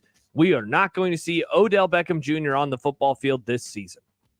Nope, we're not, and it's because of a dirty trash the man campaign put on by MAGA's team. What are you talking about, John? Nick, next question. Some believe the Cowboys, Josh's MAGA Cowboys, some believe leaked information to Werder about the knee intentionally to either get Beckham to sign a bargain deal for just 2022 or to placate their fans and players who have been openly begging, ooh, please give me OBJ, to get OBJ on the roster. Thoughts, Josh? First of all, what information can they leak about him that is so bad? The dude wouldn't That work his knee wasn't good. We learned that when he didn't bad. work out for anybody. That's pretty obvious.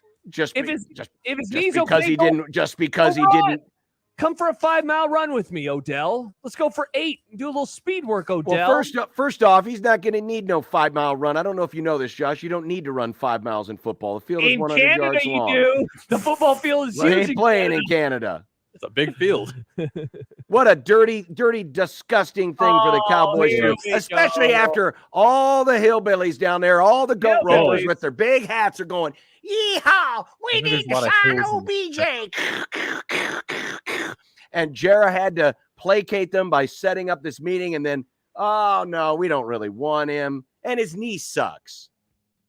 Yeah, take that, OBJ's knee. I hope you remember this, OBJ, next year when you do come back and you play Dallas and you go off for 200 yards receiving, and then you stare up at that owner's box and you say, you take that, you goat roper. And then Jerry will point at the new Super Bowl banner and he'll say, you want one of these rings? Why are we in Hard Rock Stadium? Yeah, why are we in Philadelphia? Why are we playing an Eagles game? Yeah, look at you guys. Hard Rock Stadium. Look at Nick knowing the name of his Dolphin Stadium. Well, that's also where the Formula One race is. Okay, nerd. Von Miller is officially out for the season after undergoing a surgery for an ACL tear. What does this mean for Buffalo overrated? Means they're going to be without a really good pass rusher, but we kind of assumed he wasn't going to be back anyway. So I think Buffalo's had a chance to replace and recover. It is a tough blow, though, because we saw what Von Miller meant to the Rams last year, not just from a pass rushing standpoint, but from a leadership standpoint. Guy's been there, done that. And you do wonder, with Buffalo, with this iteration of Buffalo never having been to a Super Bowl, just to have that extra guy there to kind of, be the Pied Piper. It's a tough break for him. Yeah, it's a bummer. He was really good and impactful last year on a Super Bowl team. He was really impactful and good this year at the start. I still think they can win the AFC. I still think they can win the Super Bowl, but the margin of error has certainly gone down. As we talked about with Mitch Holtis earlier, the Bills' schedule is brutal in the last month as they battle it out for the 1 seed and the division with Kansas City and Miami. When asked if the SEC was done with realignment, Commissioner Greg Sankey said, I sure think so. When asked if the Big Ten was done with realignment, Kevin Warren said, for now. How are we supposed to interpret these things? It's obvious that they were or are going to expand. It just, it's going to come down to when. I still think, John, back to our conversation we had with Brett McMurphy in the summer when we were at Miracle Hill Golf and Tennis for Golf Flash. And he was very confident that by the time USC and UCLA join the league in 2024, that they will not be doing so empty-handed, and they'll have some extra friends along for the ride. So it's obvious that expansion's coming, just a matter of when. So, John didn't answer it, Nick. John didn't answer. Wow, hater. How are we supposed to interpret? I mean, it's more of the same. It's just the game being played, and these are the two most powerful guys in the room right now. And one's going to be more sheepish, probably not, and the other's going to be, I don't know. So Kevin Warren's playing the heavy right now, while Greg Sankey's playing the face. But I'm sure at some point something's going to happen that's going to start this process all over again. Probably not next year, but it'll happen within the next 3 years. So how about the work of that cameraman in last night's Bradley SIU game? Line Desmond Polk closer to the baseline. Shamar Wright with the baseball pass. It is tipped. Taylor got it up. Oh my goodness. They're going to have to look at this. They are going to have to look at.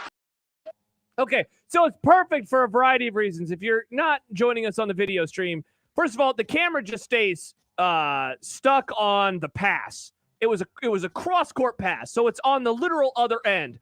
But then you hear the announcers say they're going to have to review this. I saw some other angles, John, but they were really low. They were at the other end of the floor again. I actually haven't looked up to see what happened in this one. Well, apparently the shot must have gone in because the crowd's going nuts. Yeah. So they must have thrown a long baseball pass in. Yes. And somebody caught it and threw up a prayer and it went in. Now, Bradley ended up holding on and winning the game. So they reviewed it, and obviously it didn't count. But the camera just stays in the backcourt. And then the baseball pass happens, and the camera's still in the backcourt. Then the announcer says something, and all of a sudden, it almost looks like the way the camera shakes, as if the camera operator had the lock turned on, the swivel lock. Yeah, and he had to unlock it so he could, pan it. I don't understand how this happens. It's like this is the most important moment in the whole game. What are you doing, bro? I've worked a camera many times. I wouldn't have it stuck at the end of the game. Student-run television, apparently. Hey, students aren't that big of idiots all the time, but sometimes. And that is content. Coming up next, the bet of the day on 1620 The Zone. Live from the Host Coffee Studio, this is 1620 The Zone. Your neighborhood is more than blocks of buildings. It's the people who live there that make it special. At Union Bank and Trust, we're not just creating home loans, we're making neighbors. We're not just small business lenders, we're small business shoppers. We don't just live in your community, we help you build it. Because our people are your people. Visit uet.com/neighbor to learn more. Union Bank and Trust, member FDIC. The holidays are here. This holiday season, we encourage you to come support our local stores in Omaha. And Westwood Plaza has everything you need to find that perfect gift. Do you have a sewer in your life? Then So Creative has the perfect holiday gift. So Creative offers a wide range of sewing machines, embroidery machines, fabric, and everything needed to get the next project started. They offer classes for all skill levels, from an absolute beginner to an advanced sewist. Come and get your holiday gifts taken care of at So Creative on 125th and Center inside Westwood Plaza. Do you have someone in your life that could use some pampering for the holidays? Then head to Love is in the Hair, 125th and Center inside Westwood Plaza. Love is in the Hair is committed to providing the best experience to every client that walks through the door and helping every individual feel their absolute best. Over 25 years of experience in hair for the entire family, whether it's highlight, color, cuts, or waxing. Everything you need to shop locally for the holidays is at Westwood Plaza in Omaha. Your vehicle is important. It gets you where you need to go, but it does much more than that. I'm Darcy with Dingman's Collision Center, and at Dingman's, we know your vehicle is an investment and that safety is your priority. To make sure your vehicle is as safe as it was prior to an accident, bring it to Dingman's for proper, safe, and certified repairs. We protect you and your investment. We've been voted Best of Omaha for the past 17 years. At Dingman's, we'd rather be the best than apologize for anything less. Find us at dingmans.com. From basketball to volleyball, baseball to softball, soccer, tennis, and so much more, the Creighton sports season is packed with action. The 1620 The Jays podcast, presented by Barry Law, covers it all. Each week, we visit with Blue Jay athletes and coaches to hear their stories and document their climb through the Big East Conference.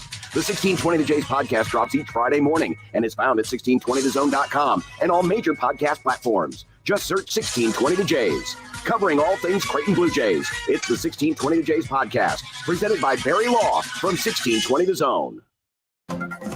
Saturday, the Blue Jays are back on the road as they travel to Las Vegas to take on the BYU Cougars. Ravi Lula has our pregame coverage starting at 7. Tip-off is at 9. The Blue Jays, Saturday night. Are you going to tell me that there are 3 cheeseburgers takeout joints in the Metro? Yepers. 3. 40th and Farnham in the Blackstone District, 168th in Harrison and Millard, and inside the Blue Sky Patio and Pickleball Complex at 107th and Pacific Street. And every single Cheeseburgers brings smash burgers, hot dogs, fries, shakes, and more to all of the hungry people of the ONE. It's a thing of beauty. Cheeseburgers, a takeout joint. Keep on trucking, people.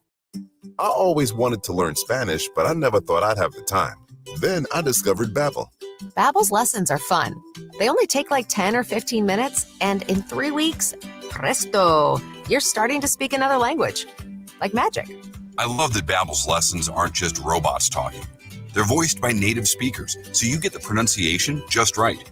And they're designed by real language teachers, so you learn how to have real-world conversations, things you'll actually use.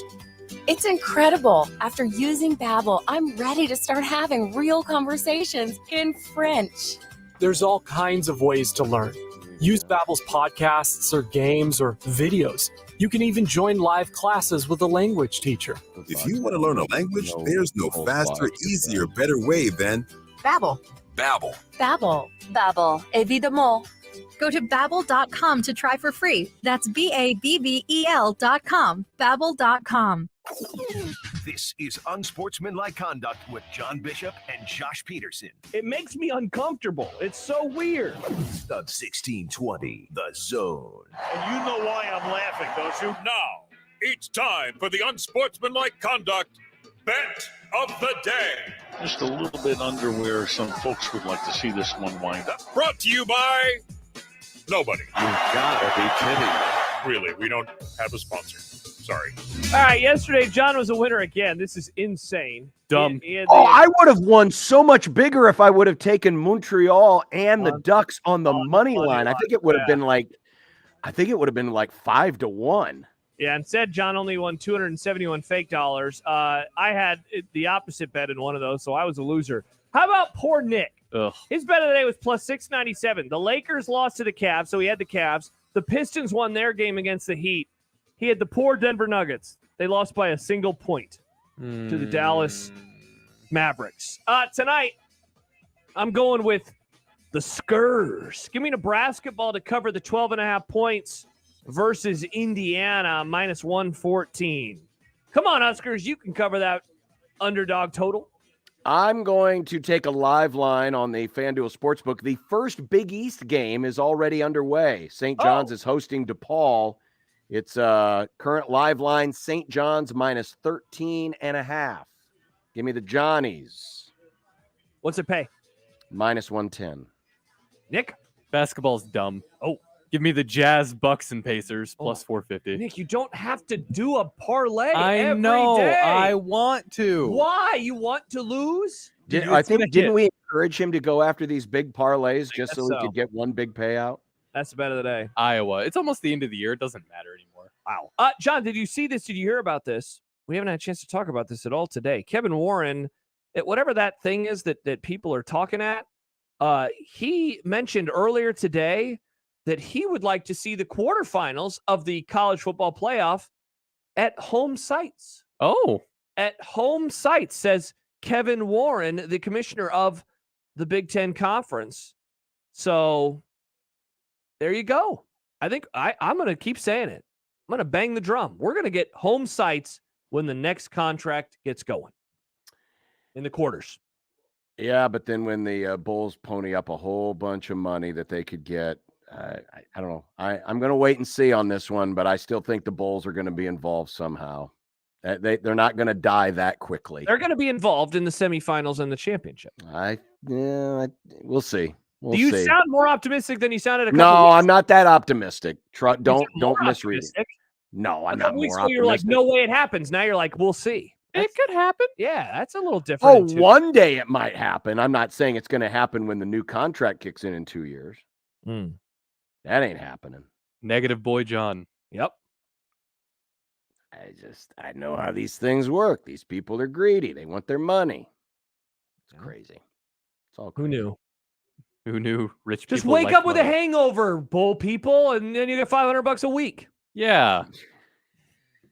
Something tells me these bowl people wake up with a hangover all the time because all they ever do is schmooze. So they're always out whining and dining and playing drunk golf. That's their job, right? Is to wake up hungover. Could you do Pretty that? much Could that what it be your is. job to get just like trashed every night and you're always waking up hungover? Am I going to get paid more than $500 a week? Maybe. Oh, to wear the goofy jackets? Oh, yeah, they get paid a lot more. Yeah, they probably get $500 an hour, Nick. They get paid a lot more. All right, coming up tomorrow, Robin Washit, Robbie Lula, Eric Edholm? And Eric Edholm. I'm just going to ask him. I'm going to pepper him with Cowboys questions the whole time. Hey, Eric, how good are the Cowboys? Hey, Eric, are you excited for all that Cowboys traffic when they make a run to the Super Bowl? Hey, Eric. Dak Prescott, Micah Parsons. Hey, Eric. Also, our 4-quarter pick'em. 4-quarter pick'em. 4-quarter pick'em. Thank you, Nick. Yep. Deranged Cowboy syndrome. Bye. See you tomorrow.